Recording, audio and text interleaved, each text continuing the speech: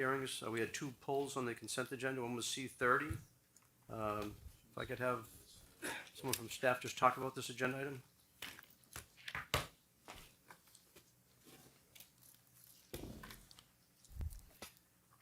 Good afternoon, Josh Wood, Public Infrastructure, Fiscal, and Business Administration. Okay.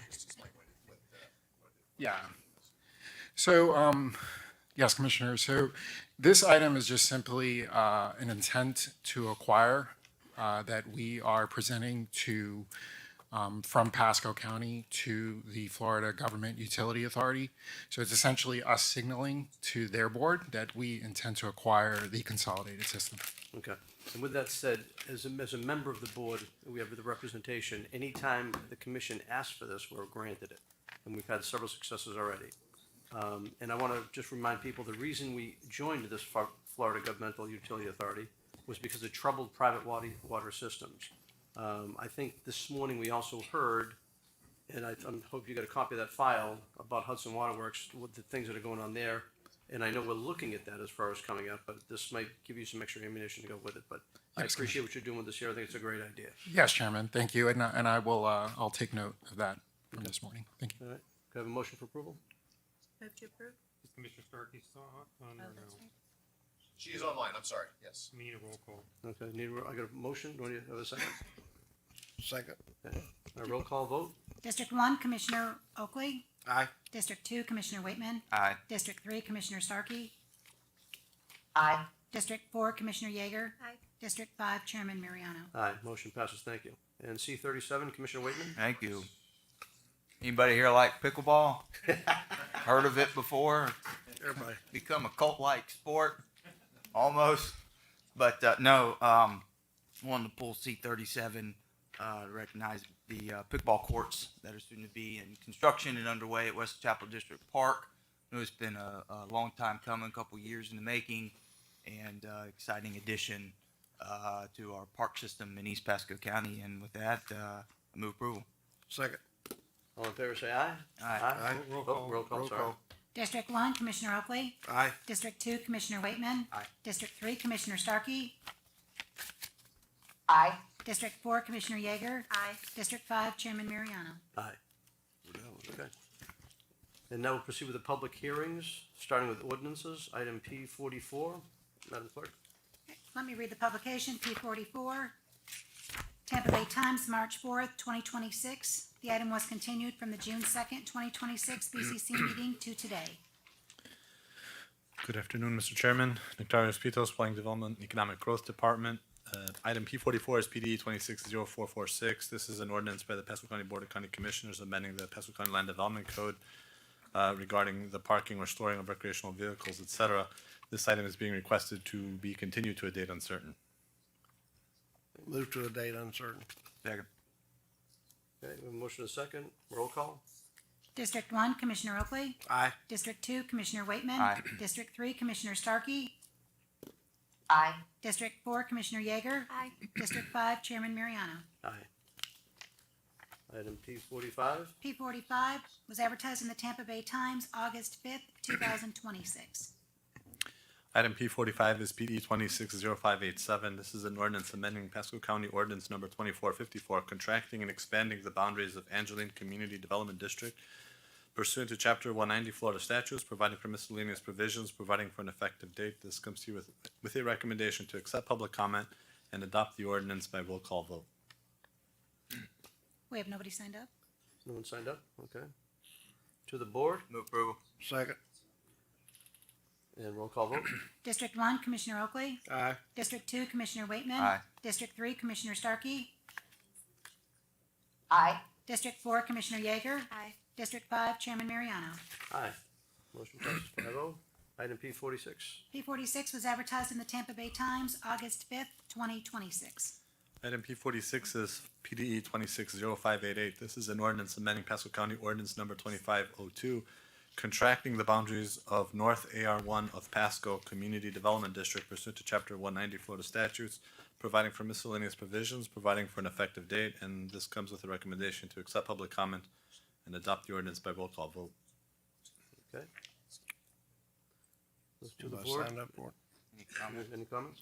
Anyone signed up? No one signed up. Move No one signed approval. up? Second. We have a motion and a second, roll call vote?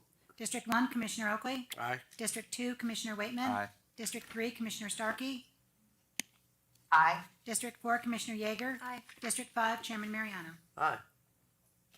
And item P 47, P47 this item was advertised by affidavit of certified mailings and site postings. all right, and Mr. County Attorney, would you explain the procedures? I'm not doing that anymore, remember? Well, they didn't change my script yet. Okay, all right, we'll skip that. Okay, so we have three items that are continuances, start with P 47. Item P47 is PDE 26 CU06. This is a conditional use request in the name of Dennis Andonoyorgi Caulfield Road Residential Treatment and Care Facility. It's a conditional use for an assisted living facility in an AR agricultural residential district in the North Pasco County area. This comes to you with recommendation to continue to a date uncertain. We have a motion to continue. Move approval to continue. Second. Roll call vote? District 1, Commissioner Oakley. Aye. District 2, Commissioner Waitman. Aye. District 3, Commissioner Starkey. Aye. District 4, Commissioner Yeager. Aye. District 5, Chairman Mariano. Aye. Item P 48. P48 was advertised in the Tampa Bay Times July 8th, 2026, and by affidavit of certified mailings and site postings. Item P48 is PDE 267911. This is a zoning amendment to the name of HCM Hospitality LLC, Harbor Point at Port Richey, MPUD Master Plan Unit Development. It's a rezoning request from C2 General Commercial District and MF1 Multiple Family Medium Density District to an MPUD Master Plan Unit Development. This comes with a recommendation to continue to a date uncertain. A motion to continue. Move. Second. Roll call vote? District 1, Commissioner Oakley. Aye. District 2, Commissioner Waitman. Aye.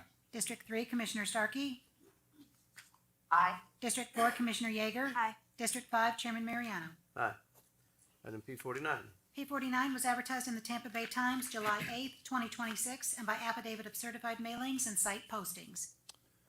Item P49 is PDE 267926. This is a zoning amendment in the name of Land Lark LLC, Kitten Trail Farms. It's a change in zoning from an AC agricultural district to an AR agricultural residential district in northwest Pasco County on the south side of Kitten Trail, approximately 1 mile east from the intersection of Kitten Trail and Hicks Road, containing approximately 14.57 acres. This comes with a recommendation to continue the item to September 22, 2026 at 1:30 p.m.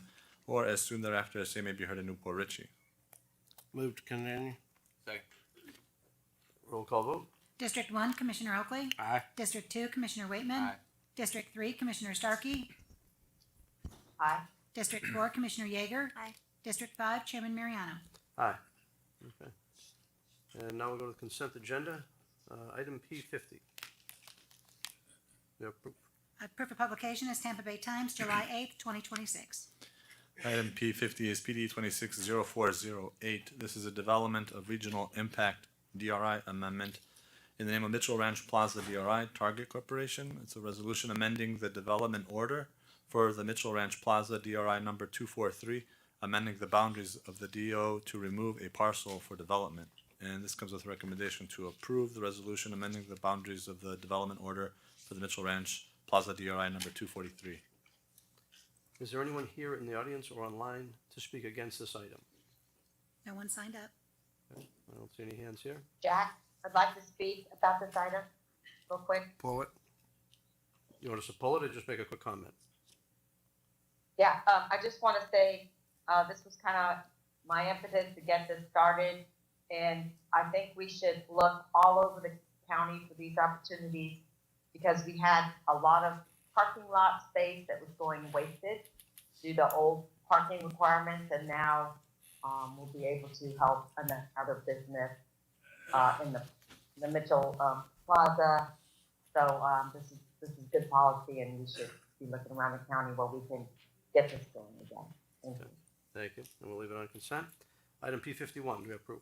P51, Tampa Bay Times, May 27th, 2026, and by affidavit of certified mailings and site postings, the item was continued from August 11th, 2026 BCC meeting to today. We have several signed up to speak. Okay, so we're going to have some speakers to that. Is anyone here to speak against item P 51?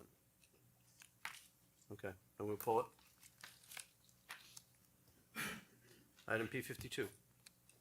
P52 was advertised in the Tampa Bay Times July 8th, 2026, and by affidavit of certified mailings and site postings. Item P52 is PD 267914. This is a zoning amendment to the name of 7026 Little Road, Roosevelt Commons LLC. It's a change in zoning from an R4 high-density residential district, C1 neighborhood commercial district, and AC agricultural district to a C2 general commercial district in West Pasco County at the northeast corner of the intersection of Little Road and Decubulus Road, containing approximately 2.3 acres. This comes with a recommendation to approve the zoning amendment. Okay. I have discussion on this before we move to approve Okay, it. go ahead. So this parcel, if I'm not wrong, this is by Decubulus, right? At the northeast corner. Yep.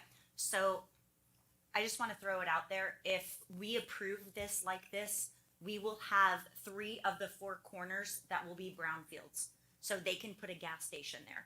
So they'll have the 7-Eleven, there's a gas station on the other corner, and now they can put a gas station there. So we would have 3 out of the 4 corners gas stations and also brownfields. So I personally am not for that. We're going to have Newport Corners down the street. I'd love to see something else there. And then 2, when these people go out of business, they're going to have to do all the environmental things just to get the property back up. So I'm not in favor of So this. Commissioner Yeager, we're gonna pull it and we'll have a discussion and we'll have the full presentation on it. Right. Okay, so that'll bring us back actually to item P53. P53, proof of publication, Tampa Bay Times, July 8th, 2026, and by affidavit of certified mailings and site postings. This one. Item P53 is PD 267934. This is a zoning amendment, the name of the Feed Co. Grace Hay Company Incorporated. Change in zoning from an AR agricultural residential district to a C2 general commercial district in West Central Pasco County, approximately 600 feet east of Choctaw Trail and north of State Road 52, containing approximately 1.26 acres. This comes with a recommendation to approve the zoning amendment. Okay. Is there anyone in the audience or online here to speak against this item P53? No one has signed up.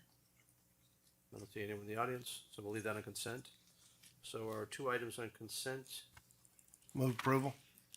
Second. all in favor say, roll call vote? District 1, Commissioner Oakley. Aye. District 2, Commissioner Waitman. Aye. District 3, Commissioner Starkey. Aye. District 4, Commissioner Yeager. Aye. District 5, Chairman Mariano. Aye. Okay, so we'll go back to P51. Would staff like to present?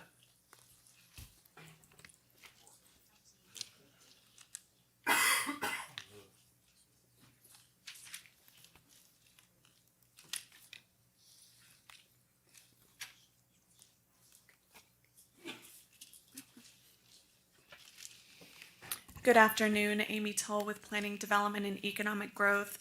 Just for the record, item P51, there were ex partes that were sent to the clerk's office this morning, and we did receive a letter of opposition that we submitted as well.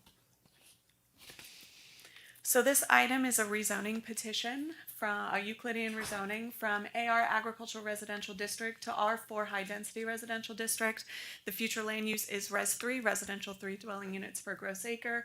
And the applicant proposes to develop the property with a maximum of 77 single-family detached homes located on the west side of Kent Grove Drive, approximately 1 mile north of State Road 52.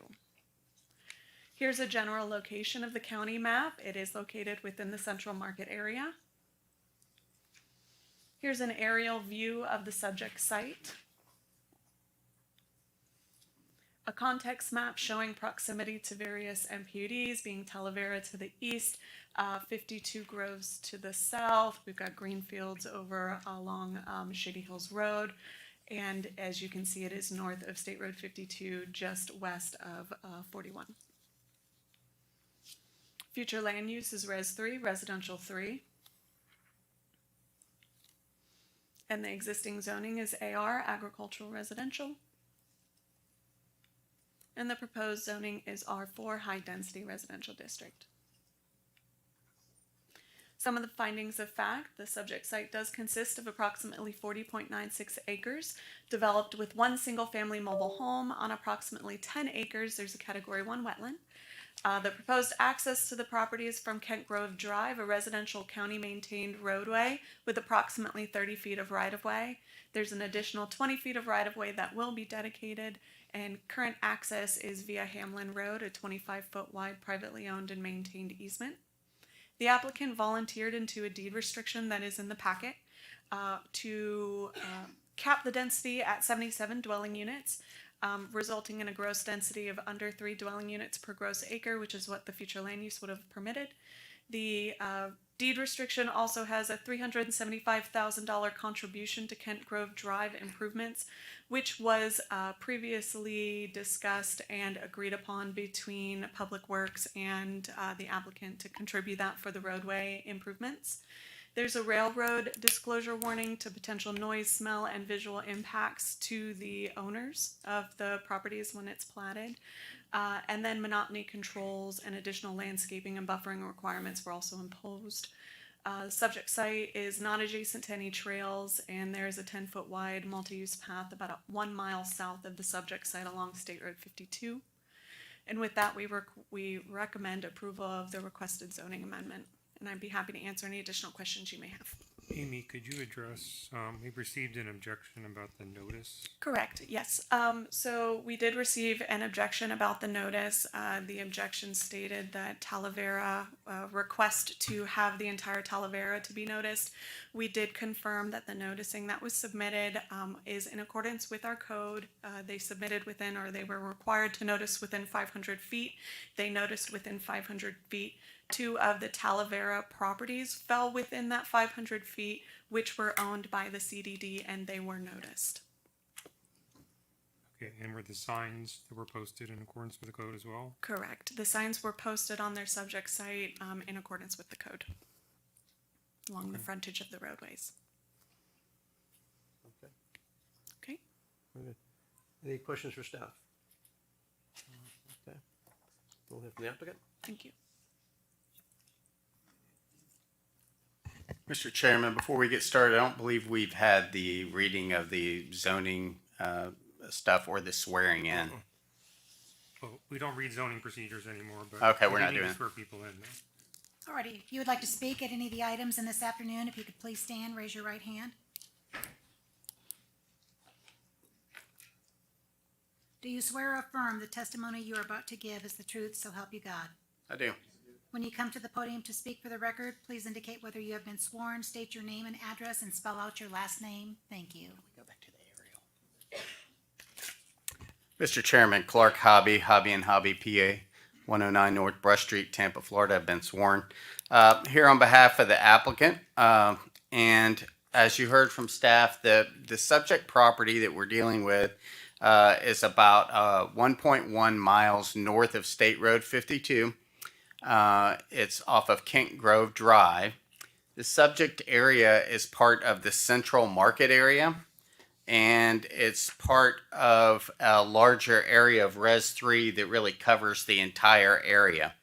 I suspect we didn't have a lot of opposition at the Planning Commission, but I have a feeling that some of the neighbors are here today, and some of them may have lived here for a long time. But if I might just take a second to describe the area around the site. Maybe if we go back one slide to the closer in aerial, that would help. The lots that are primarily south of and to the west of our site were cut up and sold as part of an unrecorded subdivision that predates the comprehensive plan. The lots were sold mostly in the mid to late 70s and early 80s. They're larger right now than we're proposing there, but most of them are around 1 acre. Some of them are a little bit bigger, some of them are a little bit smaller. But at the time the subdivision was done, the county didn't even have a comprehensive plan. And so the subdivision itself is what the property appraiser refers to as a mobile home subdivision. It doesn't have mobile home zoning, but there are a lot of manufactured houses and legacy mobile homes in the area, and that's fine, and so on and so forth. But what my client's dealing with is a site that has Res 3 on this whole area and has been Res 3 for some time. And the reason why that's important is that's your guiding document, And that's what tells us that we have to follow for folks who are building new projects since the comprehensive plan was adopted in 1989. So on our site, it's about 40 acres gross, only about 32, 33 acres are upland. So when you do all the density calculations, it would allow 102 units. We have voluntarily agreed to cap our units at 77. And we've also agreed to go with a minimum 60-foot lot size. In the Res 3 area of this portion of the county, 60-foot lot sizes have been found by the board to be appropriate again and again. That's true in Talavera and recently the mosquito control project. The Mitchell project on 41 is also in this same area of the county and allows for even smaller lot sizes. So we feel like we're being really responsible with what we're doing here, but I think it's important that the board know and are reminded that the board adopted policies creating the central market area and adopting this specific language I'm about to read in 2011. Part of the central market area establishment contains a policy says that Pasco County shall encourage development in the area between US 41 and the Suncoast Parkway north of 52 as shown on map 2-19, which includes that area. The reason why that was done is the county realized even as of 2011 that the county had significant infrastructure already built to serve development in this area, and we anticipated that the Suncoast Parkway would have a growth area that would emerge over time, and that's happened, and that's what you see on the MPUD plans there. We have done a number of things to make this project compatible with our neighbors, and following the criteria for doing so, they're in the comprehensive plan. We have limited the form of access. We have upsized the buffers on 2 of the 4 sides. 2 of the sides are bounded by a wetland system that can't be built and will be a nice buffer to our neighbors to the west and to the north. And in addition to doing things like that, we realized when we started this project that Kent Grove Drive at the time was in a really bad spot. And we worked with your staff to create a mechanism where the staff could use its paving mechanism through Public Works to get the job done and get the road repaved. It's sorely needed at the time. That was done about a month ago. The zoning lagged a little bit, but we are still going to pay the county $375,000 towards the cost of repaving the road, which is significant given that we only have 77 lots. Just a reminder, we're in the central market area, so we're not in a county adopted rural area. The county has 4 adopted rural areas that have different criteria that have to follow.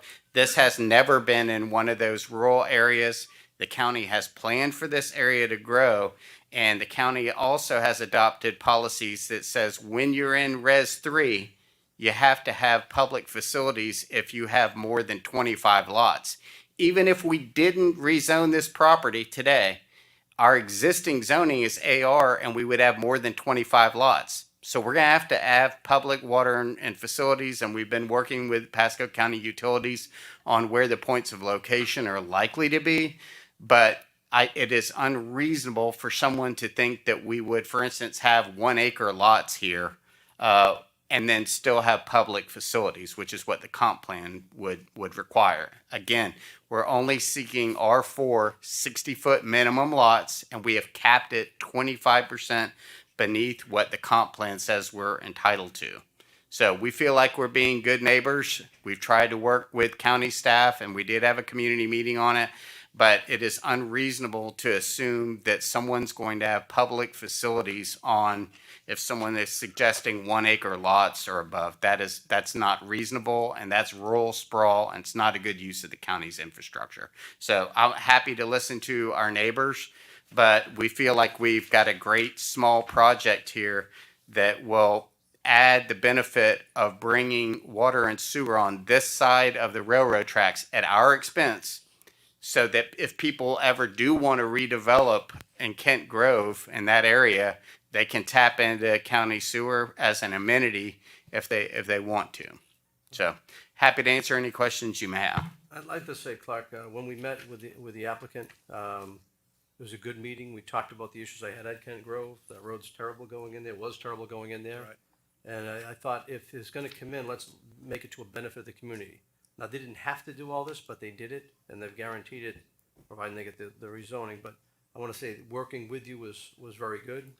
The association, we'll hear from them as well, I'm sure, but I wanna say, well, what you did for that to help it facilitate, I appreciate it. All right, well, thank you very much. One other thing I should say for maybe not all of the board members might not know this area. It's in Commissioner Mariano's district, but immediately south of the site, there's an unpaved road named Orange Drive, and it connects over to a county park that's further to the west. And part of the reason why I think Public Works was interested in working with us to get Kent Grove paved is ultimately, if we can make sure that the county actually has right of way along Orange Drive, we'd like to get the road paved all the way over to the park. That's just a reasonable thing for county to have as an amenity and for neighbors to have as an amenity over time too.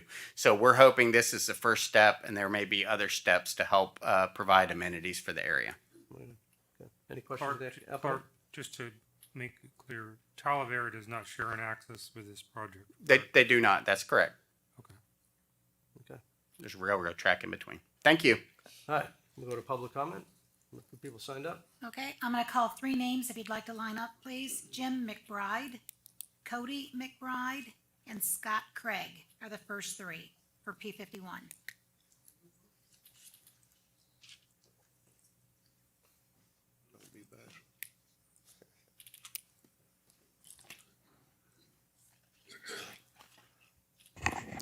Good afternoon, Commissioners. Jim McBride, 17430 Coonhide Road, Spring Hill, Florida, 34610. Appreciate the opportunity to be out here to talk to you all today. My main function for being here is to let you all know I'm adamantly opposed to small developments scattered out through the county that have similar facts and situations that you have here. And that is, there's no proof of access to utilities. They talk about the work that they've done on Kent Grove Drive. State Road 52 is 6 lanes wide with a divided highway coming from Shady Hills Road to 41. It's like a racetrack. So something needs to be answered about that at traffic control there. But my main thing is, ladies and gentlemen, is to tell you that I'm a 60-year veteran of that area. In other words, I've been associated actually with more than 60 years of out there, boots on the ground in this same area, all the way out to 52 and up to County Line Road. And I can tell you there's a lot of other things going on in that area that we need to be considering in your decision for whether to grant this particular authority. And that is, over the years, what's been known as Riles Branch. It's on the map there. It's over there on the other side of the railroad tracks in 41. And that is a drainage area for Green Lake, which is there at 52 and 41, and drives under 52 over to 41 and then west all along the parallel side on the north side of the real estate development. Mr. Hobby clarified that that is a wetlands area there. And there's more, it's more than a wetlands area. When when Mr. Kent bought that property, he came in and was going to put a grove there. And all the neighbors around there were really concerned. The neighbors being Jim Williams, who had 3 boys that runs the sawmills out there on 52, been there for years and years and years. Bradshaw Campbell, who had the Midway Farm and Ranch forever. And the real hero is Joe Chapman. It's Chapman Service Station there at the 41 and 52. Now, it's important. Let me just explain to you. I've been up and down that Green Lake and around. My father lived there on Green Lake, and we can confirm for you. I can confirm for you that the water that flows out of Green Lake down the canal over under 52 and under 41 that comes into from the east side of that subdivision is critical to the whole situation in central Pasco County. And that's from the standpoint that the water that goes through there, if we have hurricanes, I've seen the water pouring out of Connerton over there after several hurricanes. It goes down through. The right-of-way needs to be kept open and clear, There needs to be a much bigger offset than the lot size that they've suggested.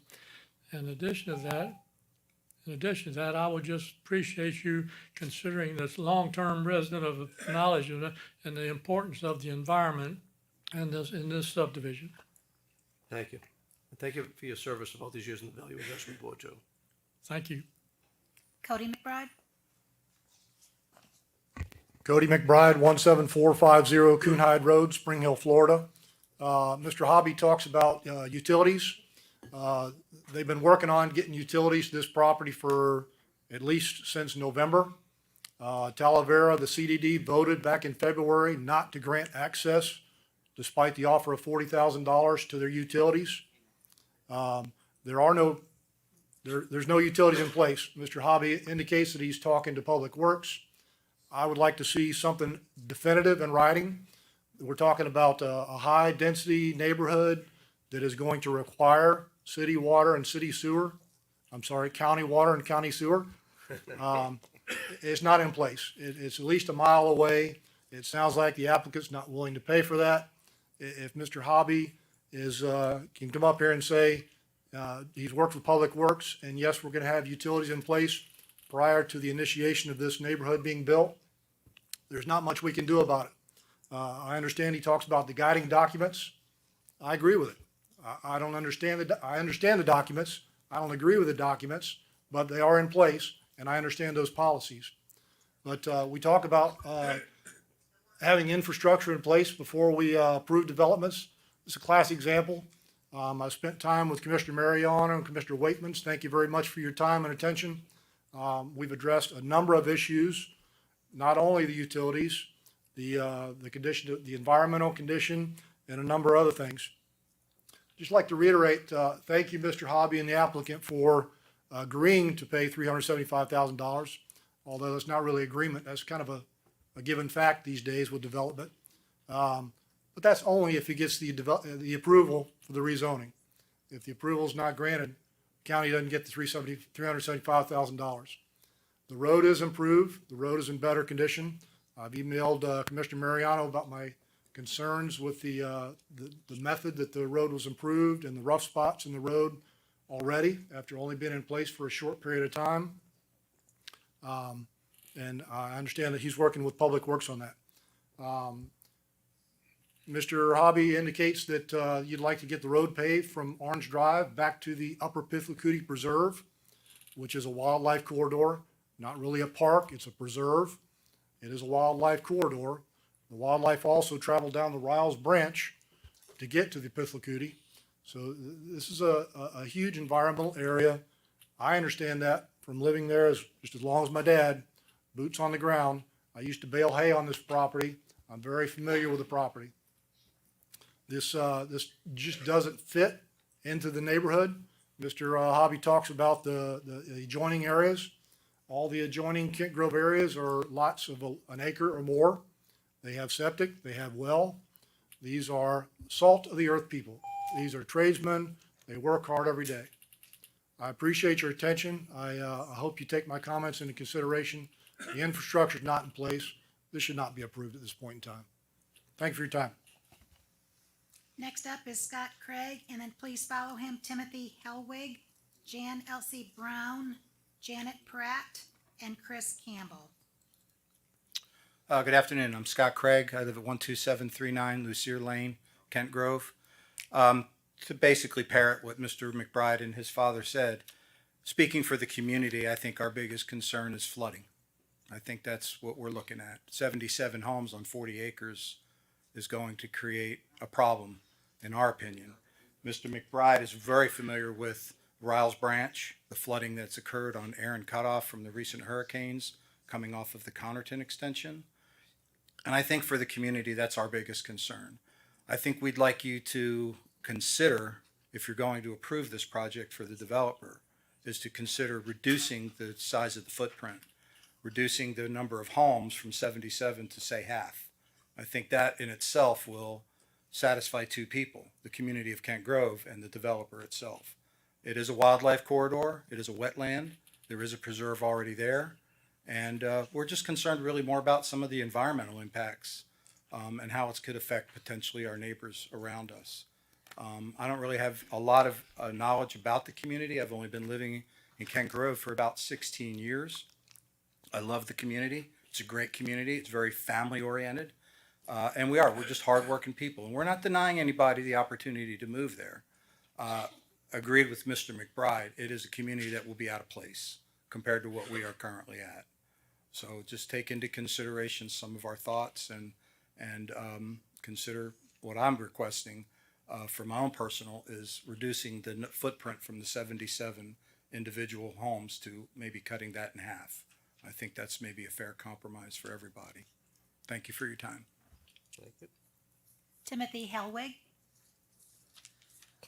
He made a good point about flooding before. My name is Timothy Helwig, 12821 Kent Grove Drive. I have been sworn in.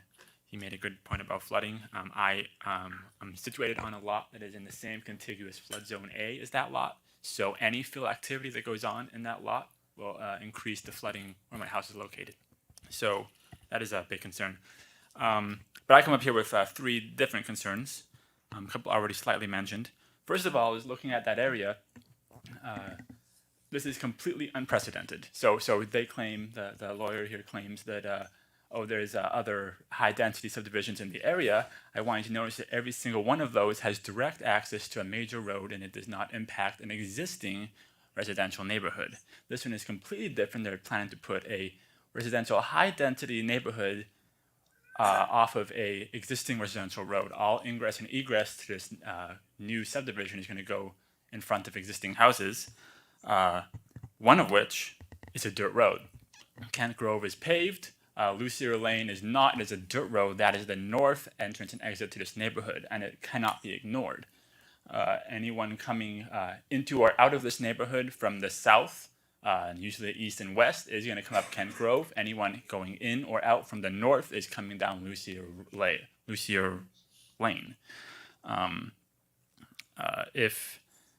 The reason why that's an issue is every time a car goes up and down this road, they create a big cloud of dust.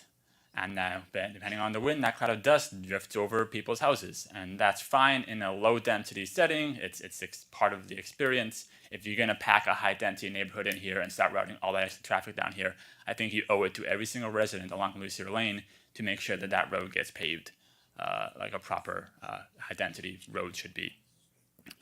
Finally, and the biggest issue is already mentioned, is there are no utilities there, right? The planning document, the narrative document that's submitted online as part of this agenda packet says that they are planning on pulling utilities from Talvera.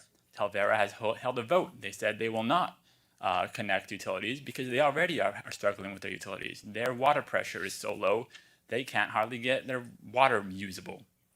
So trying to pull that water from them is an issue, but they've refused. Unless the developer here is going to commit to bringing water all the way up Kent Grove from 52, he has no way to get utilities to this lot. It doesn't fit. I'd like to ask you guys to take that seriously and not just rubber stamp a rezoning that has not taken into consideration these issues behind it. Thank you. Thank you. Jan L.C. Brown is next.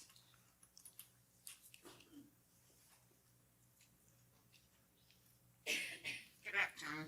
You can pull that down if you like. I'm short. My name's Jan Alicia Brown. I live on 17451 Mineola Drive. Have you been sworn? I strongly oppose Have you been sworn? the 77 home subdivision on the 40 acres. I've lived in Kent Grove. Ma'am, have you been sworn? Pardon? Did you say you were sworn? Pardon? Have you were sworn in? Yes, I am. Okay, thank you. Sorry. I oppose it. I've lived in Kent Grove subdivision since 1971. To start off with, Mr. Hobby, we have lived on those roads since 1971. So Orange Drive, Mineola, we're okay driving with them like that. It's that 40 acres. It's going to severely impact the environment, flooding, and wildlife risk. Replacing the 40 acres of natural land with rooftops and pavements will exponentially increase stormwater runoff into Rawls Branch and it cannot handle that surge. Inadequate mitigation, relying on the two small retention ponds that are going to set up next to the tributary, which is a major tributary which flows into Cody River right there at the preserve, is a recipe for failure during the heavy rains that we get. And the tributary does have, does overflow every summer over Kent Grove Drive. Thank you.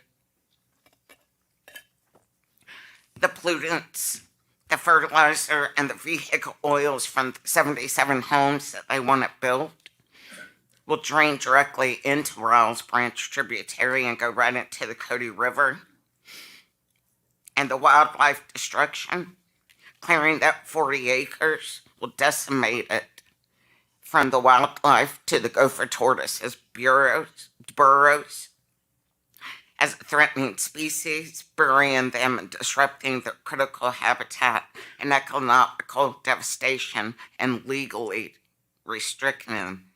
This commission must protect our watershed and our native wildlife by denying this high-density development to prevent downstream flooding and economical disaster.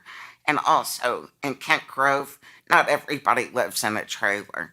I live in a home. It may be a stick frame home, but it is a home. Mr. Hobby, thank you. Next up is Janet Pratt. I'm deferring to Cody McBride. Okay. We can't defer. No, we can't defer. No. I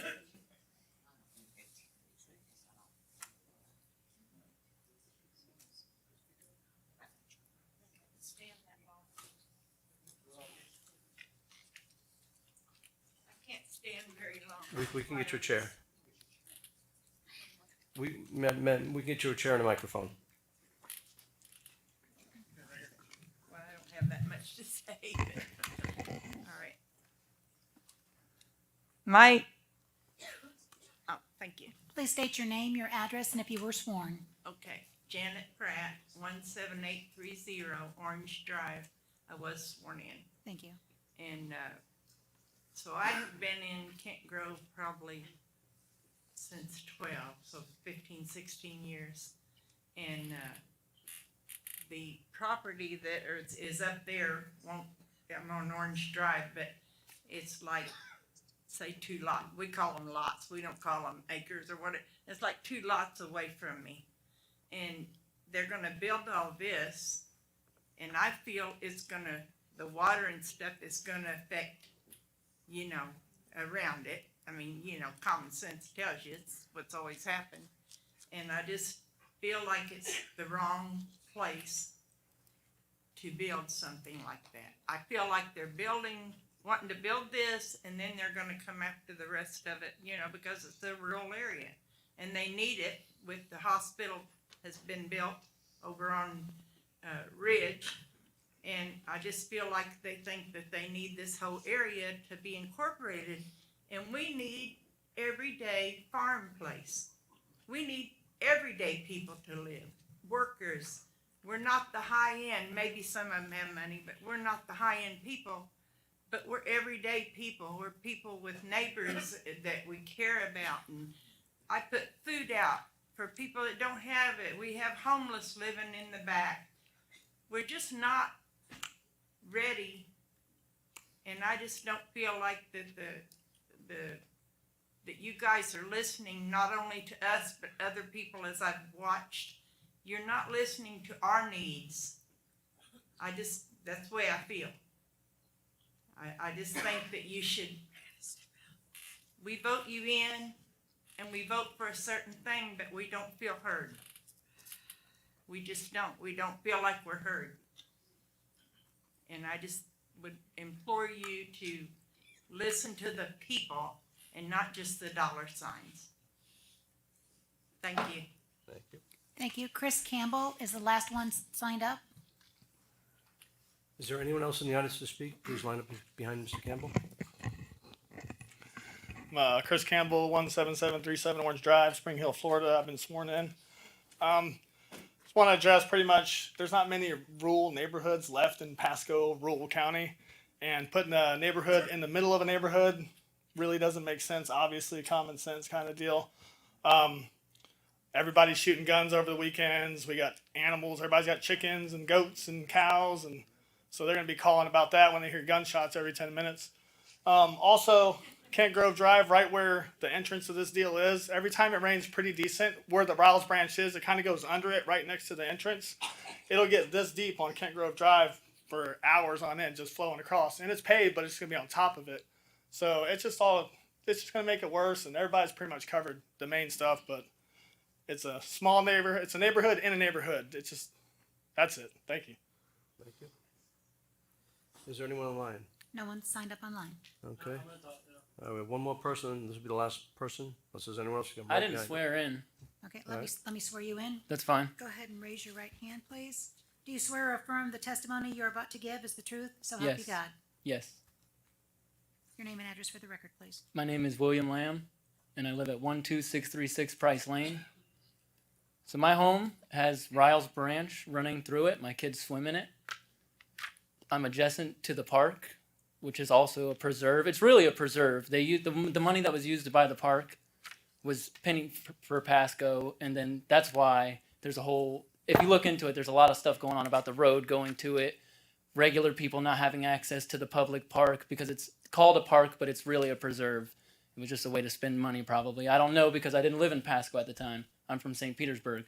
I just purchased this home in this area because the area is rural, because there's not 77 homes and 40 acres in the area. All I can say is putting that many homes in this area is just going to destroy everything.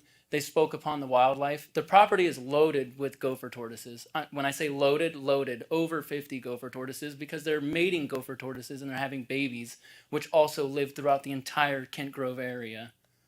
So I don't believe you guys should even approve anything other than maybe 5-acre lots at the most. Most of that property all along Riles Branch is all protected wetlands. I can't build on my property because it's protected wetlands. You know, I also live in a block home, not a trailer. It's a concrete home, and I have a concrete detached garage. It's a very beautiful home in a country rural setting. That's why we moved there. And I'd hate for you guys to allow them to destroy that for all of us. So, and all I can say to add to it is whoever moves into that when they build it is not going to enjoy being our neighbors because I shoot my guns every day. Okay, and that's why we moved here, and that's what the way we want to keep it. So, I won't get rid of my property, and that's all I can say. So, thank you for your time. Thank you. Okay, that'll close public comment. Bring the applicant back up.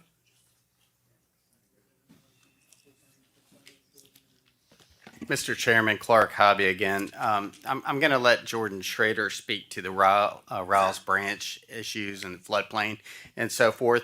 But I do want to say, you know, I am from an old Pasco family, and I'm from the rural area of the county, and I value what our neighbors are saying here.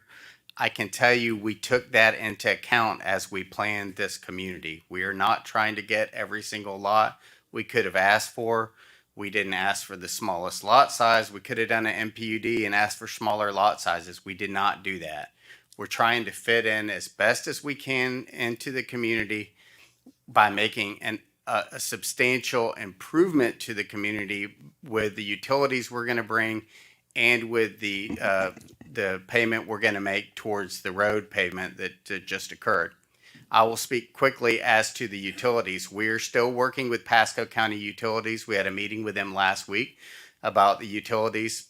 There were service issues in Talavera that PCU worked on extensively about a year ago. Right now, the pressures, we've done recent pressure tests in Talavera, and the pressures are back up, and the system seems to be working fine. We may or may not make a connection through Talavera. There are other areas along 41 where we bring the utilities through.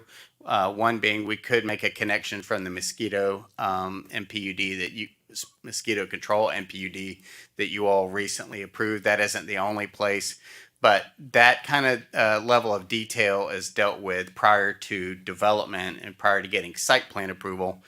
That's happened on almost every major project in the county. We don't go out and figure out at the time of Euclidean rezoning where the lines are going to go. That happens prior to development, and we will have to solve that problem.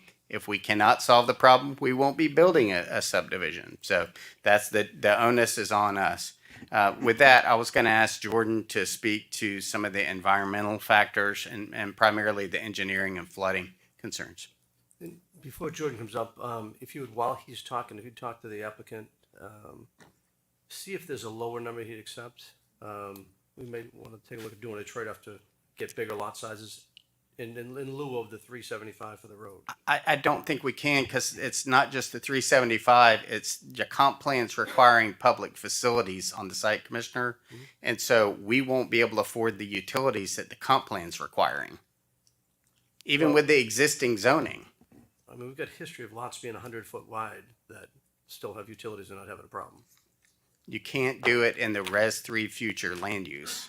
If you have 25 or more units in the Res 3 future land use, public facilities element says that you have to have public facilities. No, I'm looking to get those, but I'm just trying to at least. We won't be able to do the project, Commissioner. We won't be able to afford it. But I will go back and talk to him. I'll have Jordan speak. Good afternoon, members of the board. Jordan Schrader, 3010 West Azeel Street, Suite 150, Tampa, Florida, 33609, and I have been sworn. I think Ms. Pratt said it well. She just wants to be heard. I wrote down everybody's notes here. I want to start with Mr. McBride. And again, we've met with the neighbors in neighborhood meeting. A little bit of off topic, but I think the world would be a better place if there were more Jim McBrides in it. He is a good person, and he's lived there for a long time. He brought up Rouse Branch, and Mr. McBride is right. Rouse Branch begins in the southeast quadrant of 52 and 41, northwest side of Connor Preserve. It goes through Talavera. It makes its way under Kent Grove and out to the west in the Cody River. One thing about Rouse Branch, and one thing particular about this project is, because this is a new rezoning today, this project is now subject to new statewide stormwater treatment rules that existing MPUDs do not have to comply with. Those rules require additional treatment, reduction of nitrogen phosphorus to help improve water riverine systems like this one, Rouse Branch. So just know that by approving this MP today, it is now subject, or this Euclidean zoning today, it is now subject to new statewide stormwater rules, which even further treat the water before it enters Rouse Branch. On the quantity side, the flooding, Mr. McBride, but also when we get down to Mr. Helwick, they talked a lot about flooding on the opposite side. This project will go through both Pasco County and Swift Flood Review.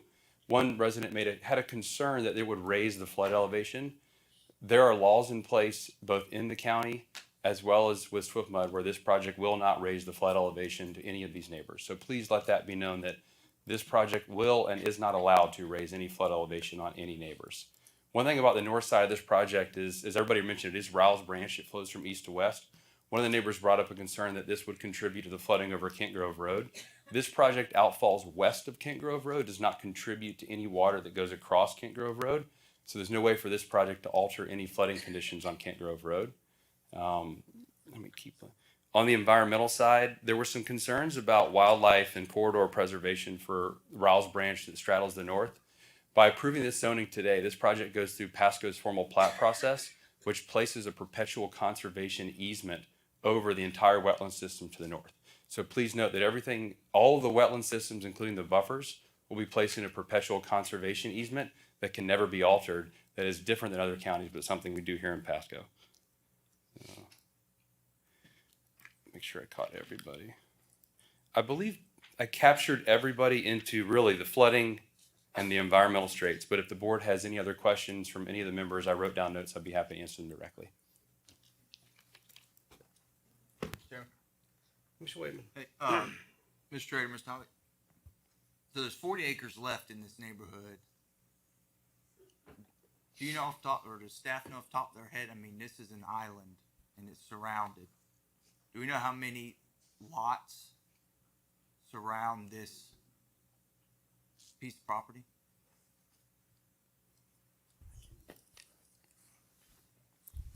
I don't have a direct count on Kent Grove, Commissioner, but when we started, this is one thing I should have pointed out. earlier, when we started the MPUD, I did count the area and the number of units that were accessing Kent Grove, and it's surprisingly large. There's over 200.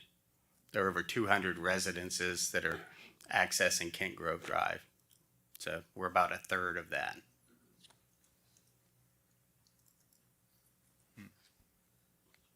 In the pieces, in the road that's being improved, which comes from 52 going north, I'm assuming, at least for our county staff, that's the predominant route that residents in that area use to go to and from. That's correct. Home. Primarily south from 52. Right, to get to stores or schools, wherever. Okay. So with utilities, obviously, if you guys aren't able to bring utilities in, then this project never comes to fruition. Correct. It'll continue to be what it is. Right. So it's interesting to see. I mean, seems to be a lot of septic to sewer opportunity conversion in here, which when you talk about the health of the environment in our water systems, that's anytime we can have septic to sewer conversions, that's incredibly, a healthy opportunity for our water supply in our county. Well, and Commissioner, it's also good for the environment because there are obviously around the county, there are instances where we have leaching old septic fields. Right. So over time, we can convert this area if people wanted to connect to get on the central facilities and avoid that. Let me add to that. Go ahead. Commissioner White, it's our job to have a longer vision, right? And I realize for some of the residents that are here today, they don't want to get off septic, and I can understand that. This project reminds me, north of Lock Street in Dade City, there was a big block grant improvement to repave the roads, bring in utilities, and it has changed that area dramatically. But we know there was challenge at the time, but it's helped improve that area. And I could see the same situation for this area by helping to bring in public water and sewer, and eventually, in time, take people off septic. You see where I'm going with that thought process, Chairman? I do, but I want you to think a little bit more. Think about Foxwood. We just had opened the fire station that we just opened there. That there had a special, I think, CDD, or not, it wasn't a CDD, but an MSDU of some sort where they had to deal with their flooding in roads, right? They're spending a lot of money from the growth that's around it. That seems pretty appropriate. Has now built up higher than what they are around them and causes a lot of improvements need to be made for all the flooding issues they have out there, right? Yeah. We've got some agenda items come up later on with the CDBDR where I got a community Sea Pines. I was just up there during the storm on Sunday, and I go up there. It's a community that's set up pretty well. You got the old Dixie Highway on one side. You've got US 19 the other side. They're in the middle of that. There's some good retention areas, but there's a lot of marshlands around. And literally, just with the little bit of rain that we had, I got like 2 feet of water on a road called Lafitte, which is one of our projects. And I wasn't aware of water rolling over, which are why I think these public hearings are so important, of water rolling over Sea Pines Drive in that area. But I wasn't aware of water going over Kent Grove. And that bothers me because if the water's over the roadway, it's got to be in the streets beside, it's got to be in the yards, etc. And granted, these stormwater rules, they do treat water quality, but they don't do anything as far as holding water back more than, like we were led to believe, as far as quantity goes. With Swiftmud's review, it's good, but it doesn't protect what's around it. It protects what's right there on the property itself. So as much as, Mr. Hobby, I've been working with you very intensely on this. I thought with Kent Grove, the residents would be real happy, but I'm really getting some reservations about this. I don't want to make the flooding worse than what's there, and the concerns I'm hearing for the residents seem to be pretty legit. Well, if I might, Commissioner, I think there's a little bit of confusion there. The area there we're talking about, the water going over the road, is north of our project access. That's not where people are driving from this community south. This is north. It's north of our project, so we won't have any effect on that one way or the other. But I let Jordan testify, but it's very clear. The community you're talking about and the community that's next to this were built before the current Swiftmud rules requiring that all the drainage be retained on site. So that may be the case in Sea Pines. That was built pre-85, but that's not what we're going to have to deal with. It's not about water quality, just about water quality. We can't increase the pre-development flow of water onto our neighbors under the county and Swift Mud rules. We cannot do it. You say that you cannot do it, but you know, we've had these basins of special concerns when I first got elected. Tim Brooks was one of them. Trinity was another one. We put these rules in place because even the rules that Swift put in place weren't enough to hold the water back. But this When isn't a let me- basin let of me special finish. concern. Let me Commissioner. finish. Okay. The reason I bring up Foxwood is because that was an area that had some issues with flooding, right? So it wasn't like it was never before. Right. But even with the other development coming in, caused them to have to go spend even more money and us to go out and spend more money to go fix the extra ground that was brought in that pushes water out to the side when elevations change. Because if you're not going to build to the same ground level here, that changes as well. And you can say it holds in there, but you have storm events that as they get higher, it goes. And let's face it, when we see the water coming from the north, I'm not sure exactly where this comes from, but you look at the end float, when it starts up north in the end float, by the time it gets down to Elfers and Trinity, that thing's not only taken over out of its banks, but it's taken over, you know, homes and neighborhoods are right beside it that flow down. So it builds, and like I said, everything's a factor. Even with the best rules in place, if a big event comes up, it can be different from what the rules say they're protecting you on. One thing that's unique and really neat in the residents know about this area is if you look at the old aerials, it is a beautiful orange grove in the 60s, 70s, and before the freeze in the 80s. And it is that way because it is high and dry. The south side of this property is a localized high point that drains into the slough there. And what we found is a lot of these lots were platted before plat rules, so everyone owns into the wetlands. And they wonder, why is my lot wet? It's because they own into the wetlands. They own the wetlands versus today we set those aside and we preserve them. But the most important thing I want to take away is that this type of property, all that flooding is contained to the wetland system in the slough, and these orange groves are as much as 15, 20 feet, and the houses are well up above it. It's not like an old relic cypress system that was cleared long before ERP rules in the 80s and we built houses too low. We've seen that out where there's road and bridge districts and they have roadside swales that are full of water in East Pasco because they're too low. That's not the case. You look at aerials here, these are old orange groves. You'll notice the Kent Grove is sandy and dry. They have dust in the dry season because that is the topography and the natural part of this area. So I just want you to know that this is very different than other pre-84 subdivisions that have existing flooding conditions. This is not that case. And I appreciate it. Let me throw this back to you though. Think about now that you got white sandy soils are up there. Before there were orange groves, they'd soak up the water. Now the sand just goes down. It's probably better than what it would be post-development. Post-development, you're going to have how many roads, how much impervious surface is going to be out there, and what's that going to do for the effect? We're actually looking at some percolation and treatment on this because of the new stormwater rule. So we're actually talking to Deputy Truitt, head of DEP, and some other folks, and starting to look into that on this one. So, and again, we're doing geotech so that we can perk water. We are making sure that there's no rise in the floodplain around us, that there's no impact, and the water quality will be improved as well. Let me ask this question to the applicant, Yes. Clark, and I did have, okay. I appreciate that you guys have worked with us. I know Kent Grove, that roadway going in has just been a disaster for years and years. The phone Right. calls I get are continual. So you're working with me, staff thought so much of it, they push the project forward, whether this gets approved or not. Right. You still got to deal with the utility issue as well. I would like to take the time to actually go out there with you, with the residents, let's go look at this thing over a little bit, and then let's bring it back next month back to us. Commissioner, I don't know that we're going to solve an engineering issue I don't either. with, first of all, we're both laymen, so I don't know what that's going to offer to the equation. I'm always happy to do that with you. Can I first, you made another recommendation that if we let the 375 go, so we didn't contribute that, could we do an even larger lot size? And I did talk to my client, Mr. O'Brien. He said we could go to a 65-foot lot, and that will reduce the number of lots probably to like 75, 74. But I don't know, it might be slightly less than that. But I think we have a great project, Commissioner. I will make this commitment to you. If you want to meet with me, you want to meet with Jordan, if this project, the zoning goes through, I will still meet with you.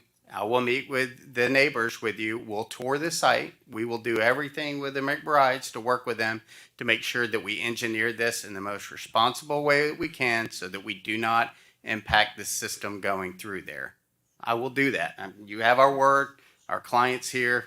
He's just a very trustworthy guy. He's been around the Bay Area a long time. We will figure this out with you. We will do the responsible thing. You have my word, and Jordan and I will be out there with you. Mr. Harvey, it's not your word that I question, but in something like this, just what we're looking at, if you'd spend the time with me, and I've spent 22 years work on stormwater stuff. I've seen a lot of things, and my staff actually listens to a lot of things I have, and we've solved a lot of things. I don't want to make the situation worse. If you want to give me the time for continuance. I'm with you, but Mr. Chairman, my only point being, you're talking about an engineering issue. I don't believe that that's relevant to this zoning. The flooding is the issue that I'm worried about, and if I can take a closer look at the situation around it, maybe so, but from what I'm hearing from the residents, it's different from what I thought was out there, and their concerns, they're resonating, and I wish you'd give this a little bit of thought here, and I'll give you a minute if you want to take it.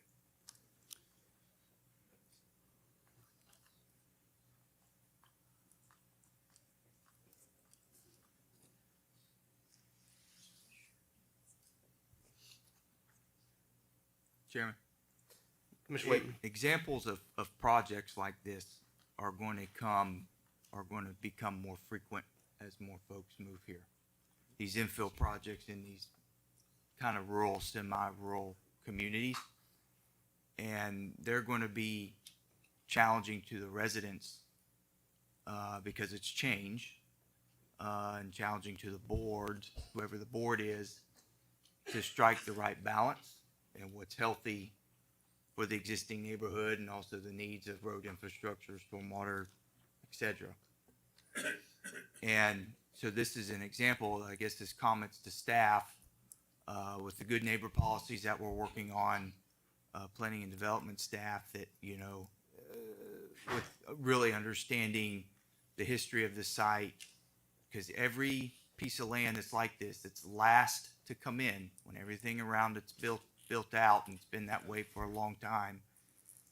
It's going to be a challenge. It doesn't matter for which community. It's going to be a challenge for the board, and it's going to be a challenge for them.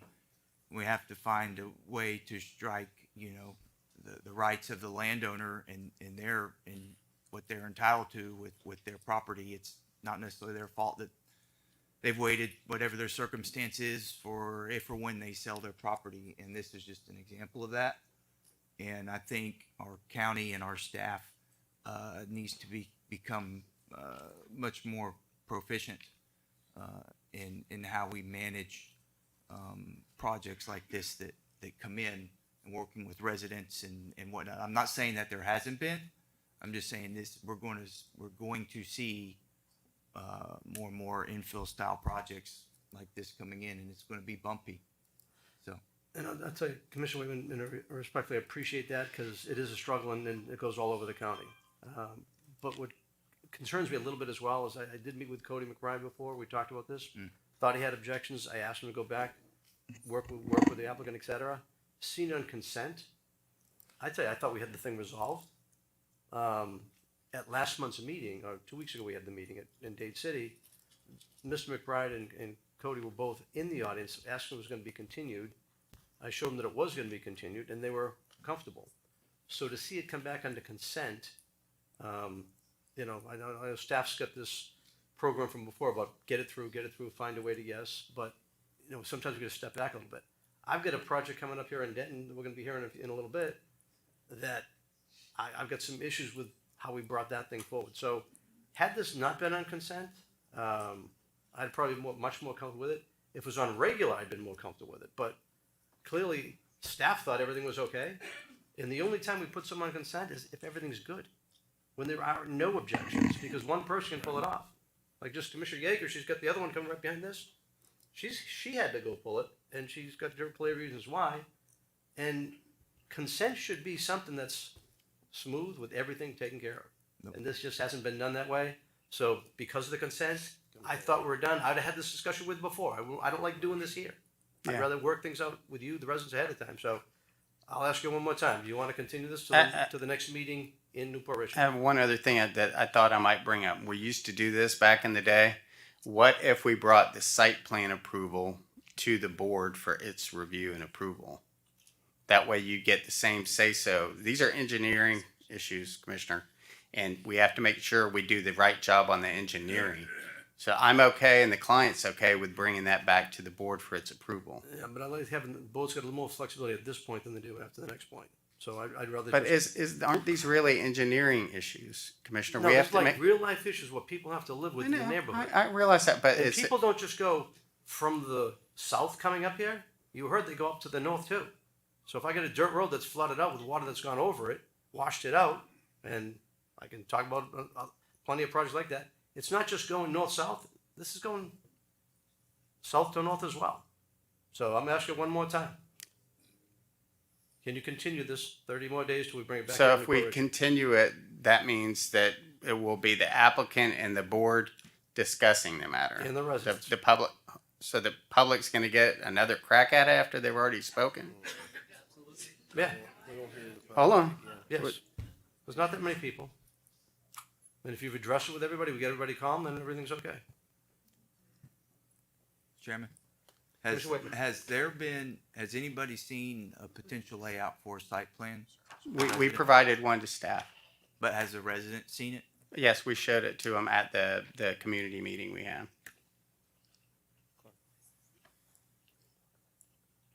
Because sometimes a site plan gives folks a better level of comfort, but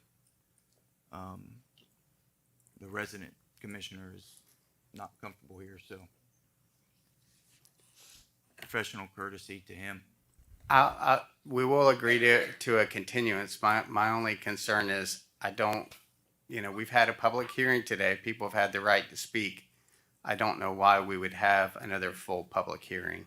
You may have new information.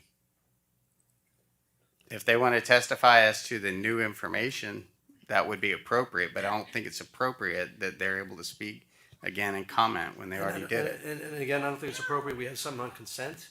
We had so many people objecting. Think about that. This should not have happened this way. No, I agree. I don't know why it was on consent, Commissioner, because Mr. McBride spoke it, that he was the only one. I didn't put it on there. And I thought have you no had- idea. And I thought you had it resolved, so thereby, it's not a good situation.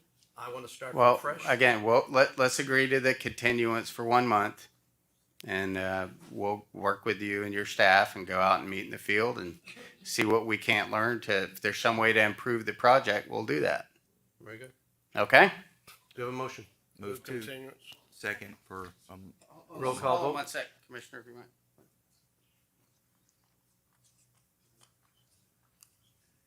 Commissioner Mariano, we will need to get Commissioner Malary. I'm kidding, but she lives up here to the north. Just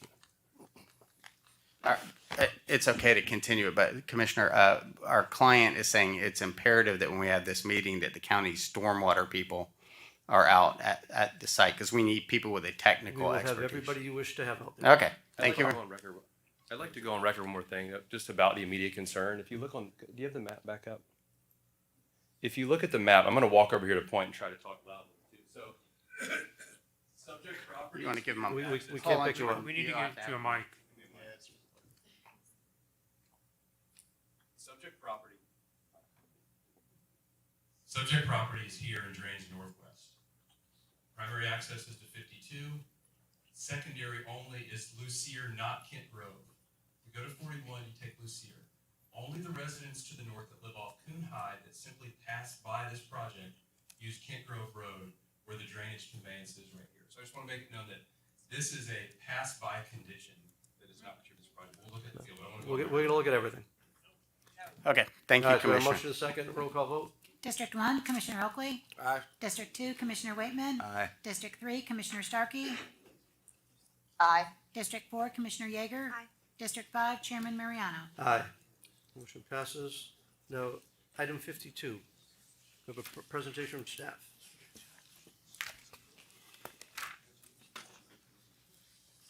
Do we need a presentation? Or you can recommend it. Just make your comments. Good afternoon, Commissioners. Vasilis Savopoulos, Planning, Development, and Economic Growth. And just looking for the clicker here. Very good. So this is item PDE 26-7914. This is a zoning amendment for rezoning from R4 High Density Residential District, C1 Neighborhood Commercial District, and AC Agricultural District to a C2 General Commercial District. The future land use is ROR, retail, office, and residential. And the purpose of this rezoning is to allow for C2 general commercial uses, including a gas station and convenience store, quick service restaurant, or strip retail. This is located at the northeast corner at the intersection of Little Road and Decubulus Road. You can see a county location map here showing that the property is located in the West Area Market. An aerial location map. An additional context map showing the 1,000-foot radius around the subject site. To the immediate east is the Newport Corners Northeast Village, and then a little bit to the south you can see the remainder of Newport Corners along with some of the other sites in the area. You'll see here on the future land use map that we have two parcels highlighted. The subject site does take those two parcels, and they are both designated as retail, office, residential. And then on the existing zoning map, it does get a little bit more complicated in terms of the lining. So you'll see that on the southern parcel, there is a cutoff there where part of it is C1 and part of it is AC, while the northern parcel is R4. And so as mentioned, those two parcels do contribute to a total acreage of 2.3 acres. Access to the property is being proposed from Little Road, a county maintained arterial roadway, and it is adjacent to Decubulus Road. In addition, the applicant did volunteer to a deed restriction for the Live Local Act, as well as a prohibition of uses to maintain consistency with the area and compatibility with surrounding uses. Additionally, the applicant did agree to a binding concept plan for the use of a gas station. That binding concept plan was based on specific standards that allowed for compatibility with Newport Corners, enhanced architectural detail, and pedestrian facilities to accommodate the general theme behind Newport Corners and walkability. In addition to that binding concept plan, there was also provision in the deed restriction that required the applicant to not use a gas station on the site until one of the other two gas stations had been removed and ceased operations, or if Decubulus Road was expanded to 4 lanes, which is currently on the CIP project list for 2029. And so with that, PDE recommends approval of the zoning amendment. Okay, thank you. And for the applicant? Is there an applicant here? Yes. Okay. Do you have the applicant here? Okay. Any questions for staff? I'm sorry. Just comment. Yeah. It's nice to see, 3 of the 4 corners are usable. We don't normally get 3 of the 4 corners. We might get 1 or half of the 4 corners. So planning wise, it's an improvement, and recognize that. So that's all, Chair. Yeah, but is it if 3 of them are gas stations? My point is that there are hard corners, and they can be used and are not stormwater ponds, which is poor planning. Okay. All right. Applicant? Commissioner, can I speak? Commissioner Starkey, go ahead. Sorry. Yeah, at first I wasn't in favor of this, of a gas station being allowed here, but the applicant the gas station catty corner to this site, has indicated that they are going to be taking out their gas station and putting in, I think, something else. So, that made me a little more comfortable with this one. And I also like the way the siding is required to make it kind of a pedestrian, friendly, neighborhood store type of deal. So which one do you think might be going out, Commissioner Starkey? Macris. Okay. So the one on the southwest corner did come in for a site plan. It hasn't been approved yet. It's through its first round of review, and that's all the further information I have on that. But the idea is there for them to reestablish a new use on the site. And there'll be a mobile station. The mobile station will be going away. Yeah. Okay. I just want to go There back you go. to 3 at the 4 corners will be brownfields. So I do remember, and the applicant can correct me if I'm wrong, I think there was mitigation on the one site that he's proposing gas station use on that was already mitigated. It was previously a gas station some years ago, but I can let him talk more I'm just more saying, to like, that this if you'd is like. the area I live in, and I don't know many areas, other areas that have 3 gas stations on 3 out of the 4 corners. I do not think it's a good look. I don't think it's good for our soil when you have 3 brownfields. I'm just not for this project at all, so. So I understand your concerns, Commissioner. I think the intent behind the deed restriction was to try to enhance the gas station in any capacity. If they were to go to C1 and they were to make the whole plot C1, they could still get a gas station under a special exception use, which would be very similar in terms of submitting specific criteria and standards that they would have to follow. So we did our best to kind of follow suit with that. So can I ask you a question? So we're trying to make walkable communities, right, in our planning. So we have this community, Newport Corners, that we want to make sure that we have trails and we have paths so people can get to 3 gas stations? I mean, that sounds great. Victoria's Pitos, Planning Development, Economic Growth. That was the impetus behind a lot of the deed restricting that's taking place on the particular property to get a better design out of the site, rather than just getting a typical gas station like as are on the south side of the cubulus on the east and west. You can make it look however great you want. It's still a gas station, Terry. Like, you can walk to this gas station, or this gas station, but it's still a gas station. So why can't we have something better in our community on 4 of the corners? Correct. And ultimately, the C2 zoning district enables the capability for a gas station on there. So, Okay, well, I'm fine with it without a gas station. right. Yeah. So, but to the extent that there would be a gas station, there are far more stringent controls on this property through the deed restriction than there would be on a typical C2 lot.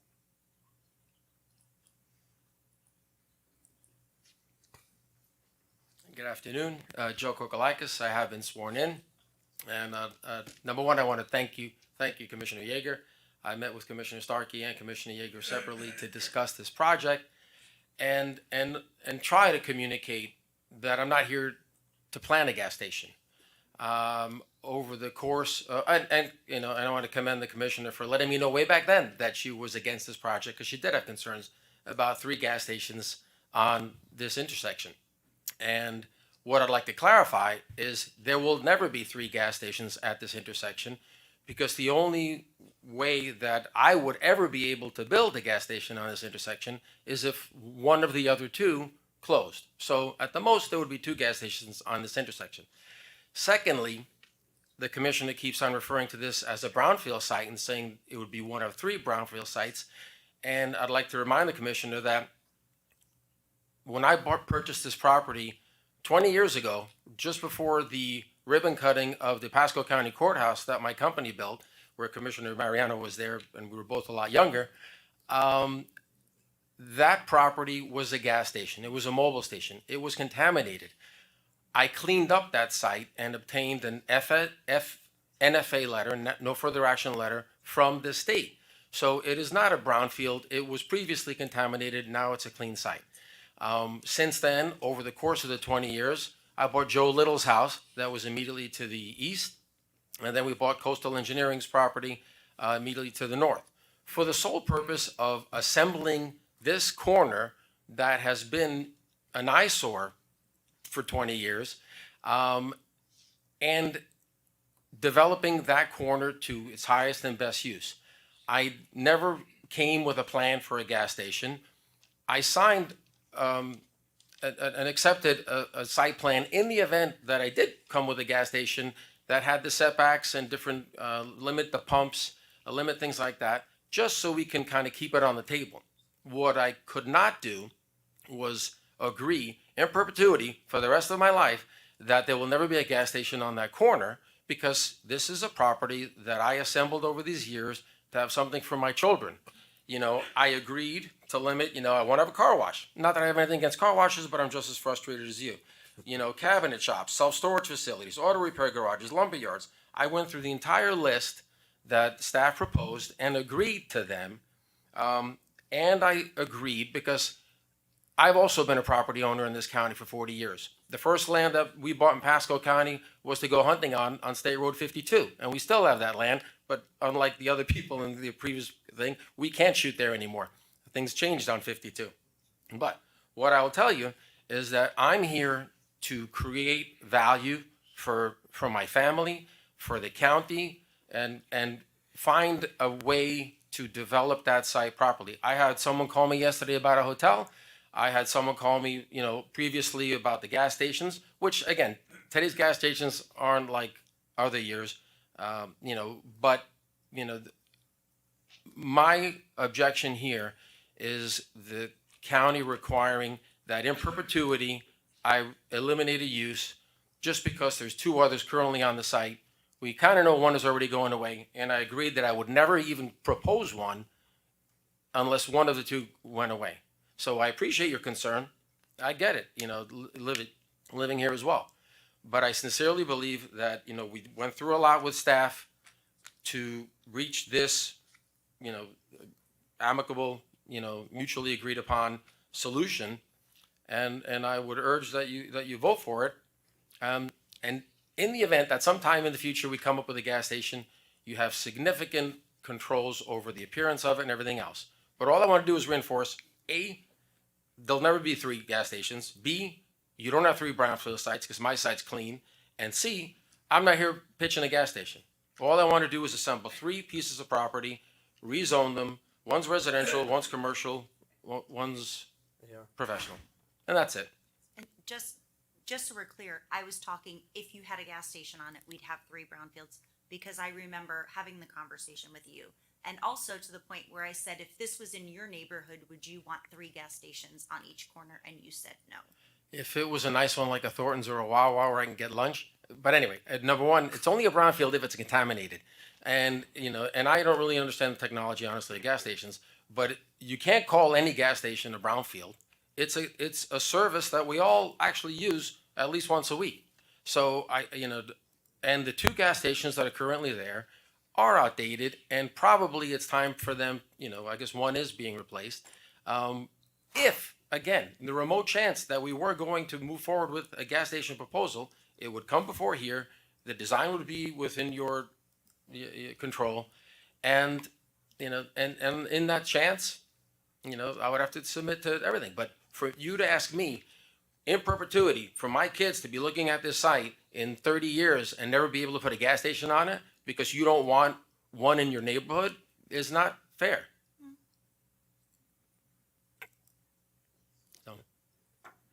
So to be clear, there'll never be 3 gas stations because you will put a 3rd one in when there's 2 there. That's in this agreement, yes. All right. Are you willing to bring the site plan back, if it is to be a gas station, before the board? Yes. That's already in the deed restrictions. That's in the deed? Requires that. Okay. Before this board? Yes, before this board. Okay. That's a pretty good condition. Okay. Okay. Time for public comment.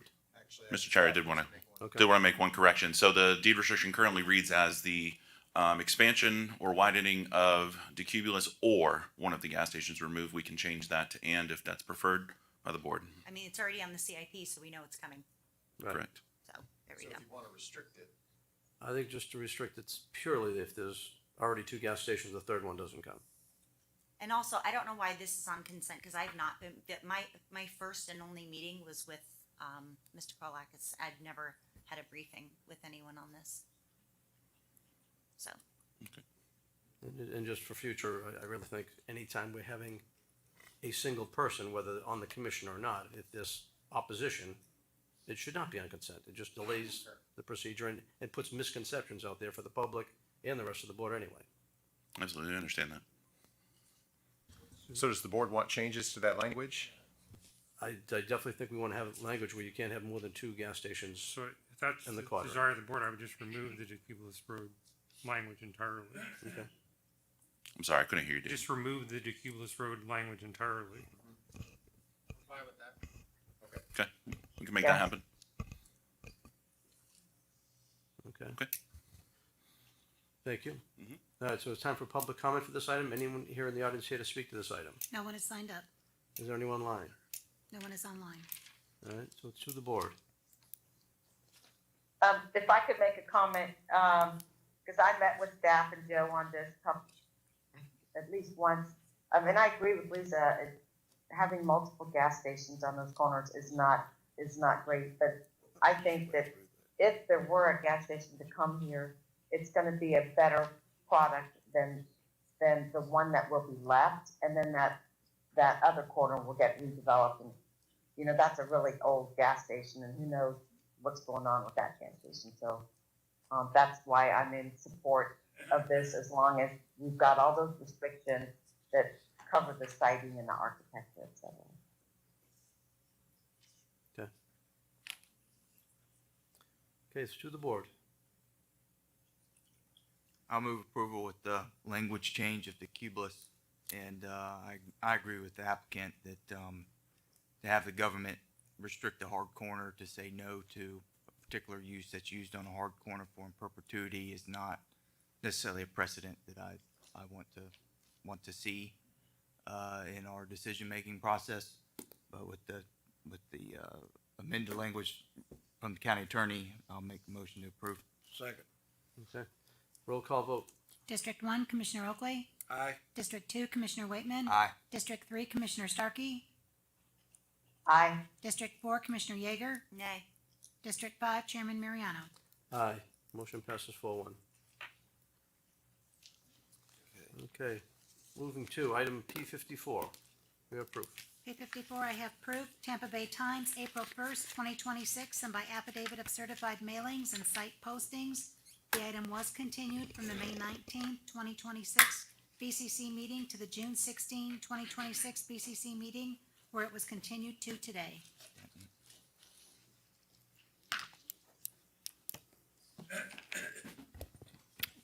Good afternoon, Commissioners. William Vermillion, Planning Development Economic Growth. This is item PDE 267596. This is a zoning amendment in Denton Avenue, MPUD. This is a rezoning request from AC Agricultural District to an MPUD Master Plan Unit Development District to allow for the maximum development of 832 single-family detached homes, 75,000 square feet of support commercial, and 440,000 square feet of light industrial and associated infrastructure on approximately 331.6 acres. This is in northeast Pasco County, about 1.5 miles to the east of the intersection of Denton Avenue and Little Road. Here's the location map of the subject site.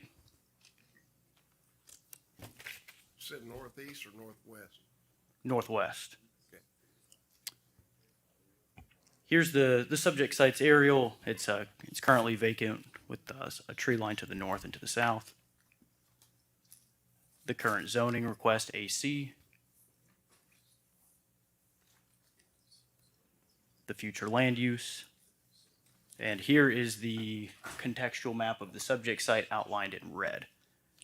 You can see here which bifurcates the property is the Bolton Avenue extension, which a little bit further along in the presentation we'll speak about.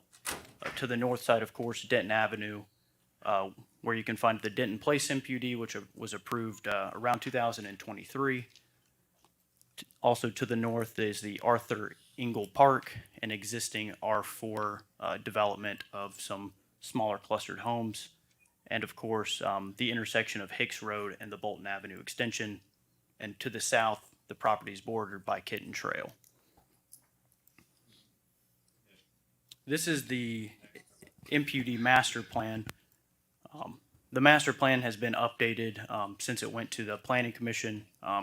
When the project went to the Planning Commission, they first asked staff and the applicant as a part of their motion to do a couple different things. One of which was to reach back out to our fire rescue department about the amount of accesses to Denton Avenue for the project to ensure that fire rescue didn't have any additional comments since the project had been in review for roughly 4 or 5 years. This project has been in since 2021. And fire confirmed to PDE that they didn't have any more additional comments about the two accesses on Denton Road. But what you'll see here on this master plan is that PDE worked with the applicant to get the construction of Bolton Avenue from the subject site all the way out to Hicks Road as a 60-foot cross section with two 10-foot multi-use paths on either side. And I can add a little bit more detail to that. You can see the typical sections here, which show the multi-use paths as well as the linear laneage of the 60-foot cross section. But as we move into the binding concept plan here, what the applicant worked with PDE on specifically was the orange area to the south. Those are 70-foot lots, particularly around the existing neighbors of the larger lots that get their access from Kitten Trail. And then also doing the 60-foot lots in yellow along the other boundaries of the property to help with the blending of densities for the area and the overall size and lot configuration. You can see that I've zoomed in on the southern portion of the plan here with one of the features, which is the park space that's down there in that tooth section, as I call it, of the property that comes down to Kitten Trail, which will remain a park, as well as have that red trail access down to Kitten Trail, in which the applicant will install some safe light flashers for pedestrians to be able to get to the CIP project that put in the pedestrian facilities on the southern side of Kitten Trail. Additionally, you can see here in the dark green along the southern boundary that is a 40-foot wide buffer. Originally, it was a 20-foot wide buffer. The applicant increased that to 40 feet after hearing from the residents at both the Planning Commission and the numerous neighborhood meetings.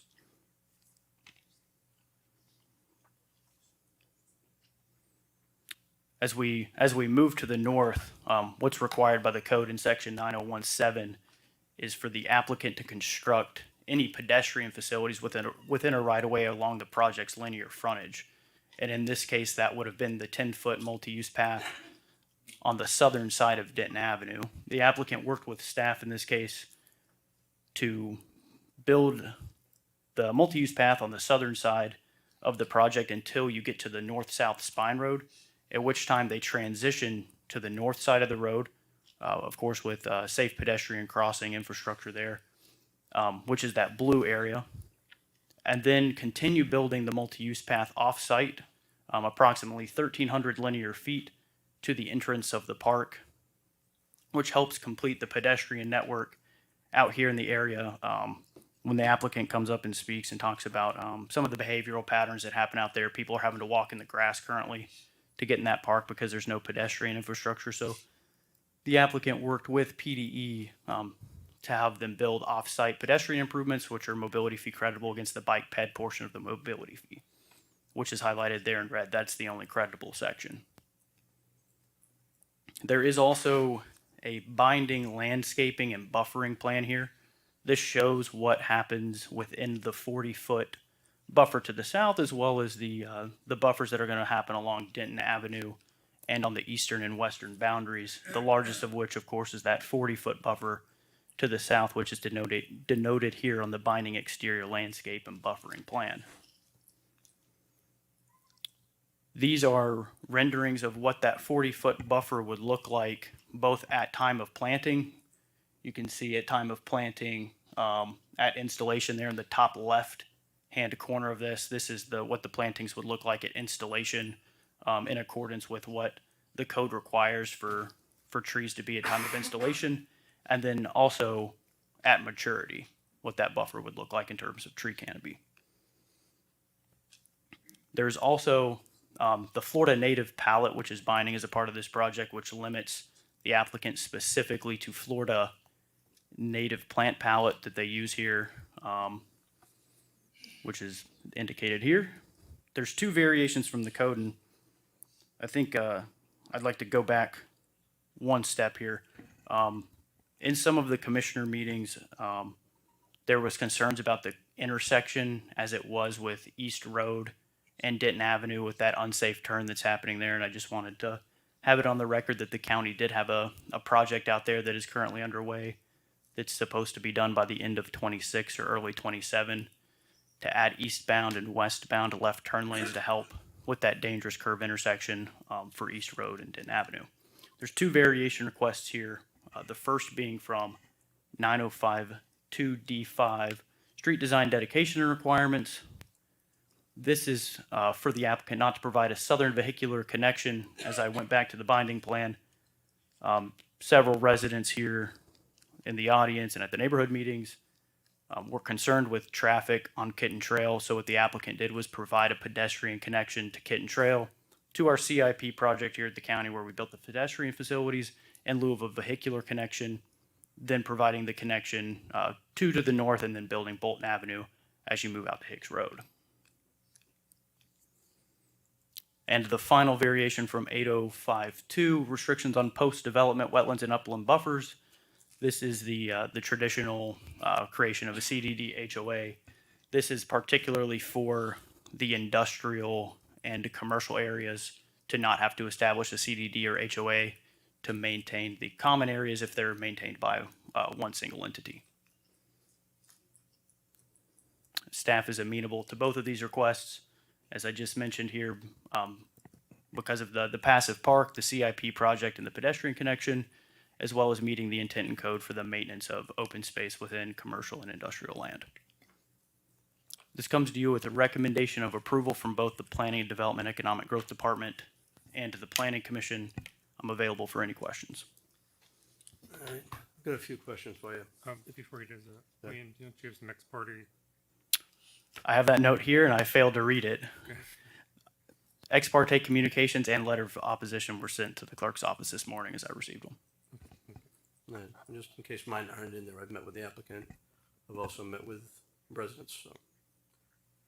All right, so let's go to the site plan. Okay, so what you've got, and if you're over 600 units in the development, you have to have two exit and entrances, correct? Yes, sir. Okay. So I want everyone to take a close look at this. Now, Kitten Trail, if you've been there in the morning when school's dropped off, it's a mess both ways, coming in, coming out. And Hudson Avenue, that serves the same complex, is the same way. It's very, very crowded. So for you to take, and we have that big other developments coming down the street to the left of the screen here. You've got one entrance main spine coming in, and all that traffic's got to go up to Denton Ave to get out. Whether they're going to right or left, they're all coming there. Then they've got to go compete with the other developments down the street to get to the south, because right now you'd have to go to Little Road to get down to the school. Then they got to swing into New York Avenue to come in and then hit Hicks Road, another 2-lane road which doesn't have an improved intersection whatsoever. Any traffic coming from Hicks Road down below, it's going to be super crowded. You had an opportunity, and we've had these discussions, so I'm very disappointed to see what you come up with, just your spine coming out there right to the center of the screen. And if you look to where this 10-acre commercial parcel is in the purple, look at where the second exit is. It's all the way to the left, and it looks like it's just 2 lanes coming in and out. And the second entrance for the 600 units is supposed to be that road.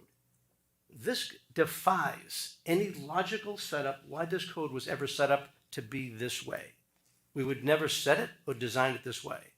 Now, I work with staff, and I'm very disappointed to see them coming back with a recommendation approval when it doesn't deal with it. When just to the south, where you see the dark maroon line in the center of their site plan, that's Bolton Avenue.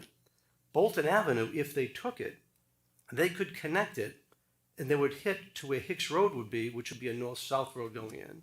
It would connect further to Little Road and US 19, thereby dispersing the traffic with a better chance around the whole area. But now you're driving it where it's all going to come down from Little Road.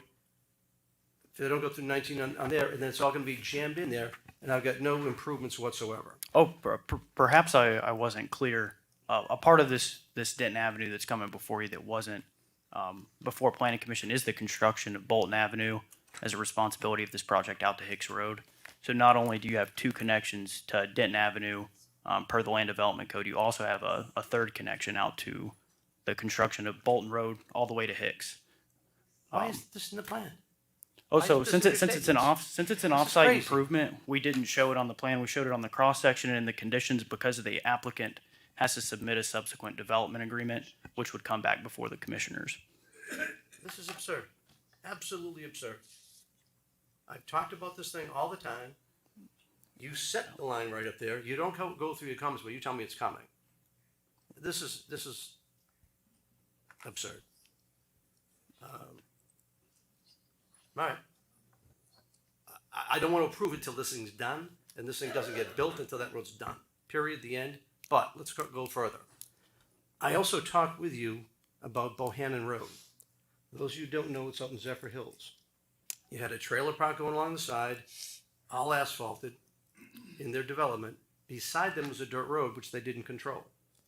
That dirt road gets used, and the dust goes up and over and just buries those people along that way. And you know, you've heard of Wanda Stevens. I'm sure you've met her a few times. Because that road needs to be paved alongside that.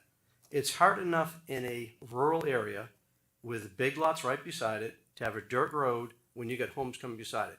Because the people that are going to be the worst affected are the new people that are going to be coming in alongside here. And that's not addressed either. Sure. Right now, there's no connection to Mattis Road until it's improved. Of course, Bolton Road's going to extend out to Coyote, so there shouldn't be any dust concerns because there'll be no additional traffic on Mattis. The Mattis Road people that live there now are still going to continue the road and cause the dust to fly, and the dust is going to fly off to the side. I've got comments who talked to Branford and his team. They're even complaining about the dirt roads that's out there as well. So there's no time, there's no improvement being made, and those people living on that way are going to get affected by this development coming in. The people that are in the development are going to be affected by the people on the dirt road. It's an incompatible use for that reason, and it hasn't been addressed. Sure. I have a question. So Commissioner Yeager. one of my, more than one of my constituents had a question. Can you keep Kitten Trail closed because the fire department said they did not need the access to Kitten Trail? They would like it closed. They don't want a future connection there. Absolutely.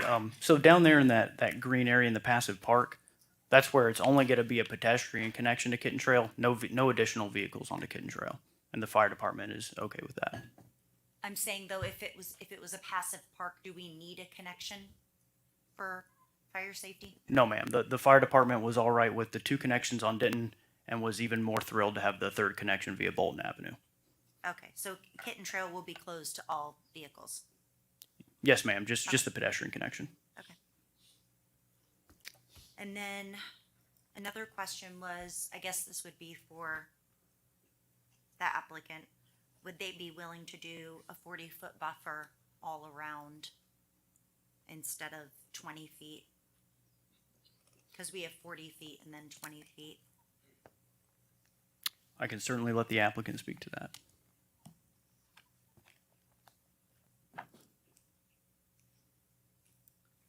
Any other questions for staff? Sure. Commissioner Waitman. That way you don't limp away too hard from this initial item. Just a public servant. A humble public, a tough public servant. So, the evolution of this project from where we saw this thing when I first came on the board almost 4 years ago to today, I will compliment the staff's work on this of its evolution to get to this point from where it started to where it is. It has come a long way. There's still clearly some level of discomfort with it, but the plan is seemingly improving. So I just wanted to note that before we move forward with the next phase of this conversation. Much appreciated. All right, one more question. So the Bolton Avenue connection is now done, you're saying through to Hicks Road? Yes, sir. The other problem is still Hicks Road South. It is not connected from there. Maybe So I those need an people aerial. you can make the connection to Hicks Road, but if it doesn't go to the south, you still got an issue. Because they still got to go to Little Road. Absolutely noted. So we were able to obligate the construction out to Hicks Road, which I think is proportional to the development's impacts to the infrastructure as well as the signalization of Denton Avenue. But that is as far as staff was able to to go as far as off-site improvements whenever you also throw in the off-site pedestrian improvements to the north. All right, so I want the board to know, we actually try to work that this, the property right beside it, we're trying to do the Hudson Industrial Park. And in the Hudson Industrial Park, where it ends is right at that point where we could have worked with them to go forward. So had we worked together, we could have used some other applications, maybe through federal government, even to get some funding for this road, or the state to make this connection down through. But since they've separated out, the option goes away. To the east of this, of the purple. Yeah, can we get a big map from Map Pages? This is crazy.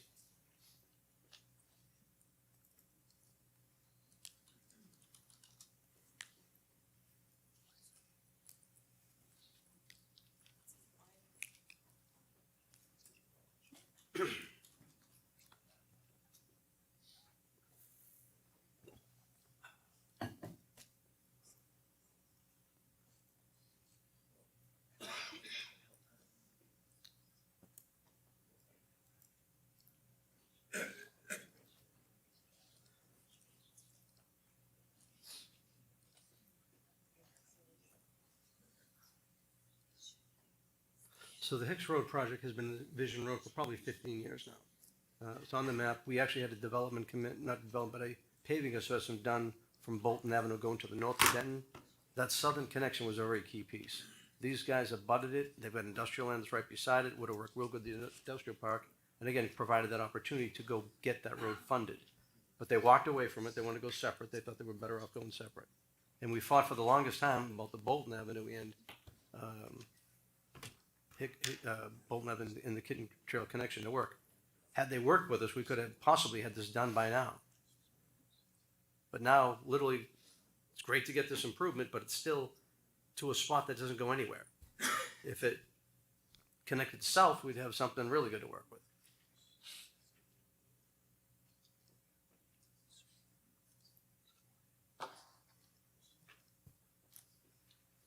So if you can see the yellow dot that's on the side, that's the project we're looking at. This is the county's spray fields to the side. Then down to the south, if you put the marker on that. So we'll go, if you would go up to the top of Bolton Avenue. Okay, so where that is there, that's one of the parcels. The parcel then right to the side to the west. Those two parcels together is what this industrial park's gonna be. Hicks Road is right beside it where the pink is.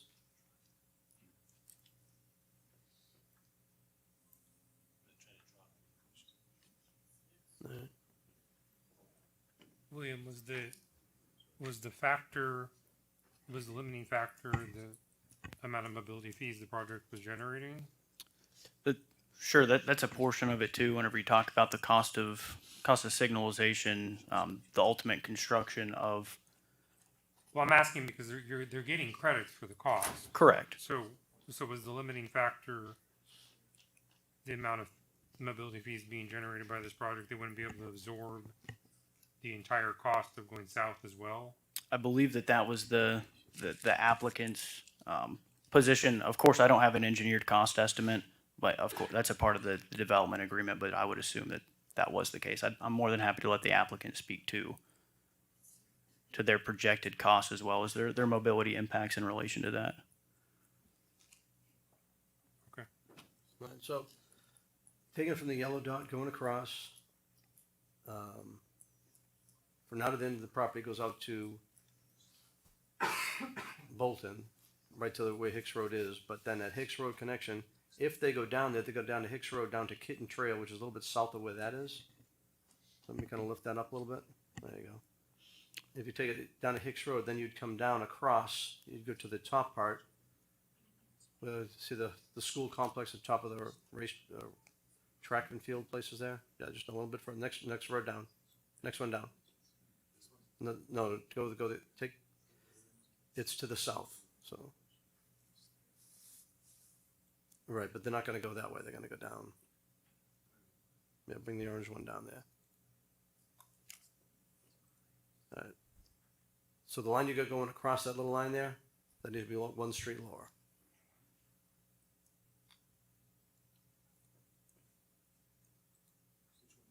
If you want, go ahead and pull that one down. no, so go down past that one there. And no, just one more block. One more, right there.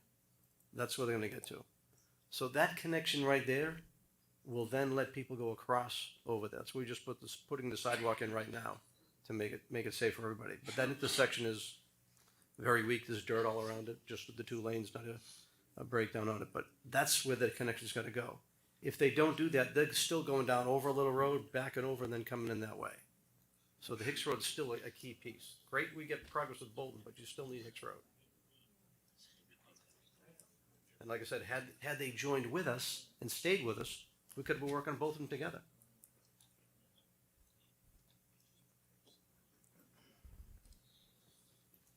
I think to Mr. Goldstein's point, another limiting factor in terms of the obligation of Hicks Road South was the lack of right-of-way that exists there currently.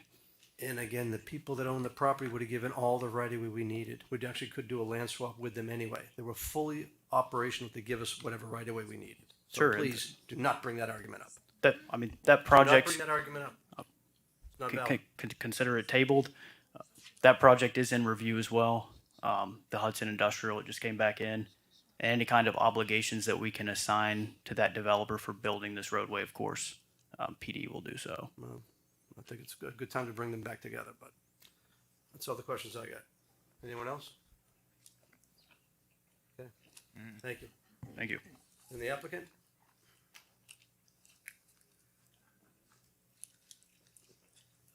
If I may just do a little housekeeping, hand a few things to the clerk. Move to receive and file. Second? Second? Yeah, you can I do guess that. I can do that, yes.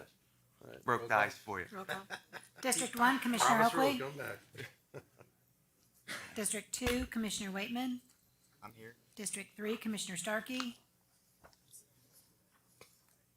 Aye. District 4, Commissioner Yeager. Aye. District 5, Chairman Mariano. Aye.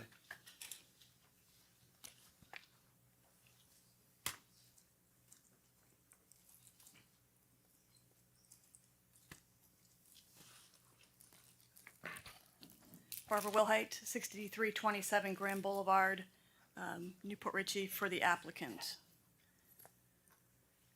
Want to run through presentation that I made for you all? Wait, before we start, Barbara, you requested additional time. Was that granted? 10 minutes is fine. Okay. Been at this since 2021. Our project was very different in 2021 and 2022. We were requesting a comprehensive plan amendment from the Res 6, Res 3, and IL, which are your land use categories on this property. Again, the county's land use categories on this property, not mine, nothing I requested, nothing the property I requested. Your land uses on this property are Res 6, Res 3, and IL. We had requested that to go to plan development. There was a slide in Mr. Vermillion's slide deck that showed the land use as planned development. I think that's an error because the land uses are Res 6, Res 3, and IL. We had an application for 1,614 residential units, single-family detached villas, townhomes, apartments. We had light industrial, daycare, and we had vehicular access to and from Kitten. So when you stand here and ask other applicants to cut their density in half, we did it. We're asking 832 units today. So when you see all the emails in your record from 2022, we read every one of those. And we came back with a new project, is what you have today.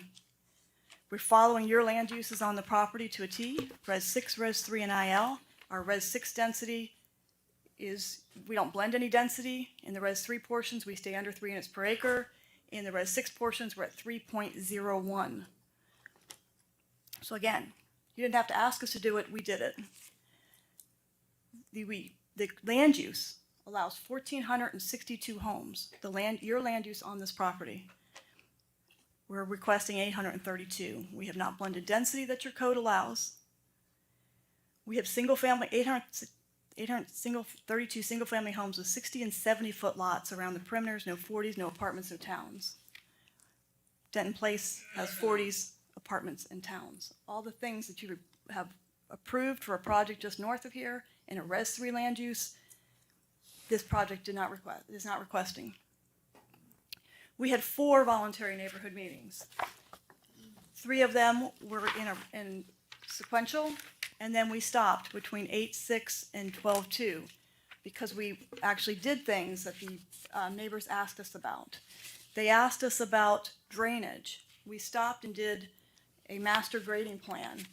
The property owner hired WRA, which nobody does at rezoning, to actually do the mass grading, so if any questions regarding flooding came up, they could answer them, and they answered them during those meetings.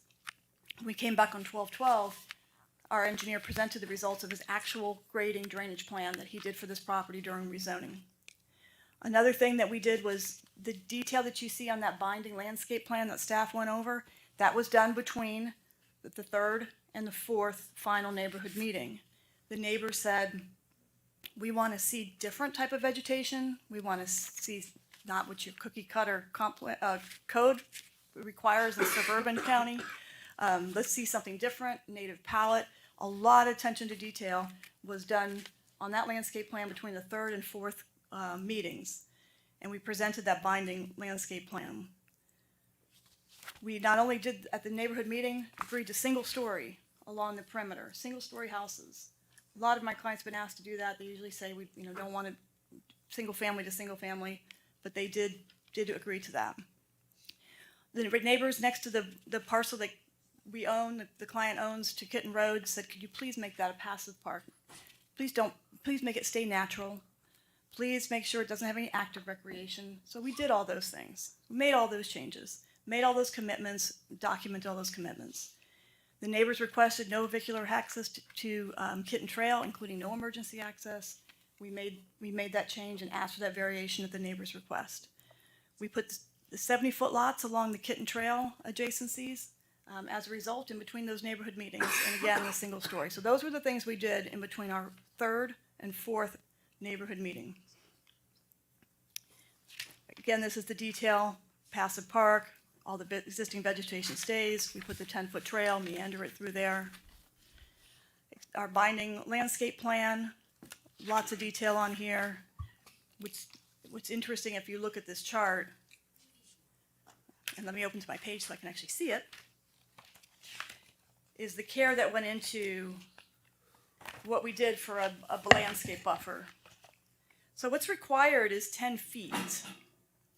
That's what your code requires in between these types of lots, the adjacencies. We're doing 20 feet and then 40 feet down to Kitten Trail. No fence is required by your code. We're doing a 6-foot opaque fence. Your canopy trees are 1 per 60. We're doubling that 1 per 30. Your code doesn't care about ornamental. We do. We put ornamental trees in. Your code doesn't ask for palms. We do. We put palms in. Your code asks for a single row of shrubs. We care. We doubled it. Our mature shrub height is 6 feet. Your code only requires 3. Code doesn't require any accident shrubs. We do. We put 15 per canopy tree. A lot of care went into that buffer plan and the palette that was picked out for that that I know that you have seen before. Barbara, can I ask you a quick question on trees? Are you putting in a tree by the front of the house to shade for the sidewalks? I will grab the conditions and make sure I answer that question after public comment. I'll make sure I check it so I can answer your question, but I will check. I think the answer is yes, but let me make sure I look at the conditions.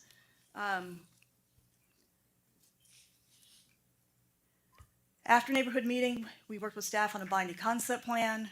We increased the buffer on Kitten Trail lots to 40 feet. We did a prohibition on data centers even before you all started talking about it. So forever, not just a moratorium, it's forever, no data centers within our industrial land use. A lot of work on the community connectivity. We did the enhanced bike crossing across Denton. And actually I have a slide on this, so I'm gonna defer that to go through this in a little more detail. So looking at in context and what Commissioner Waitman said, this is a balance. We have land use that allows 1,432 units.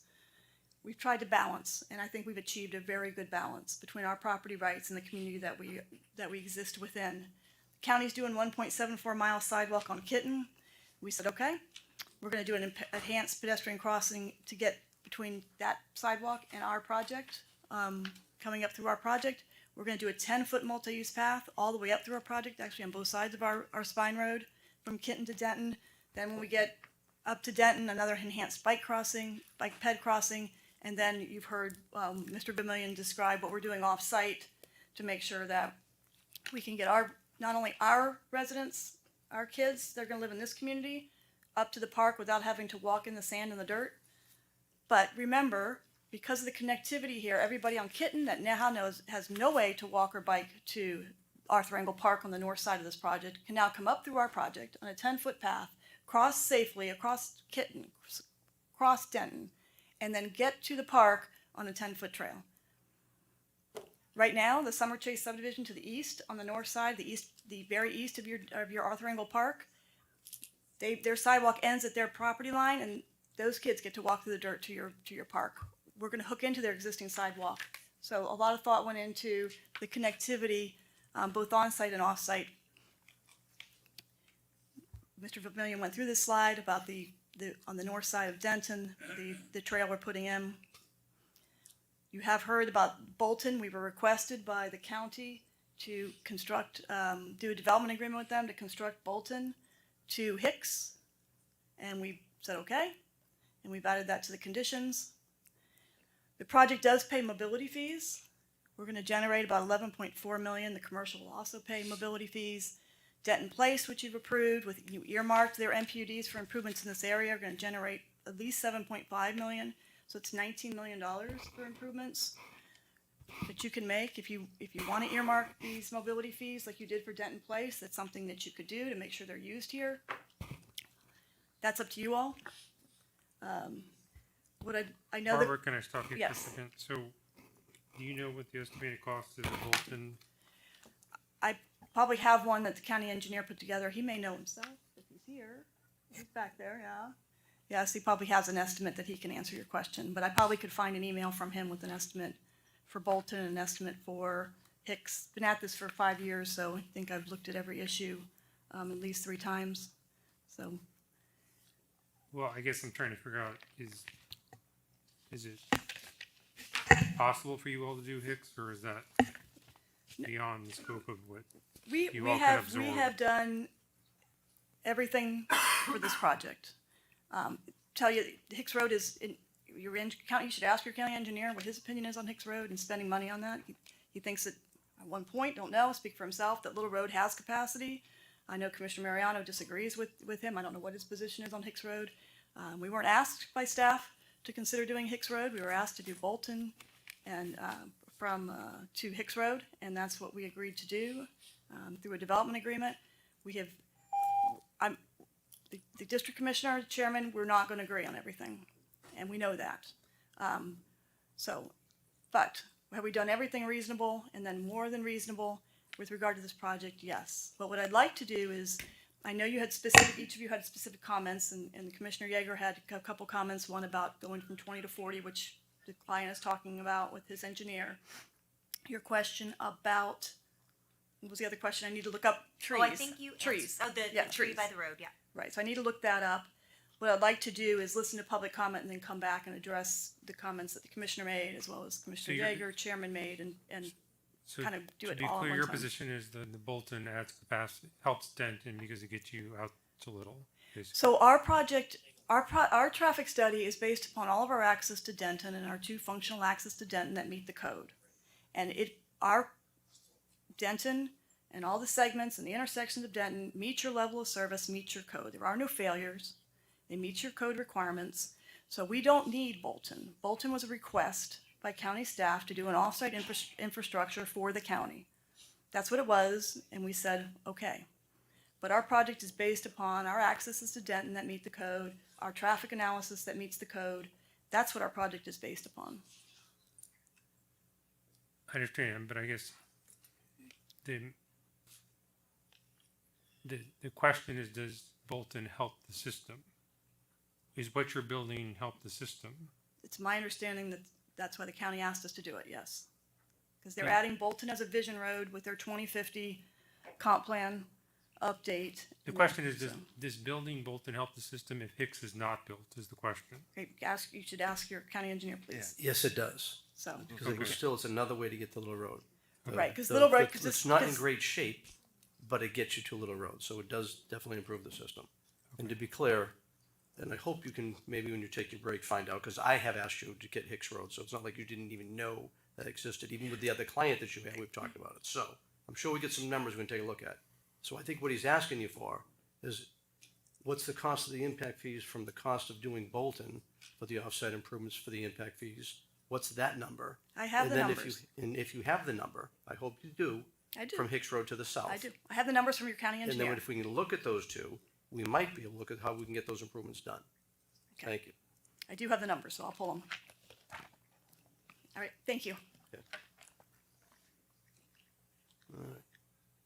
Okay, now, any other questions for staff at this point? I don't want All right, you go to to yell public at comment? me. What's that? I don't want you to yell at me. All right, time for public comment. Okay, we have 9 citizens signed up, so I'm gonna call 3 at a time to come up to the podium. Lisa Becarius, Renee Haynes, and Nolo Leclerc.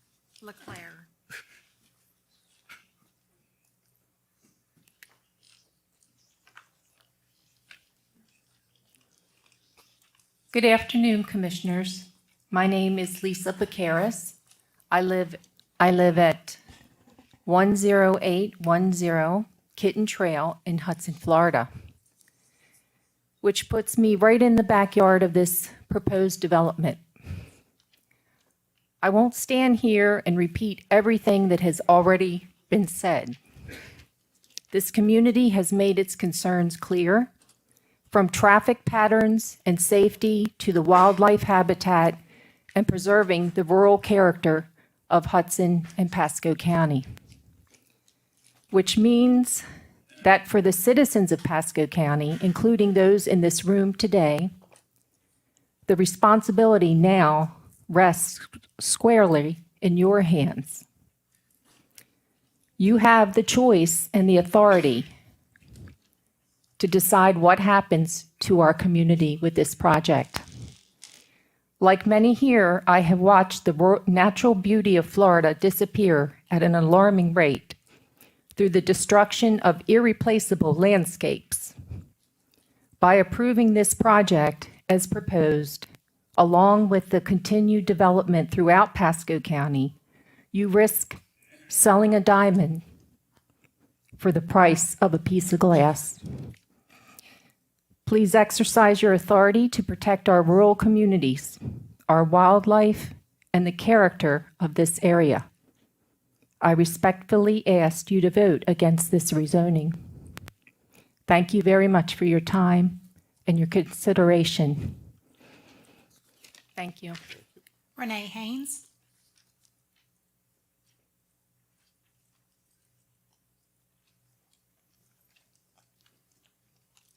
Good afternoon.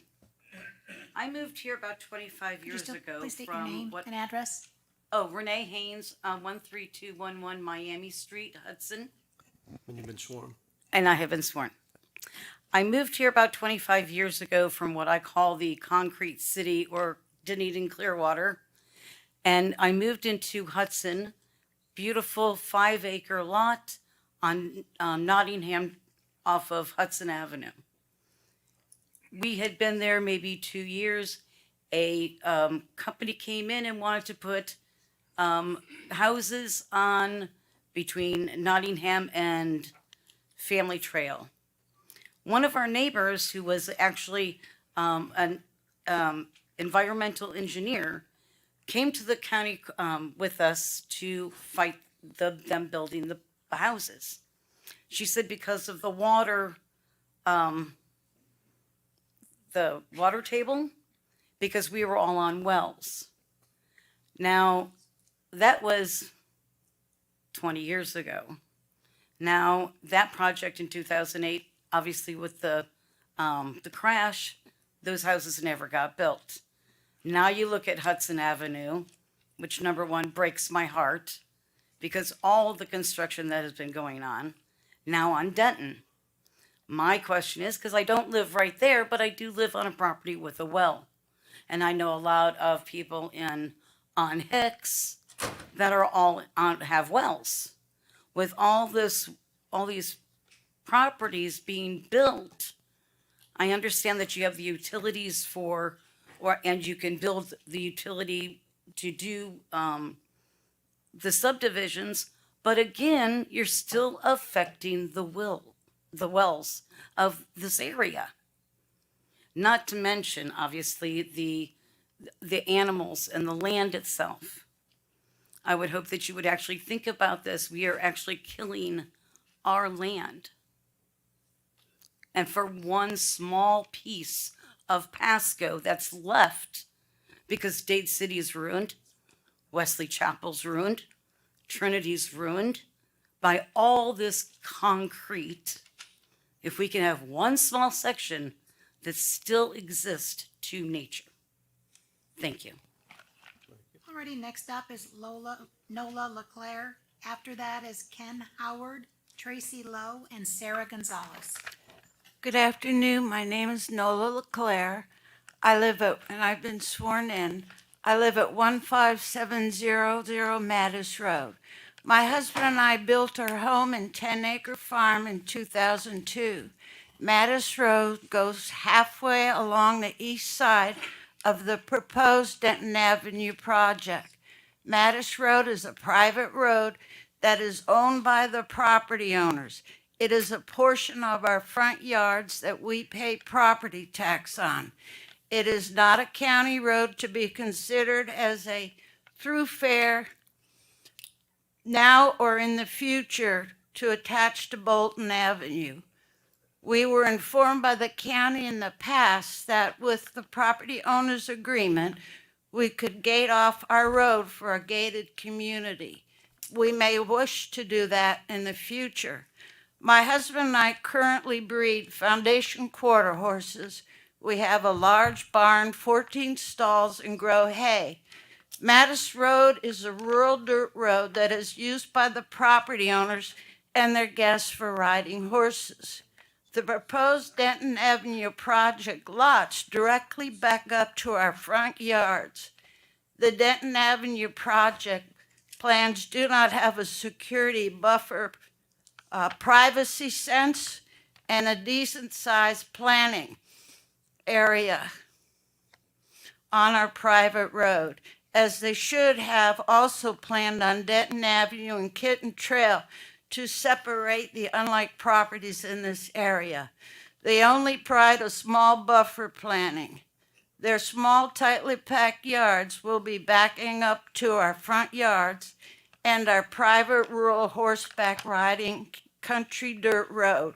If for some reason there is a loophole that the county has to let the builder build with these incompatible small lots, the commissioners must be informed that the Denton Avenue project with its small lots are totally incompatible, and must be informed that the Denton Avenue project with its small lots are totally incompatible and will be encroaching on a well-established 10-acre agricultural neighborhood and private Mattis Road horse trail.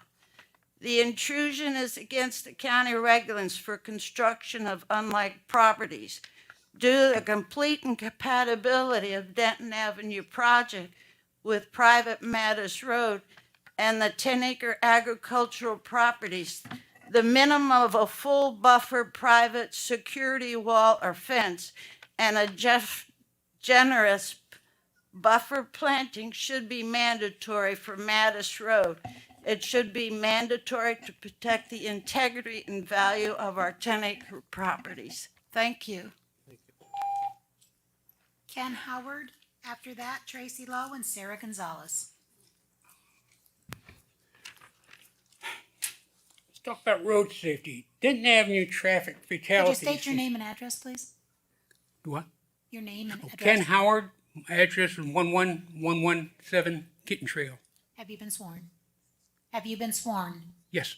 Thank you. Denton Avenue traffic fatalities since 2019 is 7. Kitten Trail has had 9 fatalities from Hicks Road to Coyote Road. Long-term residents say there is more. Backup of traffic is most likely to occur on Denton Avenue with the addition of 1,200 plus cars daily. The overflow will definitely come onto Kitten Trail, an already 2-lane rural busy road with school traffic. of the 9 fatalities on Kitten Trail, let's not forget the school bus accident where there were students with injuries in 2019. As discussed to open Bolton Avenue for overflow, this will take most likely years from now. Traffic will be a mess and it will all be a small relief to a congested nightmare. We are looking at a gesture of putting in a crosswalk to propose sidewalks. Some white paint on the road with flashing light is not going to make anyone any safer. Denton Avenue project, the west is 874 yards of Pasco land and 11 residential acres. South is 14 residential acres, east is 10 residential acres, plus undeveloped land of 39 acres. The difference is 35 residential properties of 2.5 acres and up affected, as in comparison to other developments with 5 to 20 surrounding residents, all various acres, unlike Summer Chase of 12, Blackwell of 20, Family Trail of 5, Palm Winds of 16, Denton Place Sagebrush of 17, the Shackleton of 9 residential acres. The comparison of buffers with these properties is a long shot from what Kitten Trail properties have to offer. The planning commissioner who suggested 1 acre tracts for Denton Avenue project has seen the value of the homes affected by the project with overdevelopment and housing with small 70-foot wide lots. I'm losing my spot. Abutted to acreage and his words, estate-style properties, and had offered to the developers to meet with residents to solve the opposition and possibly meet in the middle. He was ignored totally and after came back with an additional 20-foot buffer. Same as before, just 20 feet, all they did, and after it came back, it was show total disrespect to the commissioner in Pasco County. When questioned why they can't go to larger, perhaps 1 acre tracts, the response is, it is too hard to sell an acre. These words, his words, not mine. They can make larger lots, just don't have the respect for residents to do it. In addition to planning commissioner meetings, commissioners were warned if they don't settle here in the meetings, we will settle it in the courts. You got to close your comments, sir? Sir? You have 3 minutes are up. You got to close your comments. I'm sorry. You have to close your comments. 3 minutes are up. Your time's up. Right? Your time is up, sir. It's Okay. all done. You get 3 minutes to speak. Your time is up, so just wrap up your comments if you would, please. One little thing. Okay? My opinion is they have no respect for Pasco County, for its residents, the land, officials who serve our county by threatening to take them to the courts. If they don't get what they want, if it comes to this, I say so be it. I am ready, willing, and able to help any attorneys. Thank you, sir. Tracy Lowe. My name is Tracy Lowe. I reside at 10408 Kitten Trail, and I have been sworn in. Good afternoon, commissioners. Our community, our very special community, its existing infrastructure is already failing. It's not designed to accommodate the density and the traffic this development would bring. I ask the commissioners to consider three important facts. First, the drone footage I emailed to you yesterday and previously provided to you September 19th on 2022, showing the dangerous congestion that already occurs at the entrances and exits of our 3 schools on Kitten Trail. Second, please remember the tragic death of Miles Farago, a 15-year-old student who was struck and killed while riding his bike on Kitten Trail to school. This is not a hypothetical safety concern. The danger is real, and we have already experienced devastating consequences. Thirdly, the 2021 timing and phasing analysis that was not included in the most updated plan. For this project, it identified roadway failure at Hicks Road and Kitten Trail with only a 2% population growth. 2% population growth. This is extremely concerning given that we in Pasco County are experiencing a much higher growth than that. The county has recognized these concerns by installing streetlights, school zones, sidewalks. We appreciate those improvements, but they do not address the fundamental issue, the additional volume the traffic in this development would create.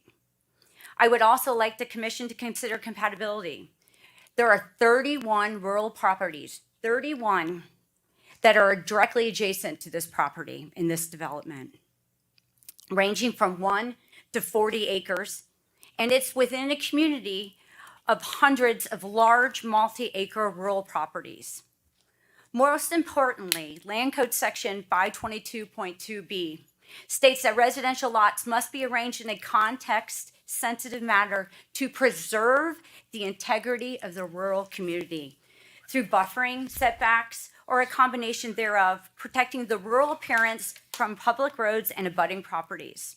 So I ask you, how does placing 4 to 6 homes per acre with a 20 to 40-foot buffer that will take years to mature, directly next to a multi-acre rural property, preserve the integrity and character of that rural community? How is that compatible? It simply does not and is not. This is not about opposing growth. It's about responsible growth, public safety, and compatibility with the community that already exists. We respectfully ask this commission to prohibit this development onto Kitten, prohibit all vehicular access onto Kitten Trail, and also require adequate buffering and lot sizes on the peripheral to protect the integrity of our rural community. Thank you for your time and consideration. Sarah Gonzalez, then after that, Susan Bolton, Sherry Howard, and Rebecca Theft. My name is Sarah Gonzalez. I'm been sworn in. I live at 16677 Albright Road, Spring Hill. And I'm here because the infrastructure is not supporting this, okay? We have all those homes going on the north side of Denton at Denton and Hicks. Okay, all that traffic's gonna flow out. Now, they're speaking about this lawyer over here, how they're gonna do up Bolton up to Hicks, but they don't want to bring Hicks in. Well, what happens from that last division of Hicks to Little Road? Have you ever driven down just that one block? It's big potholes. So they're going to come up to Hicks with Bolton, okay, but they're not going to do anything else. Another thing is there's no infrastructure for this. There's a lot of us that are on wells, as these people that are backed right up to this community have to worry about. I'm a little further away. However, again, all these places on Denton Road on the north side, they've got county water coming to them. Denton Road is completely county water. They have it all in there. Kitten Trail, none. Okay, none. So that 14.5, that lady's fighting to get just it split. There's 300 you guys are fighting for right now, Denton and Kitten combined. Now understanding that the north side is also combined with this. So the lawyers of the builders can sue all they want and have all the money to support that. However, all these beautiful sidewalks are great. I have a friend that got hit on Kitten Trail. Denton. Middle of the night, dark as heck. Since I've lived there for 9 years, some other kids got killed out there. They hit that divider, ended up in that field, dead. Okay, so the support of these roadways is not going to happen. You've got 2-lane roadways. They think the improvement of that east road corner right there, it's a mess right now, okay? Adding that turn lane in may help, but it's not gonna resolve it. It is not gonna resolve it. My friend got hit in the middle of the night so bad that the guy did not even know he hit her. He hit her again, thought it was a deer. Okay, so we're gonna feed in this community you guys wanna put there, and plus you wanna put construction, commercial in there. Okay, so what are we gonna look like down at Hudson and Hayes Road? And have these big rigs or commercial buildings that are going to be in there, as well as another 800 and something homes in there. Again, you guys are going to bring that county water in, but what's going to support the rest of our wells that are going to get affected? I'm a little further out than them, but again, I'm up in Shady Hills. We're getting hammered. Again, they stated we're the last little rural area of Pasco. Why can you guys not try to protect some of our area? We need our land. We need the aquifers that can replenish. We need the wildlife. We need to be able to farm our own food. pretty soon we're not going to have any land to be able to provide ourselves. It's data centers, solar, development, houses, commercial, cement. Cement just brings heat. It doesn't help to anything. So I'm asking the commissioners to re-look at this, and I know I'm up, but I am asking you to reconsider the development going here. I understand that the builders are very prominent with their lawsuits and their funds and their money that back them. However, this is our last you. little rural area. They're not bringing any proposal to widen Ma'am, the thank you. roads more than 2 lanes. Yeah, Ma'am. they're going to develop part of Bolton. Ma'am, it's 3 minutes. We got to stop. Thank you, but I'm asking you to reconsider it. Susan Bolton. And then Sherry Howard.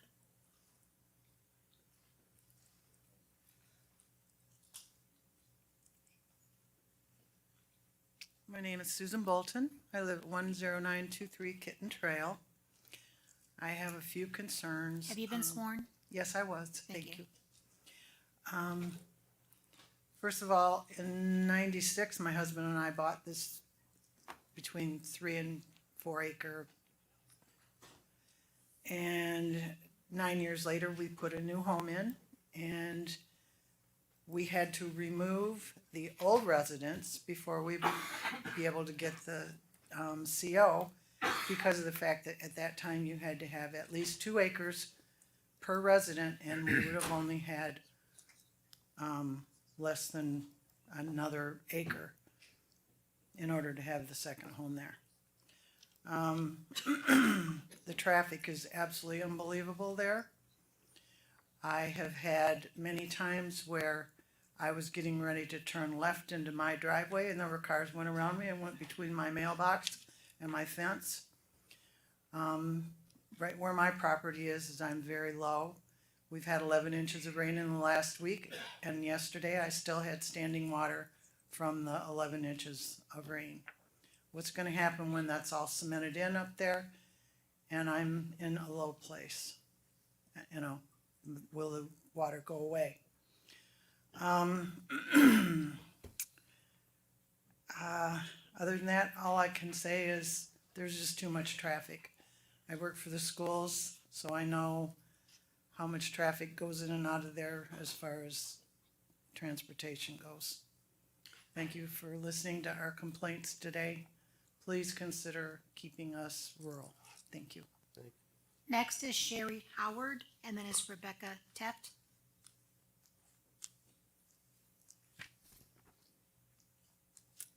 My name is Sherry Howard. I live at 11117 Kitten Trail, and I was sworn in. So Tracy just spoke about zoning section 522.2. I don't know if I need to read this to you. I believe I can just skip to the most important. In addition, the comprehensive plan, the location of residential development lots shall be arranged in a context-sensitive manner such as they preserve the integrity of the rural community by buffering setbacks or a combination thereof to protect and preserve the rural appearance of land when viewed from public roads and abutting properties. I'm an abutting property. Current site plan sets a 40-foot buffer on properties on Kitten Trail and a 20-foot buffer for Mattis and Dennis and a private road off of Kitten Trail. Kitten Trail properties range from 2.5 to 18 acres. Dennis is nearly an acre to 4 acres, and Mattis Farms are 10 acres. Private roads off of Kitten is 3.9 to 30 acres. Personally, we have nearly 2.5 acres, where we have 185 feet that abuts the developer's property. With the current site plan, we would have 2.5 houses across the back of our property. Now, even with a 40-foot buffer and a bright white plastic fence and all of the shrubbery they're talking about putting in, which will reach maturity at like 15 years, I still get 2.5 houses in my backyard. I ask, how does this preserve our rural community? I believe a 40-foot buffer and minimum of 1 acre lots around the perimeter would better help preserve this rural community. Thank you for your consideration. Rebecca Teft.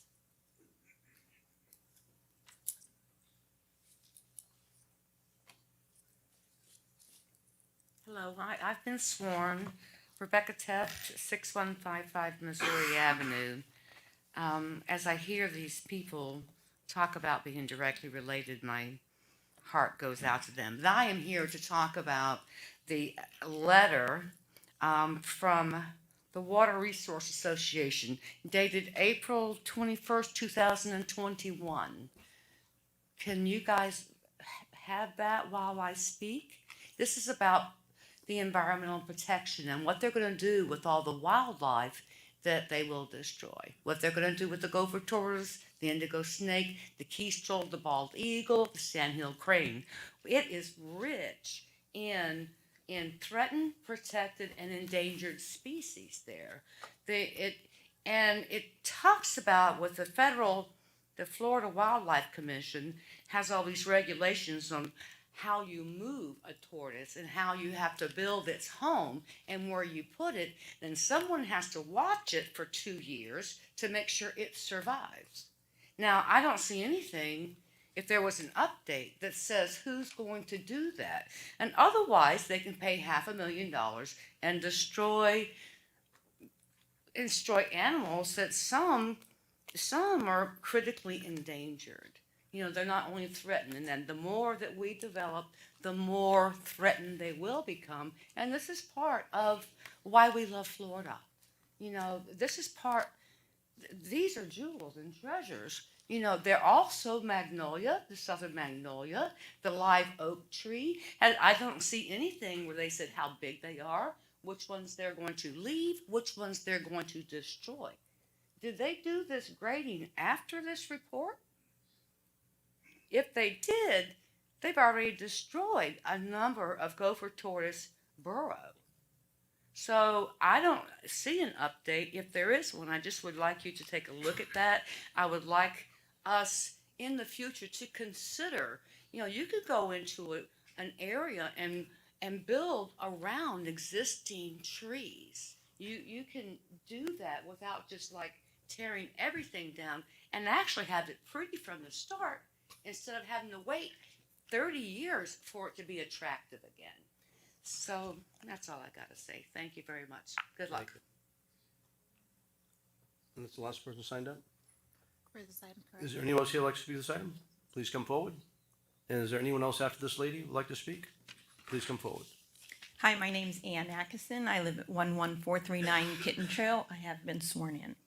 I'm one of the many property owners directly affected by the decision you'll make today. Please consider the following. In addition to the 522.2 that were spoken about earlier, I also wanted to add in the Land Code 522.4. Says land uses near the periphery of the MPUD, the EC MPUD, or the commercial MPUD shall be planned so as to be compatible with neighboring areas. Compatibility may be achieved through design that respects the context of the adjacent uses.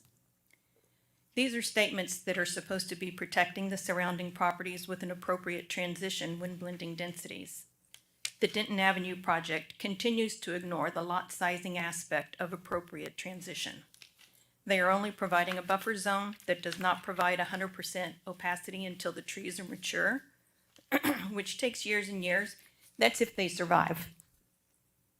The Denton Avenue project needs to be made to provide an appropriate transition that includes lot sizes that blend with the existing lot sizes around the perimeter. The general standards of compatibility of use guidelines state this clearly. The definition of compatibility per the Oxford Languages is a state in which two things are able to exist or occur together without problems or conflict. We are not there yet. We can only get there with a no vote by you and you demanding the developer to redesign the peripheral lot sizes to meet the goals of preserving the integrity of the rural community and to be compatible with design that respects the context of the adjacent uses. We've asked this of the developer from the beginning at each neighborhood meeting and over at the planning and zoning meetings. Still, there are no changes. I've been a real estate agent for more than 25 years. There are plenty of buyers looking for homes with land. There are builders that will purchase lots bigger than 70 by 120. The Denton Avenue project has options to fulfill their profit needs. So I'm asking you to vote no on the plan presented today. Please demand the developer to go back and make the lot sizes at least an acre each on the perimeter. This would be an appropriate transition. The decision you make today is a decision that affects all of us daily, forever. Thank you.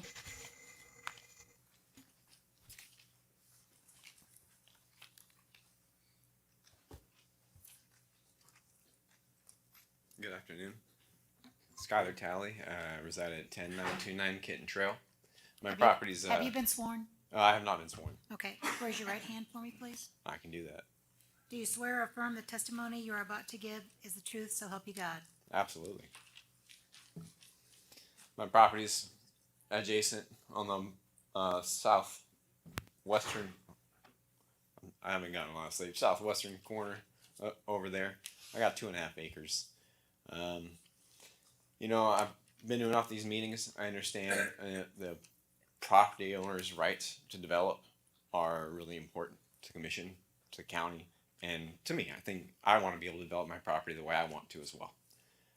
We talk a lot about the preserving the rural community and transition. I mean, nobody can look at 2.5 acres as an average bordering this property and think that putting 3 houses per acre is a transition. It just doesn't mesh. It doesn't make sense. And I know the development's going to happen, but I also don't think it's unreasonable to ask for an easier transition for all the existing community that has large lots, that has this rural lifestyle. And then inside the community, they can put the small lots because the people who are moving in already know what they're dealing with. They already know what they're coming into. They already have to deal with that. But then we have a transition from rural community into this massive development that is going to probably quadruplicate the amount of community members in a small area. It's a lot. Beyond that, I mean, there's been a lot of talk about the infrastructure. I mean, the infrastructure let's just talk about Denton. Forget about Bolton. Bolton's a mess. Bolton trying to connect Hicks. Bolton can go across and go back to the dirt road, and that dirt road is not good. It's nowhere that I would want to drive down every day. But if Hicks isn't going to connect, even if it does, we're going to go Hicks to Bolton. Denton is terrible. Denton is an unsafe road. There's not enough planning and development in that area to support a community this size yet. And I'm not saying there won't be, but to try and put something in of this scale without that kind of planning done by the county, done by the city, planning done by the people who have to think about the safety of the community, it just doesn't work. And I ask that these things be considered, and that's about all I can really ask of you guys. But thank you so much for your time and listening to what I had to say. Thank you. See one more speaker coming up. Is anyone else, please get behind this speaker? And we're gonna go close public comment or go to online.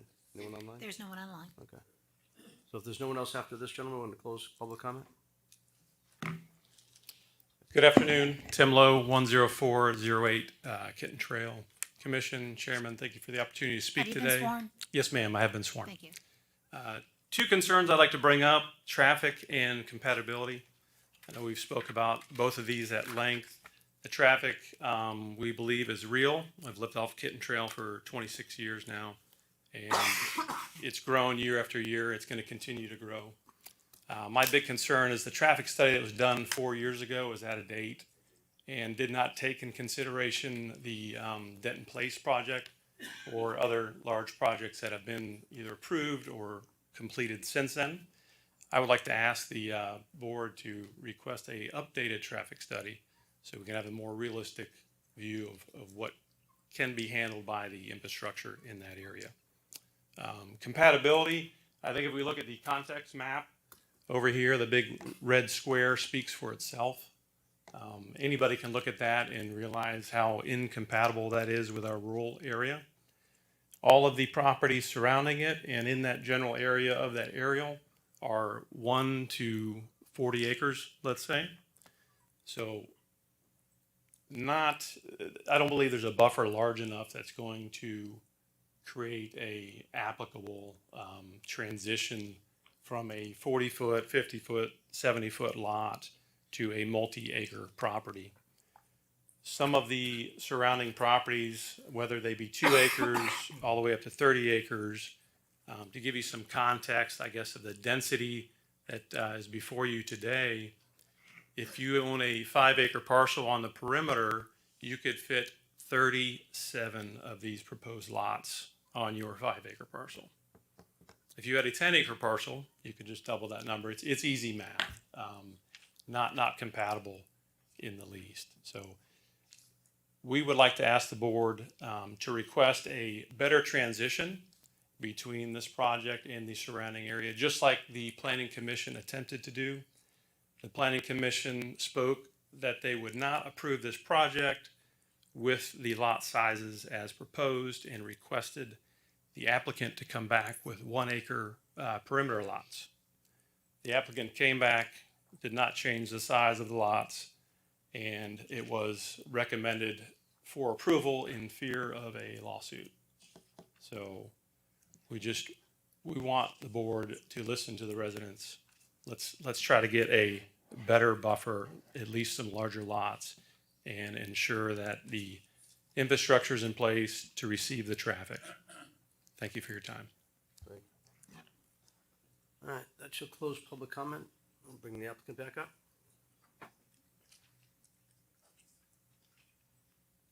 Thank you, Commissioners. Barbara Wilhite, 6327 Grand Boulevard.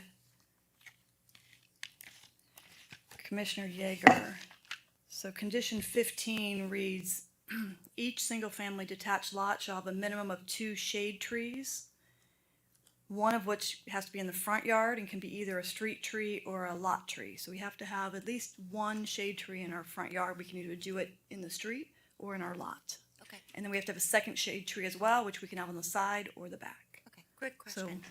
To answer this gentleman's question, has there been an updated traffic study? Yes. I'm not sure why they're referring to the 2021 traffic study. We did update it. Mike Razor can go over that with you and we'll bring him up. We updated it when we changed because we had a different project in 2021. We had access to Kitten. We took the access away from Kitten.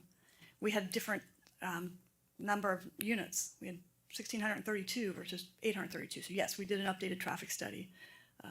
It's in the record. It's in the agenda documents that the staff provided. So, but that's the tree answer. What year was the study done then? 2025? Yeah, 2025. I think it's December 2025. Yeah, I just looked at it yesterday. Commissioner Whitman? Ms. Watt, follow up on the traffic study. So, the current land use today allows 1,462 homes to be built today, Correct. without us coming back in and. That's the land use. Right. You know, obviously that's the land use, so you have to zone. Correct. Your zoning and land use, but yes, that's what the So land use based on the allows. land use value of this property, 1,462 homes can be built.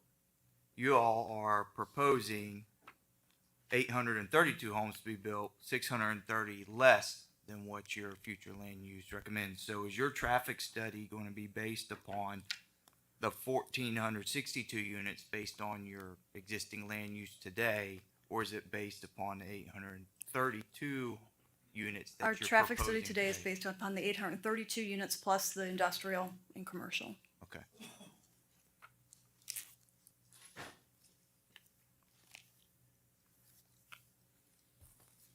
Okay, continue. So I can go through, you've heard quite a few comments over and over and over. You heard about rural.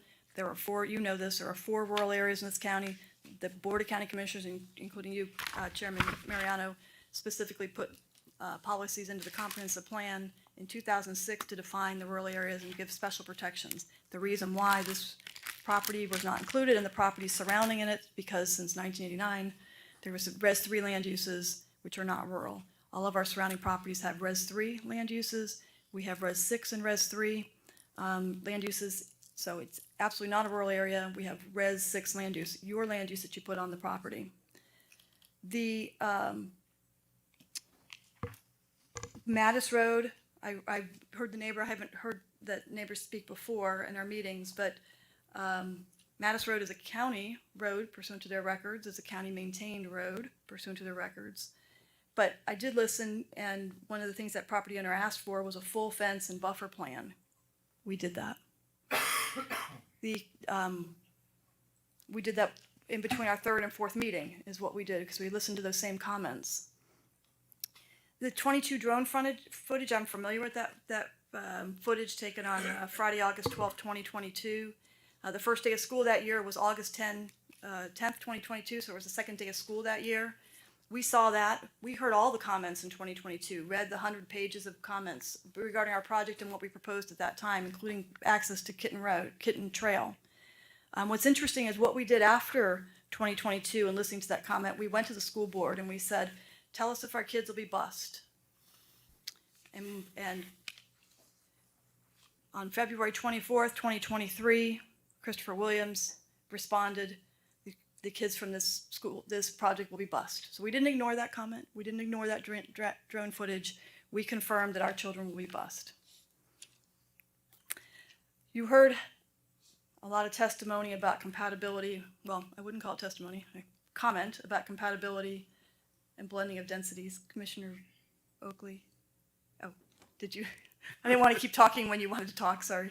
Well, your talking is fine, but the fact of it is, the entire time you've been presenting this for your clients, every time they were asked to do something, they've actually done it. They've come back and made the changes time and time again.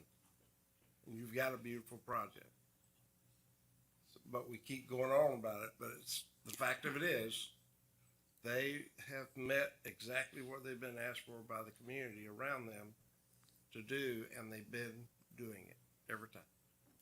Thank you. I'm personally invested in that for all these years, and proud to present this to you because of the work that we have done.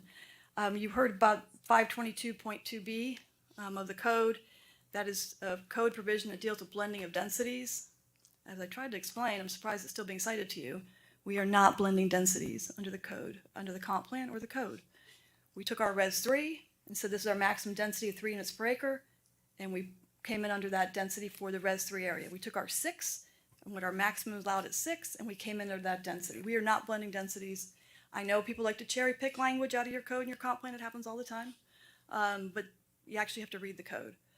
With regard to compatibility, after Planning Commission, the first Planning Commission hearing, which I continued, because I listened to the commentary and listened to concerns, we went in and did a consistency analysis.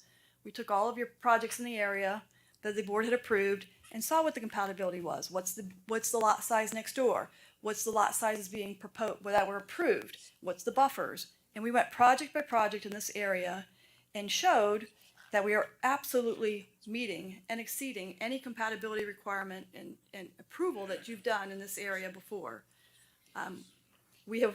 So that's what the difference was with Planning Commission. I didn't threaten a lawsuit. I don't think you've ever seen me threaten a lawsuit in my life. Been working with the county for 31 years. Never threatened a lawsuit. So that wasn't it. We went through and showed what compatibility means under your code, under your comp plan, and with regard to your approvals.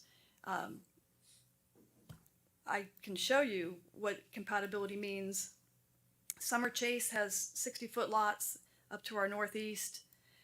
They have LDC compliant buffers, and they're compatible with 12.92 acres, 6.51 acres. I mean, it could go on and on and on about compatibility. I feel very strongly that we've We could have looked at these examples and said, this is what compatibility means, but we exceeded it. We could have looked at Denton Place on the north side, which was approved by this board, and said, that's 40-foot lots next to 5-acre lots with a minimum landscape buffer, and that's compatible. But no, we didn't do that. We exceeded, your code requires 10 feet, we did 20 down by Kittens. We doubled it already from 10 to 20, and then down along Kitten, we went to 40.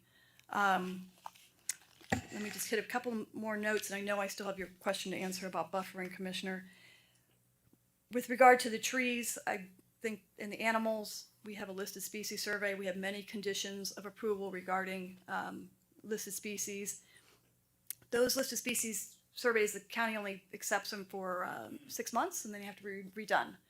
And they have to be redone at site plan. So preliminary development plan, site plan, we'll be redoing those surveys. We do know what trees we're be able to save in our buffers because we actually did the grading plan. Most of my clients say, I don't know if I can save a tree or not. I don't know what my grading is going to be. We did the grading plan. We made the commitment to keep all the existing vegetation within our buffers, a commitment that I've never made before and didn't have a client make before. So with that, I could probably go on and on and on with lots and lots and lots of facts and things. I would say on Mattis Road, there are 6 homes. The ask to pave an off-site county dirt road that we have no access to is unreasonable. We have no impact to it. We've agreed to do Bolton, and I was comparing notes with your county engineer, and I know he'll come up here and tell you about the cost of these different roads because it's better to hear from him than me. But Bolton is a big commitment by this client. He's actually estimating that commitment to be about 10 million. Again, bring him up here, you can ask him questions, which is right at our mobility fee generation. So, and we have to absorb that as well. So there's a lot that goes into a client agreeing to take on the commitment we've already made for Bolton. With regard to Mattis, the county already has a dusty road exemption through Swift Mud. The county can pave it. It's a county maintained road. What's really going on Mattis Road is what one of the neighbors testified at Planning Commission, Miss DC from 15620 Mattis Road. She testified at Planning Commission. The neighbors want it paved that have a business at the end of the road. So what's really going on Mattis Road is there's a business at the end of that road. A business that has Sunshine Farms Market open to the public, Tuesday through Thursday, 9 to 6, Saturday, 9 to 4, petting zoo, Tuesday to Saturday, open to public. 40 students at a day school, summer camps for 10 weeks, toddler time, Farmstead Festival on October 3rd, 2026, ticketed to the public, paid vendor spots. That's what's really going on Mattis Road. So that's what that's really about, is that request, I believe. I think it's an unreasonable request. I can say that this business has not gone through, per staff, because I asked, this business has not gone through substandard road review, which would be the proper review for the proper party who's impacting that road. It's not our project, and it's not the 6 homes on that project. It is a business located at the south side of Mattis Road. So I have taken, as Commissioner Oakley said, I have taken every suggestion seriously and looked at them, but I absolutely feel that trying to pull Mattis Road into this project and have us pave a road that we have no impact on for a business who has not gone through their own proper reviews is not reasonable. So, just wanted to kind of let you know what I thought about Mattis Road. So, Commissioner, go ahead. No, just my concern honestly is all the traffic, and I'm pulling up Kitten Trail, and it doesn't look like there's any sidewalks on Kitten Trail. There will be 1.74 miles. You have a CIP project right now, and they're putting a sidewalk in on the south side of Kitten, all the way from the east of our project all the way down to Hicks. So there will be a sidewalk by the time this project comes in online. You'll have that sidewalk. After the death of the student, the county expedited making sure there was a sidewalk on Kitten Trail, and they're executing on that promise to that community to get that sidewalk on Kitten Trail. And that is under construction right now. And if I could, I'll just say this to our engineer. Please go check it out and make sure it is elevated high enough. I've heard some discussion that maybe it's not quite high enough. So if you would just make sure we do have enough height out there. And will people also have access to, does this connect to Shady Hills Road anywhere? No. No, okay. That's the only thing that concerns me are the kids and the traffic. It's, Well, and Commissioner, that's why, one, there's a sidewalk going in, and two, we're continuing that sidewalk. Right now, kids cannot go from the school to your park. They will be able to go safely from your school to your park through this project. And crossings on Kitten, enhanced crossings on Kitten, enhanced crossing on Denton. At some point, as our non-residential develops, staff and our traffic engineer is anticipating that we'll have a signal at our entrance. So then we'll have a signalized intersection for people to cross Denton, but until then, we'll have the enhanced pedestrian crossing. And then we made sure when they get across Denton, they don't have to walk in the dirt. and then all three elementary, middle, and high will all be bused? They'll be bused. All of them, okay. So you're 2 miles out from the We are schools? 2 miles out, yes. We did that work in relation to the comments made in 2022. And just my last question, is that road in failure right now, the Kitten Trail, or not yet?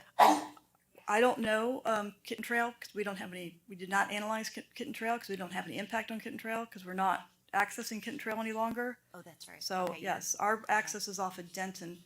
okay. And there are no failures in our traffic study. Okay. And Commissioner, as Commissioner Oakley said, we keep agreeing and agreeing and agreeing. But if my clients are able to do in the 40-foot buffer all the way around where we have 20-foot buffers, so it'll all be 40. Oh, great. How many years ago did we start? 21, 5 years ago. I'll guarantee you, the traffic you're thinking about wasn't here in 21, but it has come ever since. And they haven't added anything to it because they haven't even built their project yet. Yeah, and our traffic study, Traffic's there. Our traffic study does not have any failures. It meets the code. We studied it. We have no failures. The county's doing a project at Little and Denton, and they're doing the project at Little and East. The county's doing the sidewalk. We're doing Bolton. There's a lot going on here that we're adding, achieving a balance. We took it seriously 5 years ago. We stopped in 2022 when we heard the community concerns. We stopped after 3 community meetings. And we're here today to ask for your support. So I'll say, as far as like addressing every concern, it's not quite true. And I'll say, I'm worried about your residents along Mattis Road. Not the Mattis Road people, but your people are right there. Because when the dirt road gets traffic, dust is going to fly up and over. It's going to hit those homes. Now, it's up to you guys to let the people know. But somehow I think everybody on that border from Mattis Roads needs to be some type of verbiage in there to notice them that they're next to a dirt road. That's fine. Dust may accumulate. That's fine. So I'll give you time to work with staff on that, to put a condition in for that where some type of notice becomes as far as what's beside them with the dirt road, that they're noticed. We are happy to do that.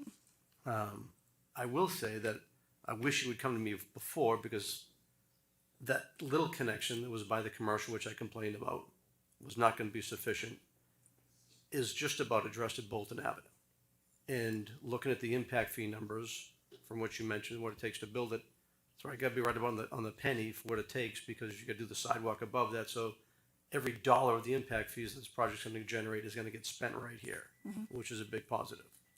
I would like to work with you guys as we go forward with Bolton Avenue Extension, because if we can work with you to help you with the base, maybe that helps us get a little bit more road done, and maybe we can get some of that Hicks Road done started, or at least moving forward. So I think, being that you're going to construct it, correct? We're going to construct Bolton to Hicks, and we have a DA that's going to come proceed. Hopefully this will be approved today, and then we can work on the DA and work out the specific details of that construction. We can have all those So between your comments. sidewalks and your road base, we may have some savings jointly that can go, that maybe we'll get the stretch to get that road done. Because still, literally, a lot of people, as the gentleman said, either we're going to spend money on finishing Bolton Ave out to Little Road, or we can bring it down to Hicks Road, which is still going to be a lot better and safer. It would improve the neighborhood dramatically for that. So I'm going to say that the improvements you've made from when you first started are dramatically better. I think all the residents made great concerns, but again, the land use that's there into the subsequent improvements that have been done, and I think this could actually help, especially for anybody down to the south getting up to the park. It could be a positive. Again, that Bolton Ave extension is something I want to get with you, Barbara, directly, with your other clients to go work on the industrial park to get that funded. I think there's a great opportunity now we didn't have before that I've talked about that could create some jobs, maybe like an AM skills program up there for the students at these schools and maybe people in the neighborhood to get jobs right there that would help the neighborhood community dramatically. So I think there'd be some dramatic improvements, but if we could work together and if I can work a condition language, if we could, maybe David can coach me on that. To work with the county to put a base and aggregate in for the sidewalks that are gonna be done.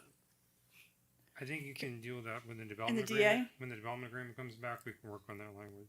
Okay. The development agreement has to come back to you. Okay, at the same time, you can have the language in for the Mattis Road. folks Yeah, that we'll are add working a- on it. Mattis Road needs to be a condition of the MPD because that's a disclosure requirement. Okay.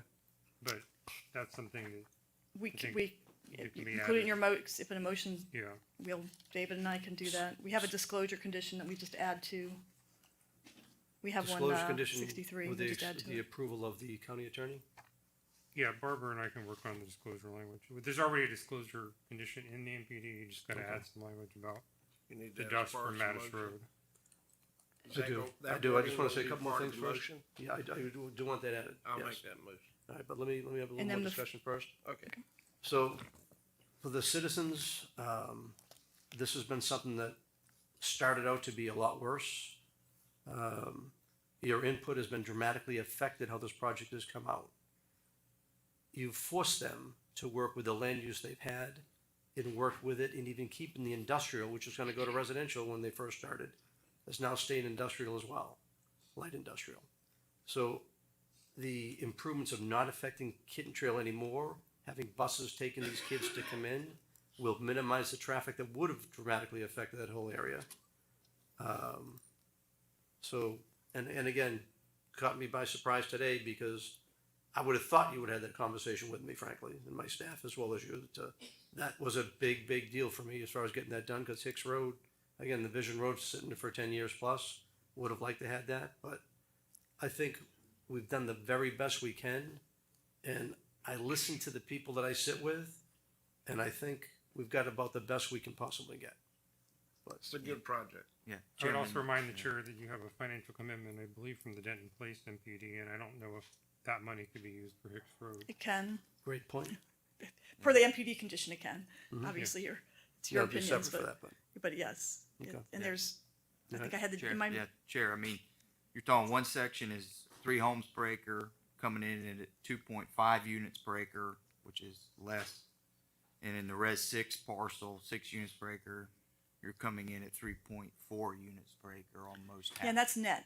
Yep. It's even lower if you do gross. So this project has certainly come in half or less than what their current entitlements are, which in my opinion is a huge win because based on by state law and property right, and including everybody in here, if you have a future land use designation of, if you own 40 acres there and you have a Res 6 or a Res 3 future land use, you can come in and apply to have that same level of density and sell your property with that value. And these 2 large tracts are coming in at less than what their future entitlement is, and that's a win. That's a win. And I'll say that just to talk about touch Bolton Avenue, by having them do Bolton Avenue gets done quicker, which keeps the cost down because the rate of inflation, the way it could dramatically rise if it wasn't done right away. But to the board. I'll make the motion. I don't know the exact wording David wanted to use on that. I think the motion would be for Second. approval and to add the condition to the MPD that they disclose the additional potential dust on Mattis Road. That be added to the MPD conditions. That they disclose that to any property owners, any homes along Mattis Road. Good with the motion maker? Oakley. Oakley and, Yeah, but we have- but Catherine, Catherine. made a minute, second. Catherine second. Second. Right, Catherine made a second. Motion, good? Motion, the seconder, good with Yeah. the motion? With the addition, Yes. what Attorney Goldstein said?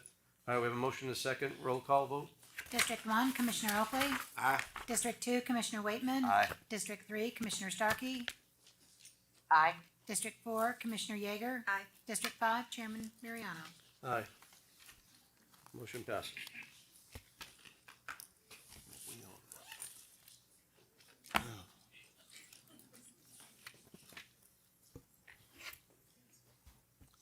Now go P55. Proof of publication, Tampa Bay Times, August 2nd, 2026.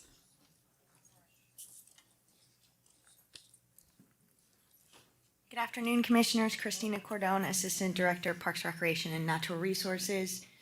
So before you is the final rate resolution for the Gulf Harbors MSBU.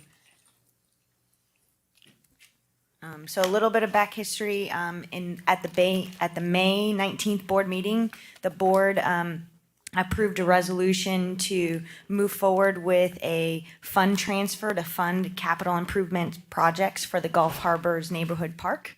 And so this step would kind of be the last step to solidify that fund transfer.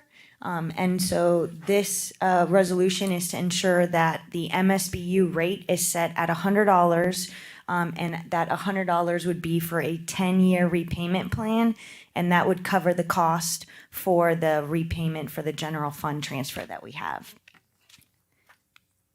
And so as a reminder, Gulf Harbors has a advisory committee, and so prior to that May board meeting, the advisory committee reviewed some survey poll that was provided from the community about whether they wanted to keep the assessment at $100, possibly increase the assessment, or move forward with a loan or a general fund transfer, or leave it as be.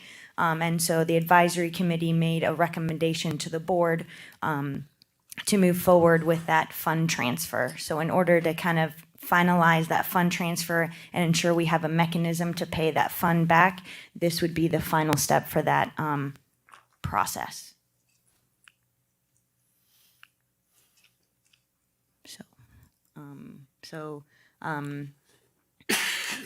Staff and the advisory committee recommend moving forward with setting the final rate at $100 with a 10-year repayment plan. I move approval. Second. Is Do it we have to public take hearing? public comment? Yep. Yes. No one Public- signed up. Public hearing, any here to speak to this item? Anyone online? No one's online. Against this item? Okay, we'll close public comment. We have a motion. Move I to had a approve. motion. You Move got to it. approve? I moved. I got a move and I got a second. Yep. All in favor, say, roll call vote? District one, Commissioner Oakley. Aye. District two, Commissioner Waitman. Aye. District three, Commissioner Starkey. Aye. District four, Commissioner Yeager. Aye. District five, Chairman Mariano. Aye. Item P56. Congrats, Gulf P56. Harbors. Proof of publication, Tampa Bay Times, July 26, 2026, and August 2nd, last one? 2026. Do we need a presentation? Good afternoon. Good afternoon, Joanne Ravita, Real Property Division. The Real Property Team has received a petition to vacate a portion of an undeveloped platted right-of-way filed by James and Donna Rao. The purpose of the vacation is to allow for future development. There were no objections to this petition, and the team recommends approval. Okay, that might be enough. Any further discussion? We have a motion? I move. All right, roll call vote? District one, Commissioner Oakley. Aye. District two, Commissioner Waitman. Aye. District three, Commissioner Starkey. Aye. District four, Commissioner Yeager. Aye. District five, Chairman Mariano. Aye, motion passes. Thank you. Okay, we're gonna go to item R41. I understand we're gonna just push that out. Yeah, Mr. Chairman, in the interest of time, we can certainly push that discussion to another date. I've talked with staff, we're perfectly good with that. So if it's a pleasure of the board, we can bring that back at another time. I think it's a good idea, and I'd like to add some points to it, because looking at the Cobalt fire situation that just happened, all the information that's out there, my understanding just from this morning was it did have firewalls, It did have sprinklers from down below, and was all to code. It's designed to work that way. From what I understand, the lightning bolt that hit and went through the roof, creating a very unique situation, creating a lot of oxygen in the air, which let it burn a lot quicker and stronger than would normally happen if it just hit the roof and slowly burnt. So I want to make sure that everything was done properly. I know the team's going to investigate it, so I'm comfortable with that. But if you can wait till you have all that information together and bring it back at the same time, this way we can make one set of changes, we do it all at the same time. So you'd rather have a more comprehensive discussion on Exactly. multifamily, both on policy as well as potential safety, code and safety? Exactly. Okay, Yeah, I we want to can make do sure that. they had sprinklers in the attic, you know, et cetera. We can have that discussion. Okay, understood. Very good. Okay, now we'll go to R42. Bill, Good afternoon. David Engel, the Planning and Economic Development Director. Bill's still here. Yes. He I was was so looking up right away, but no, he's back quick for a one right second away. resolution. I have to tell you that Bill has been a pleasure to work with. We've had a long journey developing and crafting a multi-year funding agreement. So what I'd like to do today is provide a concise. Can I stop you just for a second? Yes, sir. I just want to say that Pasco County has probably got the two best economic development people that are probably on the planet. And you guys working together the way you do creates tremendous opportunities for us, and I greatly appreciate you guys working so well together and helping all these things happen. Well, Makes okay. a big difference. Well, thank you, Mr. Chairman. The Pasco Economic Development Council has historically been the economic development organization for Pasco County, designated by the board to represent us at governmental levels and also do certain functions that we are not able to do internally here with our existing team. So Bill's proposal was submitted to us about 2 years ago. We went through an extensive vetting session. But before I get to that, I just want to highlight exactly what the EDC function is, because maybe the public isn't aware of their important function here in the county. The Pasco Economic Development County recruit businesses and attract businesses to come to the county. That's good for our tax base and also good for job creation. They work with existing businesses on retaining their presence here and helping them expand. And that organic development is key and critical to our sustainability as a viable economic county. Bill's is basically our centric entrepreneurship and business development person for helping new businesses come up and be incubated here in the county and be able to hire and expand. Marketing and lead generation, which is part and parcel to the bullets 1, 2, and 3, and workforce development.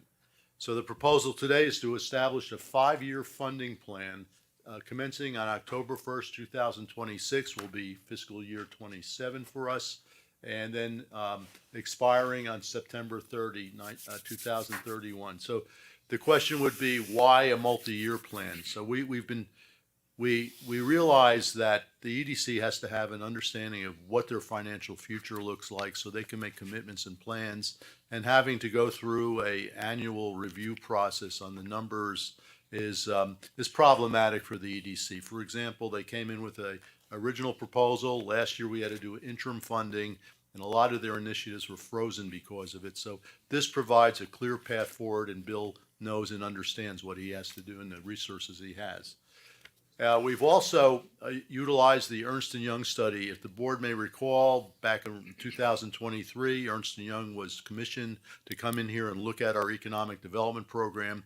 They opined that the EDC and having a not-for-profit is a key important function, and we should not lose that. And they also made some recommendations on updating the key performance indicators, and Bill has been very cooperative, and we have enhanced KPIs. And if you notice, Bill's last quarterly report was much different than the original reports that he was doing. So that's all part of this collaborative process. Last year, we gave Bill a pass with some temporary funding for fiscal 26, which was at $1.6 million. We did allow him to offer a COLA increase to his employees of 3.5%, which was consistent with the board position on wage increases last year, and he had agreed that he would work in that funding agreement to enhance and improve the KPIs. So the proposed funding is as follows. I would just have to say that Bill has not received a raise for his Penny for Pasco programming. A lot of those program funding amounts were articulated and established back in 2018. So based on that, we offered Bill a 10% bump on his base funding. And that will take care of the inflationary forces and factors that back up to 2019. And also, that is his base year. 5 years forward, he's required to maintain a flat budget. There is a cost of, and I'll go through the features of it, but it's basically a flat budget. We do allow some adjustments to inflation using the stated CPI. He can't exceed that level.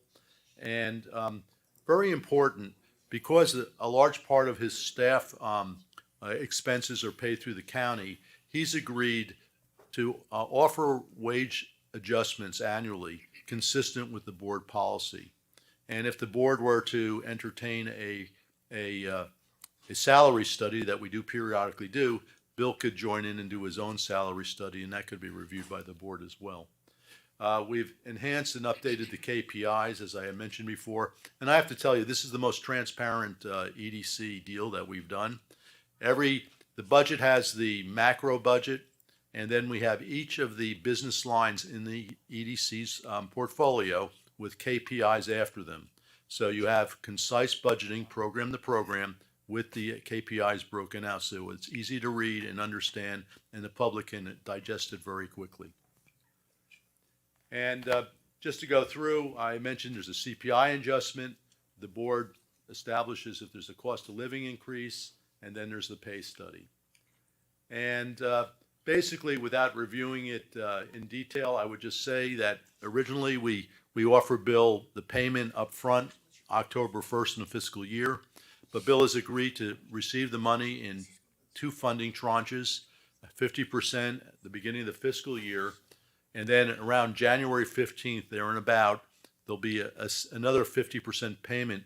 But if Bill has accumulated excessive reserve funds, he will use that to reduce the amount of county funds. So we want to make sure that Bill has money and that he's utilizing it efficiently. And if he has additional funds that have accumulated, he's agreed to not hold that for future projects, but use that and apply it against the county payment. And that's it. So quarterly reports are still online. He will be providing a board annual report, and we have those new KPIs that Bill featured in his last presentation. So it's our recommendation to approve this multi-year, 5-year funding agreement, and we're here to answer any questions that you may have. And Bill's here for operational questions. Thank you. Move approval. Okay. Move approval. Before I second it. I just want to say thank you for going through this exercise. It makes sometimes a tense and contentious budget cycle one less thing to have to worry about. So to have these longer term agreements with partners that we have confidence in and trust makes our budget cycle, I think, a little less complicated when it comes to negotiating. And it also gives you the confidence that you can plan, at 24, 48, 72 months at a time, right?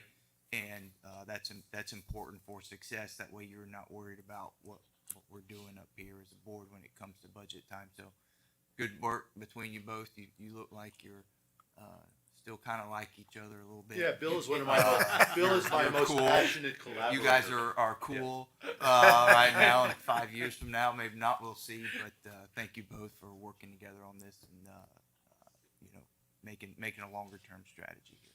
So I'll second. Okay. And to the board. To the roll call vote. Yeah. District 1, Commissioner Oakley. Aye. District 2, Commissioner Waitman. Aye. District 3, Commissioner Starkey. District 4, Commissioner Yeager. Aye. Who's there? That was Starkey. Yes. District 4, Commissioner Yeager.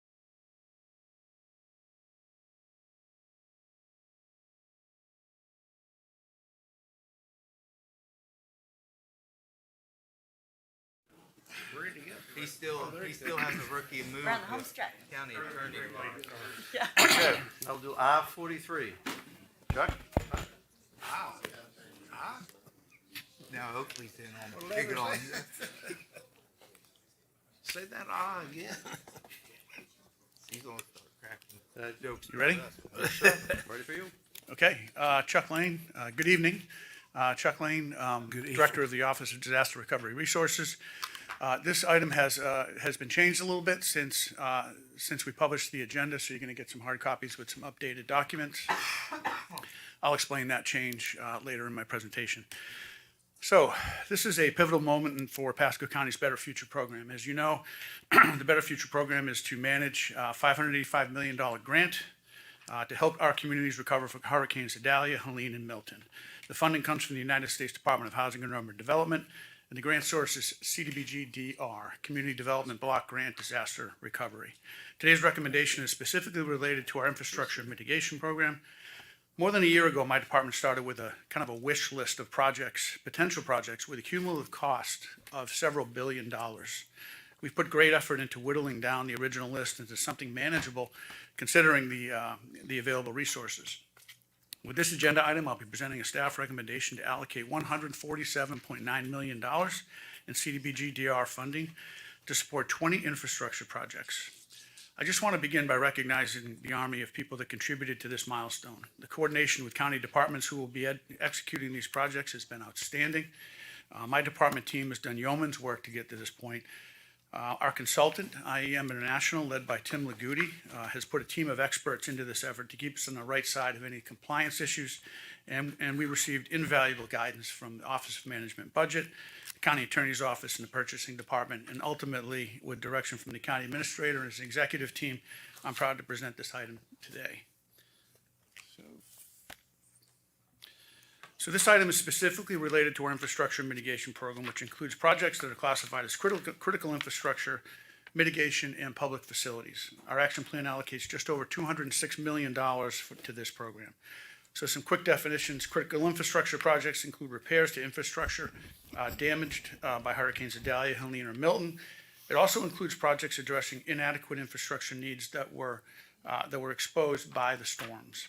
Mitigation includes projects that don't necessarily have a storm tieback, but create resiliency and protect our communities from future storms. The public facilities category includes homeless shelters, hurricane shelters, libraries, senior centers, those types of things. Public facilities projects must have a storm tieback or a mitigation component. You can see in the left text box of the screen the amounts allocated by our action plan to each component. We have to be careful not to exceed these buckets, although we do have some flexibility, and I'll explain that in a moment. The staff recommendation for this item is to approve CDBG-DR funding for 20 projects, and I'll explain. It says 21. I'll explain that in a moment. It's now 20. 18 of them are county projects.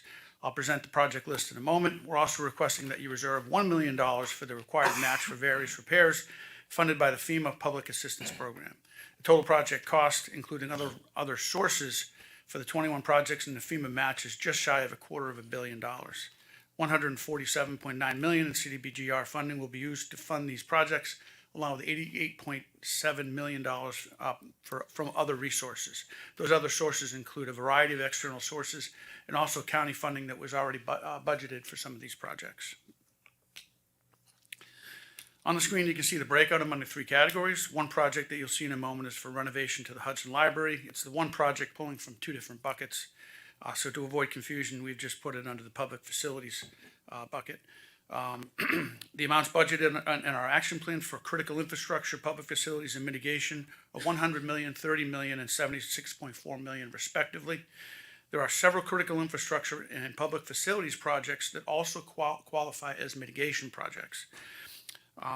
We've intentionally left the mitigation bucket light because it's the easiest bucket to spend from. It's important to note because if we get heavy in one bucket with later projects, we have the ability to move money from one bucket to another to free up some flexibility. As I said earlier, we started with a huge list of potential projects, more than we could possibly fund. We used the criteria on the screen to determine which projects we would initially recommend to you. Always looming over our heads is the requirement that we spend 70% of the funds on low to moderate income people. We also need to be sure the projects we fund will be completed before the grant expires. It's a 6-year grant. The clock started ticking 1 year ago today, in fact, when HUD signed the grant agreement. So we must plan to have all projects completed and closed out by August 25th, 2031. This played a big role in the selection of projects for the staff recommendation. In addition to the low to moderate income benefits and project completion date, we prioritize projects that were ready to go, projects that align with Pasco County's needs, and those we know the HUD will support. The projects we are presenting to you today carry a cumulative 84.3% low to moderate income benefit ratio. We didn't expect this high of a ratio. This gives us some flexibility we didn't expect. It'll allow us to help more residents at higher income levels in our individual housing program. Following approval of this item, we'll have the ability to serve residents earning up to 120% of area median income in the housing program without jeopardizing our ability to spend 70% of the funds on low to moderate income residents. This may also give us more flexibility in later phases of our administration of the grant. Okay, so I'll use the next 3 slides to introduce the 20 projects to you. As a reminder, these are projects that are ready now or nearing readiness. The clock is ticking. I won't go into great detail for each of the projects. Various departments will be managing CDBG DR projects. Each department with a project on this list is represented today and will address any questions you have on individual projects. This screen shows you the list of critical infrastructure projects. The first four on the list are stormwater improvement projects. The hurricanes, particularly Helene, for these projects exposed deficiencies in our stormwater systems. Stormwater projects are uniquely aligned with CDBG-DR priorities, and these types of projects address needed upgrades to our stormwater systems to help create resiliency. A bridge to access Starkey Wilderness Preserve was damaged by the hurricanes and needs to be replaced. The Opticom MeoVision project will improve capabilities for emergency vehicles to preempt traffic signals to improve response times. This will be critical post-storm. It will also improve response efforts under blue skies. The Elfer Septic to Sewer project will help us take 669 properties off of private septic systems and connect them to the public sewer. Mitchell Boulevard will be extended from Little Road to State Road 54 to Starkey Boulevard intersection. This will take pressure off of Little Road and Trinity Boulevard during evacuation activities. And the City of Port Richey requested funding to elevate 14 lift stations. The proposed funding amount is 25% of the total project cost. This slide shows the proposed public facilities projects. We have a project to acquire property on Clock Tower Parkway and renovate an existing building for use as a senior center. Public Services is proposing to purchase additional pallet homes to replace the recreational vehicles at the homeless shelters on Grand Boulevard and Youth Lane. Improvements to the Go Pasco facility on Gale and Wilson will add hardened space for transit evacuation and recovery operations. Improvements to the existing existing building at Pasco Hope on Grand Boulevard are also planned. Next is the new 50,000 square foot recreation center that will serve as a hurricane shelter for residents on the east side of the county. And funding will allow a long-awaited renovation to Hudson Library to move forward. This slide shows projects that will fall under the mitigation category. These are projects that don't necessarily have a storm tieback, but they will provide resilience and help protect our residents when facing future storm events. The first project on the list is we're going to look at putting that towards phase 2. We're going to reduce that from this list. More to come on that. The next project is a generator for the Land O'Lakes Detention Center. This will provide full backup power for that facility. Lafitte Drive is a stormwater project that will be combined as one large project with Sea Pines and Sea Pines Local that you saw on the critical infrastructure slide. The next project is to acquire the former Forest Hills Golf Course property in Holiday. This will provide flood storage and also ensure that this flood-prone property will not be developed. Details of this project changed after the agenda was published. That was the purpose for the handouts today. 5.5 million in additional county funds were removed, and $700,000 in CDBG DR funding was added. So for the 5.5 million, 4.5 million is for acquisition, and $700,000 is for demolition of some existing structures. The next project is to fund the required match for hazard mitigation grant program expenses for the purchase of 25 generators to keep lift stations running during power outages. HMGP is a FEMA-funded program, and CDBG-DR is an eligible source to pay the required local match under that program. And lastly, the final project is to construct a hardened facilities maintenance warehouse in the central part of the county. This will allow county staff to more quickly deliver resources across the county prior to and after a storm event. So that's the list for phase one projects. We are working on a phase two list. Phase two projects will follow the same criteria as phase one, only that they need a little bit more time before we start them. My team will bring phase two projects forward as they become ready and at the direction of the county administrator. So at this time, I'll remind you that the leadership from each department with a project being recommended for phase one is available for your questions. This concludes my presentation. And I'll welcome any questions that you may have. I don't have a question, just a comment. Commissioner Yeager?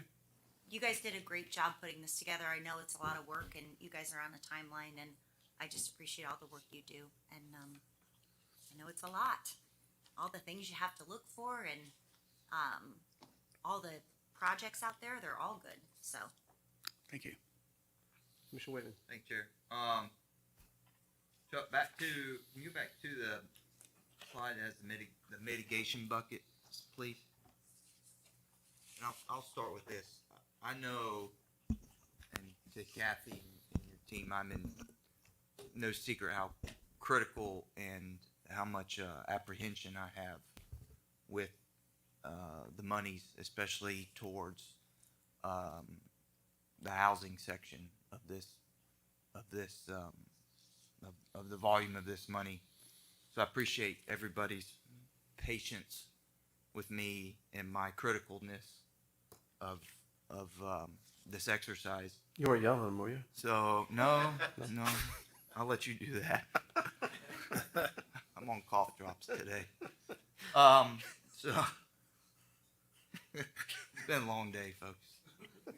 So for the mitigation bucket, you say it's the easiest bucket to spend from. So, for example, we learn from real world situations, and because one of the examples we talked about, I talked about with staff was giving a chunk of money to HUD for vouchers to help folks get into a place to live today versus waiting 3 to 5 years to build a project, right? Like the money, and we send this message of we have this money, we have a short period of time to help people, and if we're going to spend it, I'd like to help people now, immediately. So in light of the Cobalt fire at the apartment complex in Wesley Chapel, if we were to give, hypothetically, if we were to give money to HUD for vouchers, and we found a complex that had a bunch of empty units and they were willing to take in, however many HUD vouchers of folks to live in, and we look at that facility and we deem as a county that, okay, we need to add additional fire suppression systems, learning what we learned after this fire, after the lightning strike, could we use some of this money to improve existing apartment complexes that may or may not want to participate in this program, to have people live in, to help them say, okay, yes, I am willing to go through the bureaucratic paperwork process to accept HUD applicants, because that's a challenge, right? What we've learned is folks are certain complexes won't take the vouchers just because of the paperwork, and it's a pain in the rear for them. But they have,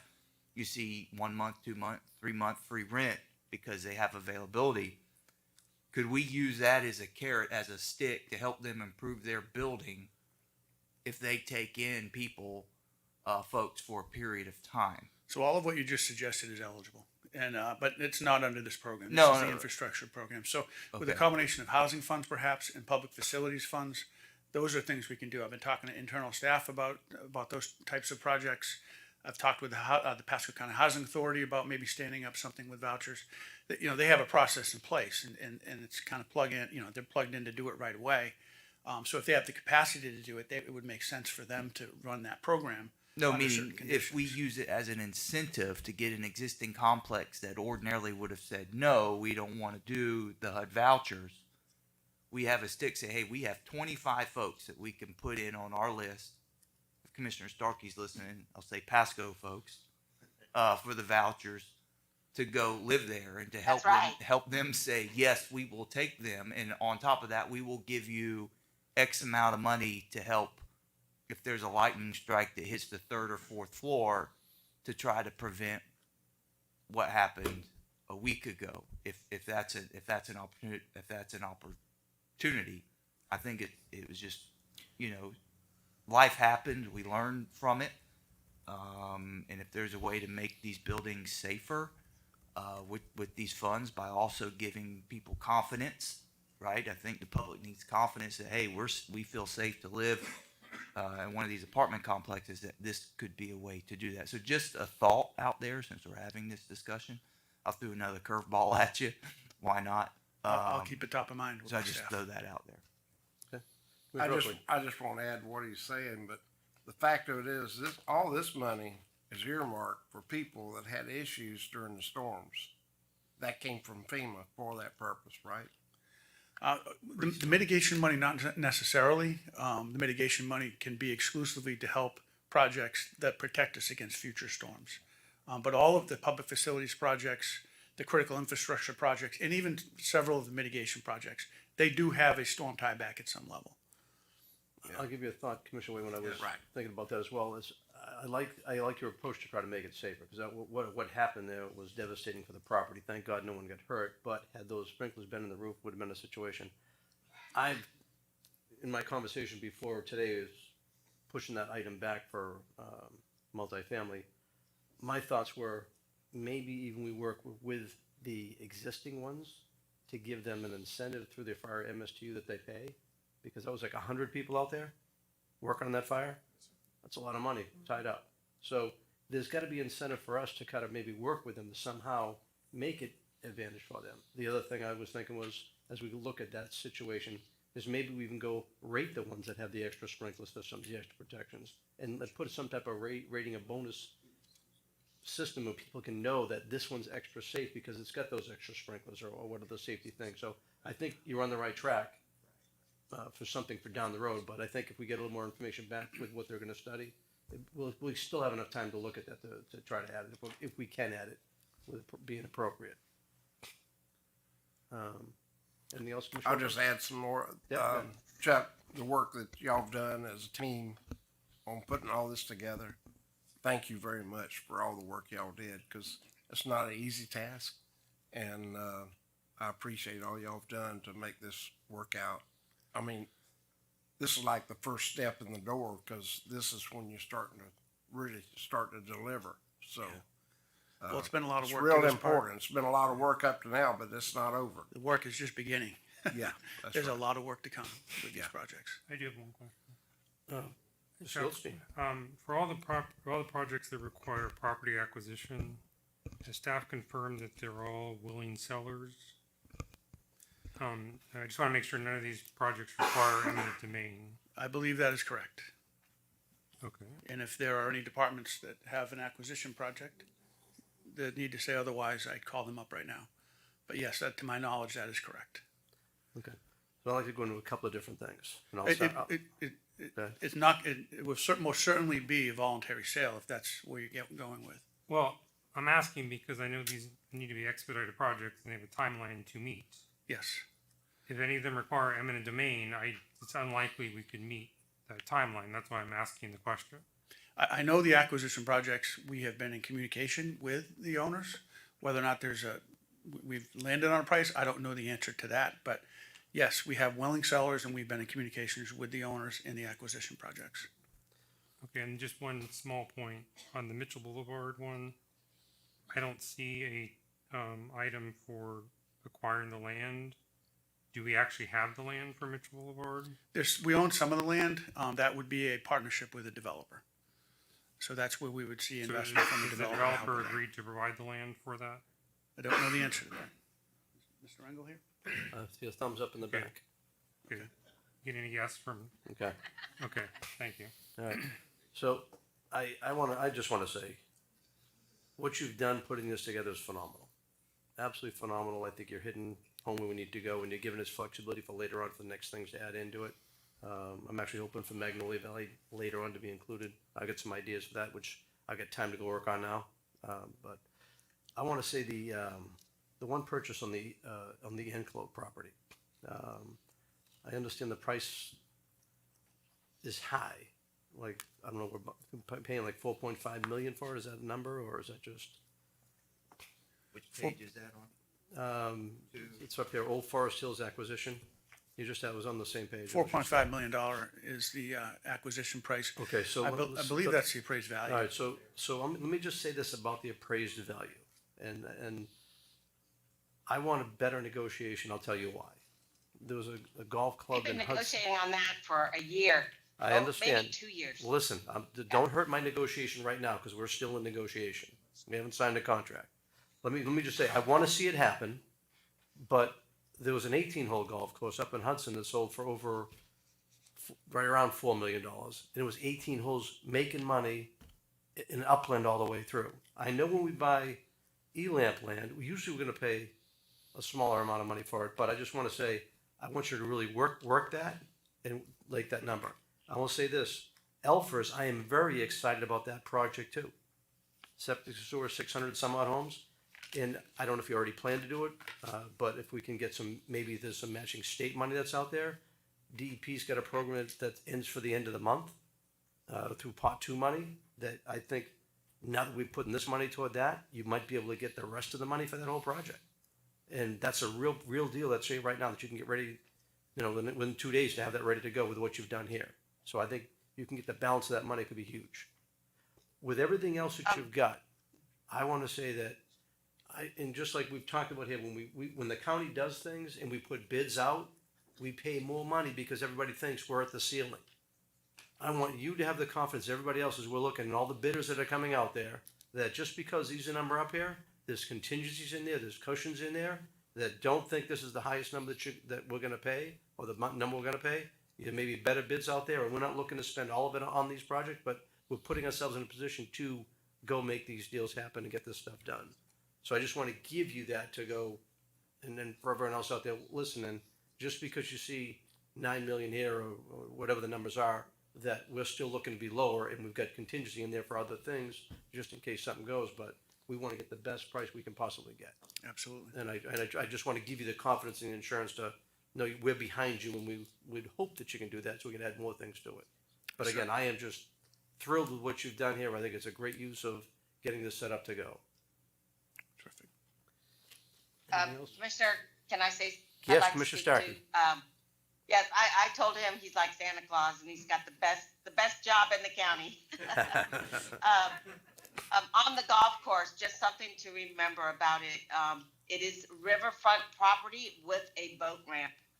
So the county is now going to have another access to the Enclave River. So that is very advantageous for us. So there may be other things coming with this? Commissioner Starkey? So there may be other things coming with this? Yes, there's some Okay. wonderful things for the county coming with this. Okay. And there may be an opportunity for us to carve off a piece and sell it to there's a restaurant on the water on this property as well. Okay. It's closed right now. And again, good. Sorry. So I just want to say I was so glad to see there's something in everyone's district. I am absolutely thrilled that we're getting the bridge that connects the parts of the Starkey Preserve together, because that's a safety issue, and it's been long overdue. And looking at everyone's projects in their districts, they're just going to make such a difference in our constituents' lives. So I'm sorry that we had the hurricanes, but this is the lemonade out of the lemons, and I think the impact on all these projects will be felt for a long time. So you ready to make a motion? Can't you do it from online? I make that motion. I'll second it. Okay. I thought Ronnie made it. All right. Oh, sorry. On this? Yeah. No, I already that was did the that. first motion. Where y'all been? Did you? Catherine, I'll leave it to the Commissioner clerk. Starkey can be the second. Yep. You're going to have to second All right. it, Commissioner Starkey. Anyway, phenomenal job, Second. great work. Second. District 1, Commissioner Oakley. Now who's slacking? District 2, Commissioner Waitman. Aye. District 3, Commissioner Starkey. Aye.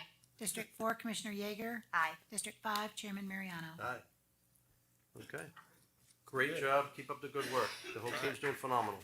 Woo! Go team. And that will bring us to committee reports. Commissioner Oakley. I'm done. All right, let's go. Done, okay. Yeah. Commissioner Waitman. He's out. Three, I've enjoyed it. three things. Chief and the fire team and Joanna and your team, Pasco Sheriff's Office, neighboring jurisdictions, 911 Center. Thank y'all for your quick work and your safe work on the Cobalt fires. I know you guys are hearing and talking and living it probably all day, every day. But I'm confident that your work in getting that fire under control is seen, and our heartfelt gratitude to you all. Everybody was safe. Nobody got hurt. Residents and your team. Everybody. It was a successful mission as it could be. So thank you all for your dedication. And it was somewhat timely with the opening. Chair Mariano and I were there. The opening of Station 2. Congratulations to everybody who's living and working in Station 2 on 54. Very excited to see that firehouse open. Looks great. Gym is awesome. Kitchen's fantastic. And lastly, want to thank everybody for their support on our safe routes to schools and the school district and our federal partners and our state partners and the voters for the penny. We had a groundbreaking for the Pineview Middle and Elementary School sidewalk projects last week, and had some nice press coverage on it to show that, hey, we were moving forward. It's the most dangerous route to school, those two schools, and we have roughly 3 miles of sidewalks that are going to be on their way getting built.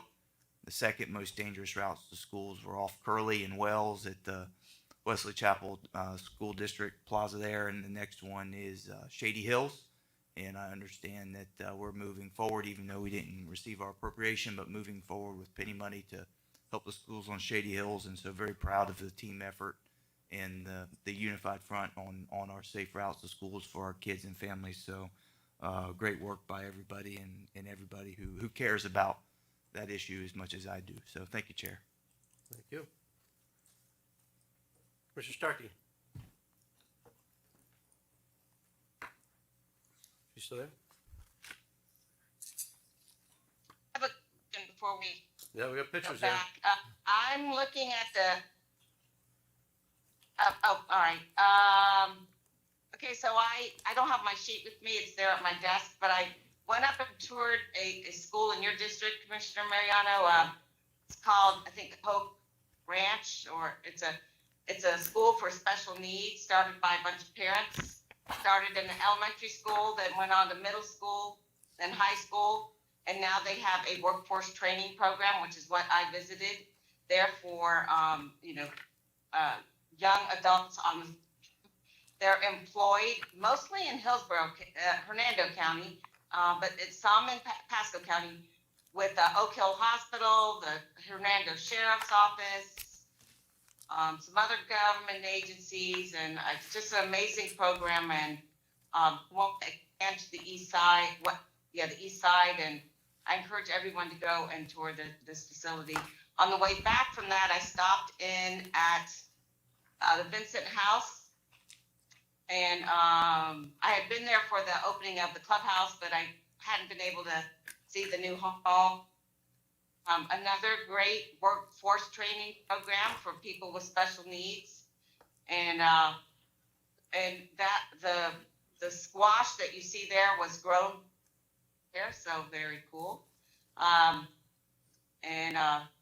Just another unique program. I'm probably going to feature both of those programs on National Call on Workforce Training on my committee for C.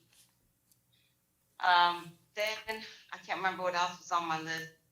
I went to another work that did in Tampa with the Hillsborough County School District and one of their school board members, and it's another workforce training program centered on high school students, making sure they all have a plan before they graduate high school of what they're going to do as far as a job, and they have a curriculum that they have all the students to go through.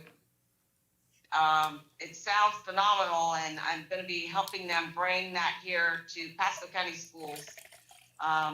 Yvonne Fry is the school board member who's got this program. So, from Hillsborough County, and then some companies and school districts. It's a great program. And I attended the Tri-County meeting, another great meeting, and I wanted all the commissioners to be sure that you have on your calendar the special meeting for the FPO mergers that's going to be in Dade City. I think it's on the 3rd, but just please make sure you're there. This is a super important meeting. Every county, MPO, or whatever it's called in other counties, are all having the same meeting on the same day. So it's a big day, big vote. Hey, thank you. Commissioner Starkey, if I could. Commissioner Starkey? Yeah. Yeah. So the meeting that we have in Dade City, is that just us or is that the others as well? It's our MPO. It's Just an emergency meeting for our MPO. Just our MPO? We're in the afternoon. Okay. I don't know which one's going first, Hillsborough, Pinellas, but it's all three of us simultaneously are consecutively meeting that day, apparently.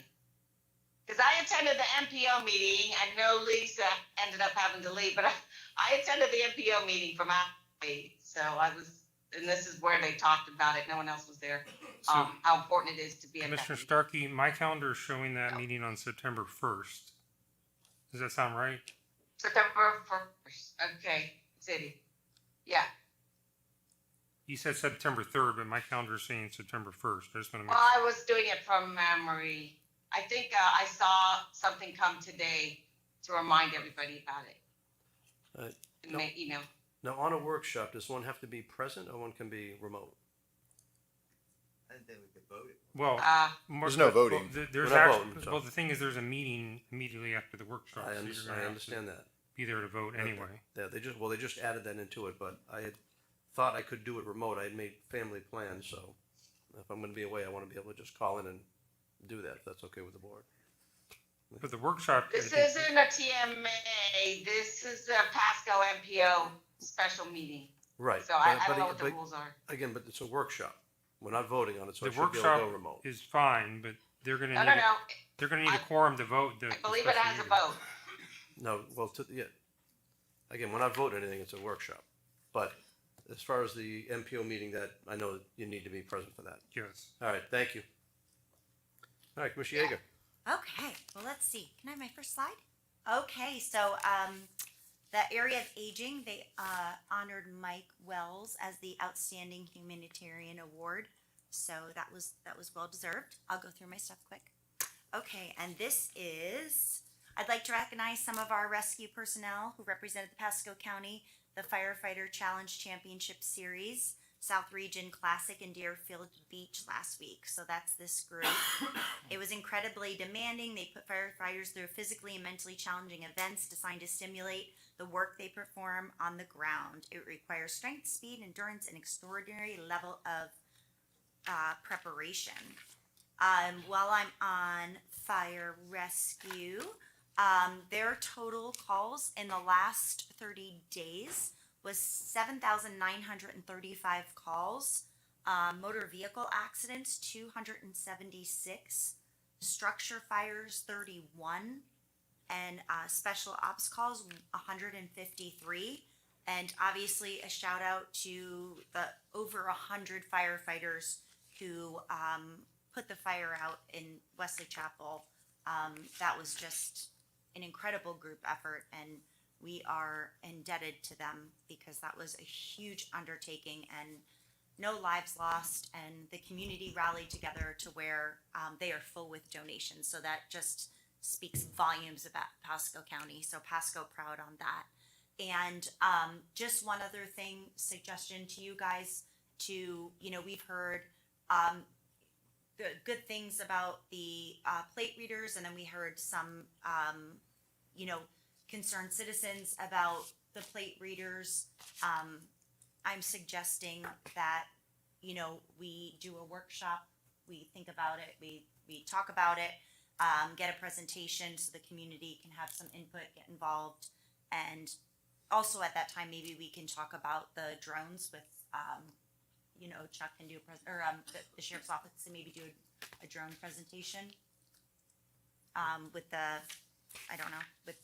just about the contracts to include the ALPRs and the LPRs for a workshop. So I'll agree. I think we should go even a little more intense with it. I think, like, we had a bunch of experts that were Pasco residents, great input, good input from the sheriff's offices as well. I think we set a committee up. I think it's a great recommendation.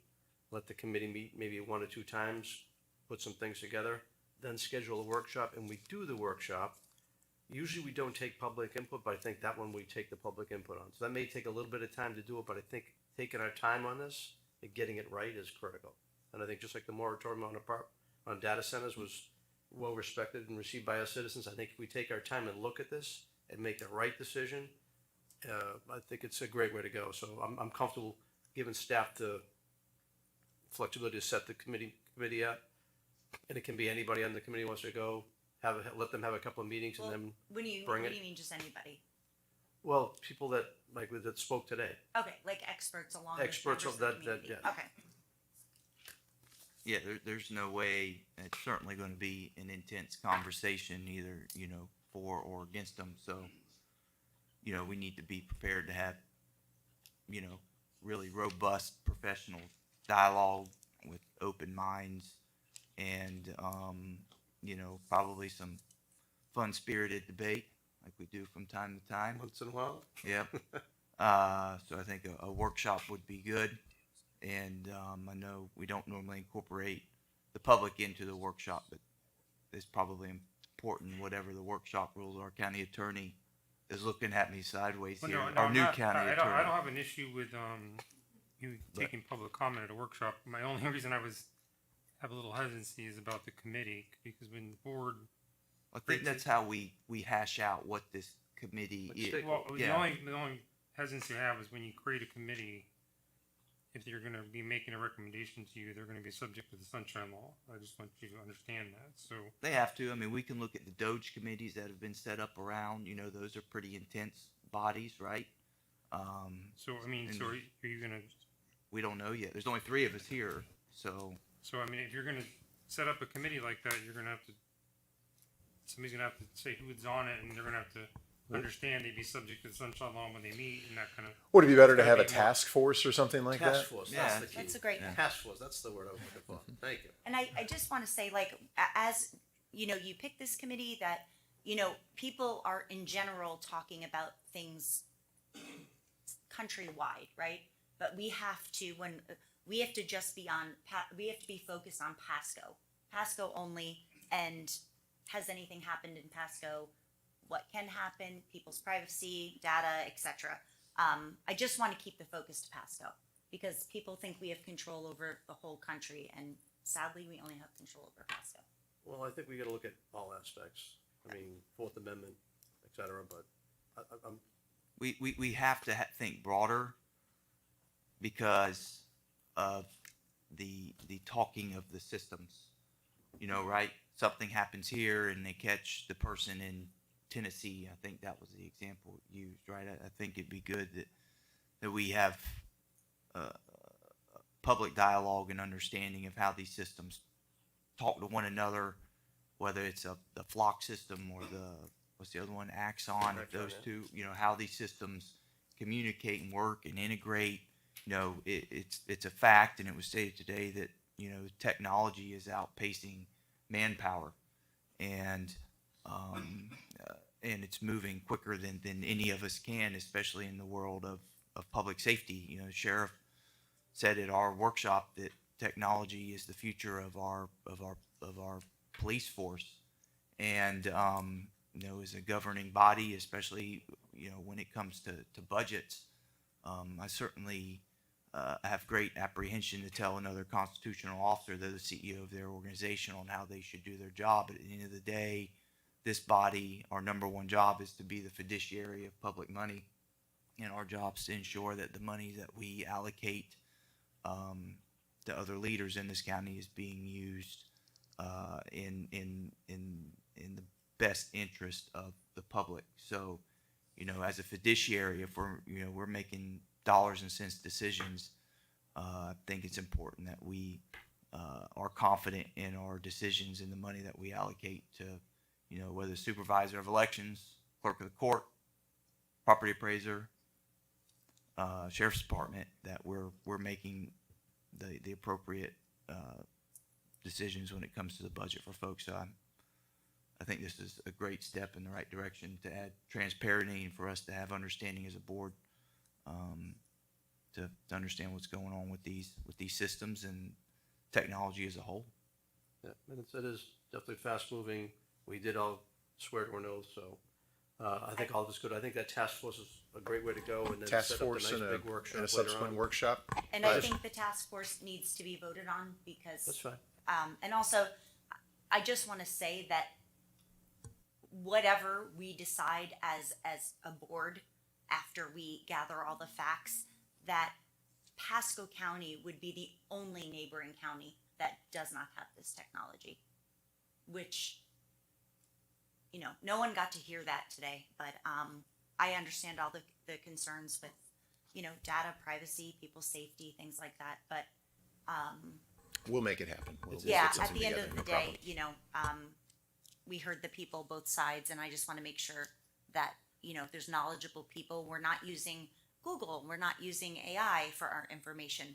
We're getting information from people in the field and these vendors. So We'll ensure a balanced group. All right, I'm sure you can bring something back to us. Okay. Absolutely. Very good. All right, County Administrator. Two really quick things. Yes, shout out to the fire rescue team as well as members of our public services team. Just a great EM. Everyone came together on that fire, including one new member of our team. I think John Gross is here. John, would you stand up? Where you at? There he is. John is our new fire marshal, and he got thrown literally into the fire with one of the largest fires that we had here in the county. So welcome. Just John, wanted to introduce him. have you been here all afternoon? All right, well, you get a clap for just staying and hanging out all day. The second thing that I have is at the last meeting, the board instructed us to come back with information related to Amendment 3. I have Amy Farrell here. She can give you a 3-minute overview of a draft website that we have come up with to educate the public on Amendment 3. Amy. All right, so there's a couple, I'll call it major muscle movements on the draft website as it stands right now. So one piece of the story that we noticed when we were looking at when and where education was happening was why the impact, the potential loss of revenue might be an impact. When you look at total budget, we've got a $2.2 billion budget. So the first thing we did was to frame it in what we're calling restricted versus unrestricted funds. So we have a lot of different funding sources that come in, but there's laws and rules tied to how we can spend them. So the first thing we did was break out, okay, 61% of our budget has a lot of rules around it, and those things that are funded by property taxes, by and large, it is not lawful or legal for us to use 61% of our budget to fund those things. So when we're talking about the tax reform, we're really talking about 39% of our overall budget that would be impacted. Then we drop down to show you using visual graphics what that impact looks like per major levy. So the first one we're looking at is our general operating levy. Then we move into our fire rescue levy, and then we move into that road paving levy. Then we send them back to our main budget page if they want other information on our current fiscal year 26 adopted budget or any previous budgets. Fiscal year 27 is forthcoming. Then we drop into two sections, one that are frequently asked questions, and then the second one are links to other resources for additional information.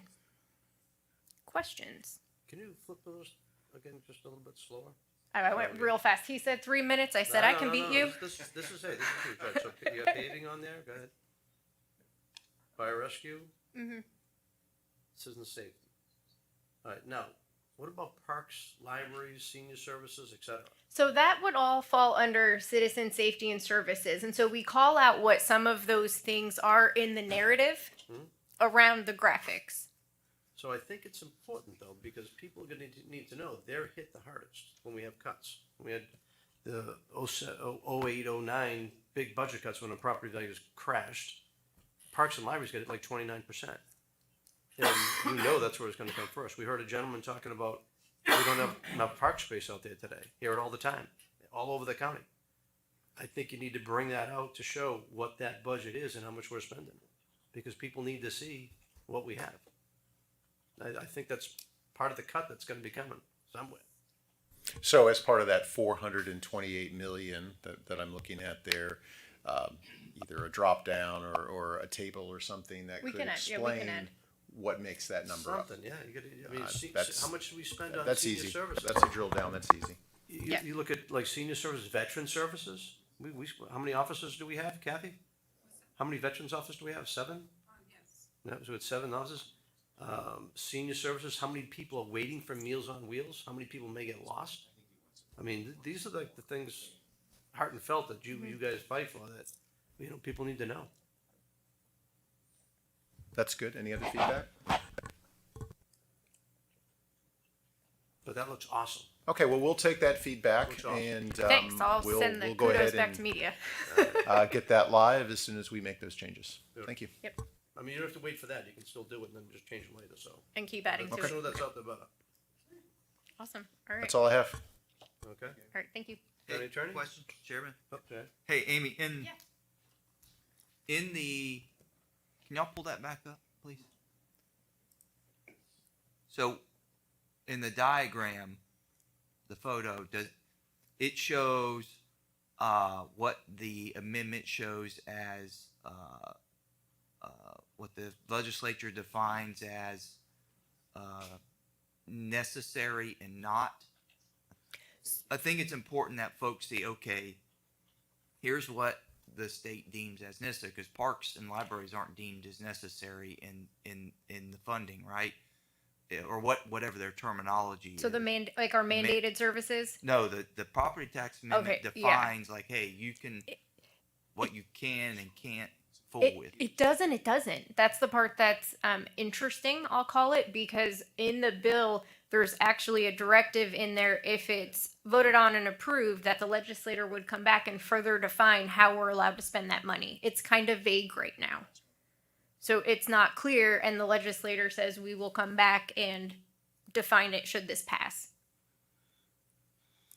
So I can give it the old college try. Can I ask a question? Yeah. So we can pull some of that language in here. There is a bit of there it's vague. Because I was under maybe I misunderstood that parks and libraries, which a lot of our constituency deem as necessary and critical to the life and well-being and quality of life that our county provides, and the state views that as it's not necessary. Those items weren't specifically called out. Okay. Yeah. So we'll go through the language and we can put in there what's clear, and I can add specific bill language, right? So then it's plain, it's what's in the bill. It's not Pasco County's interpretation of it. And then what's called out versus not called out would also be apparent. Is Keith still here? No? Okay. He got his pickleball and ran. I just asked a Dave? question. Amy? Commissioner Yeager, go ahead. Yeah. Well, go ahead. I was just thinking, like, if Keith had a close to real number, a guesstimate of what people would pay for Little League and things like that, for the parks. I can ask. Okay. I know he had a number, but I don't know if he's comfortable sharing that number. And maybe the comparison we use from way back when, how much rates went up compared to what people used to pay before the property tax cuts of 2010, maybe how much he had to cut them or raise those fees up might just be an indicator, because we're not saying we haven't voted what we're going to do, but let people see to make the offset. You might even look at the library hours. We actually shut down one library. We cut hours back on everything else. Maybe that needs to be kind of shown, the cuts they face if they pick the number.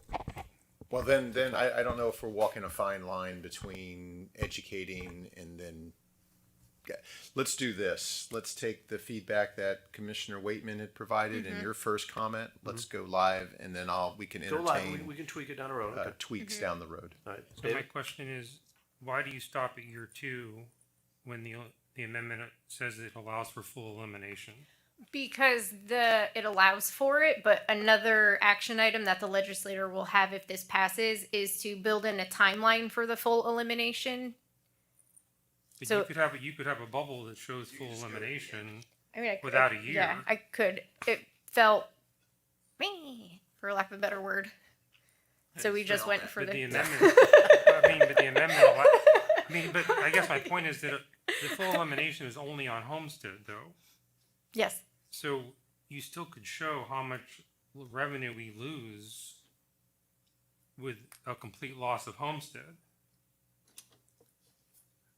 I mean, it's not the entire budget, but I mean, you could show what that effect would be. I mean, we could. I mean, the language does say full elimination, It does correct? that it directs the legislator to come back and figure out the timeline for when full elimination would I happen. mean, I'm just saying you could show it, just not show a paraphrasing. year. You just add a Yeah. fourth Yeah. link Yeah, in we your can add chain. it. Okay. No, I mean, I think the voters deserve to know what the effect of full elimination is. I mean, that's a good point. Mm-hmm. what about unfunded mandates for a line? I think that's a tweak because that's a term we've used kind of internally here with the board and with you guys. I mean, it is certainly a topic that Amy and the committee that we have formed are going to be looking at, because unfunded mandates are just things that the state says thou shalt do as a local government, but we're not providing you any money for those types of I things. think that's, That could be additional education that we can provide. Let me look and see how we do that and come back to you guys with that. because when you break it down, if that property tax amendment goes through, we go to year 3, 4, 5, cuts are even more dramatic. It's probably not a bad thing to see. Here's what they're telling us we gotta pay for now, how are they gonna pay for it? Because we won't have the money. Is there anything in there that says to make budget before we can go back to the state to look for money, that we have to go raise our millage on commercial, I think that's on just non-homestead? been talk. I haven't seen anything official. I mean, there have been, I've heard secondhand that there have been conversations. I can't confirm that anyone has actually said that. It's not in print anywhere. Correct. In the amendment. That I'm aware of, no. Okay. No, but that's cut to 5%, where now the cap is 10%. The cap is 10%. Yeah, but Today, the but commissioner's talking about like increasing millage to say 10 mills before we seek any sort of additional dollars from Tallahassee. I think that was the hearsay. But that was part of what I think the governor's Yeah, plan that or was said whatever. at Summit. Say that again, Commissioner Starkey?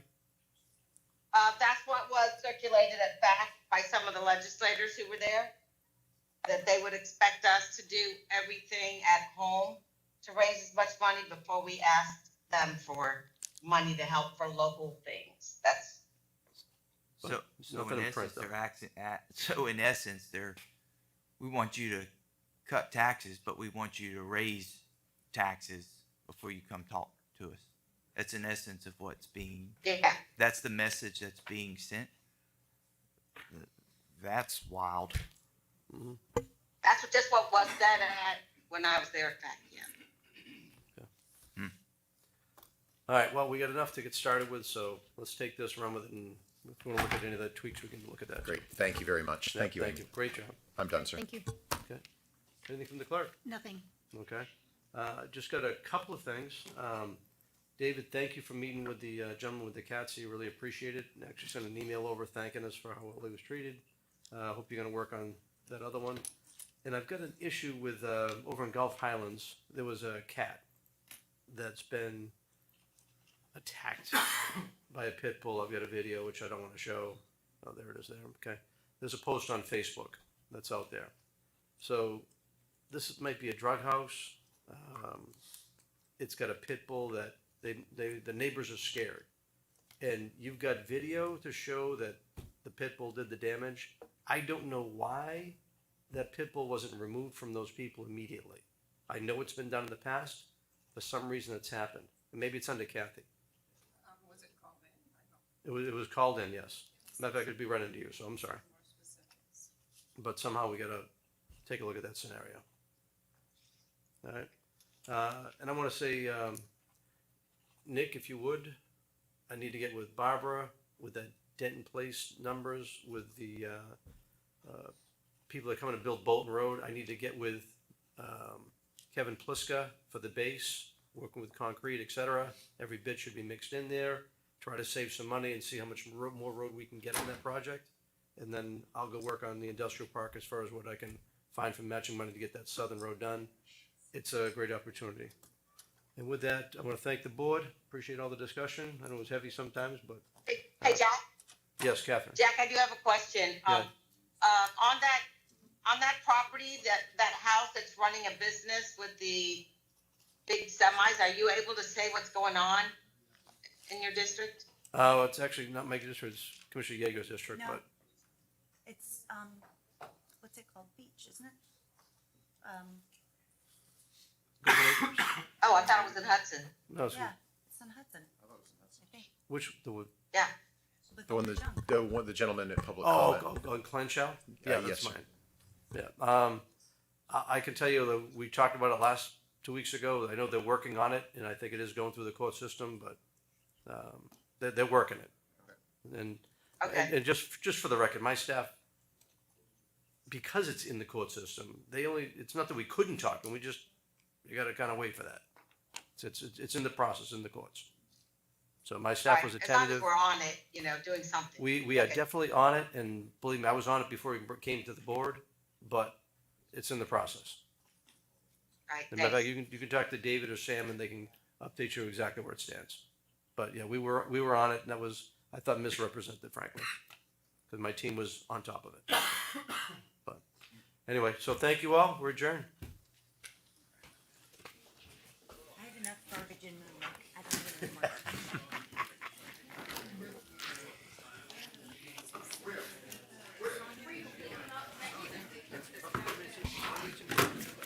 She could have gone home. I told her that. To go home, I said I would have bought her right off. No, I was so told her. I knew I would get her.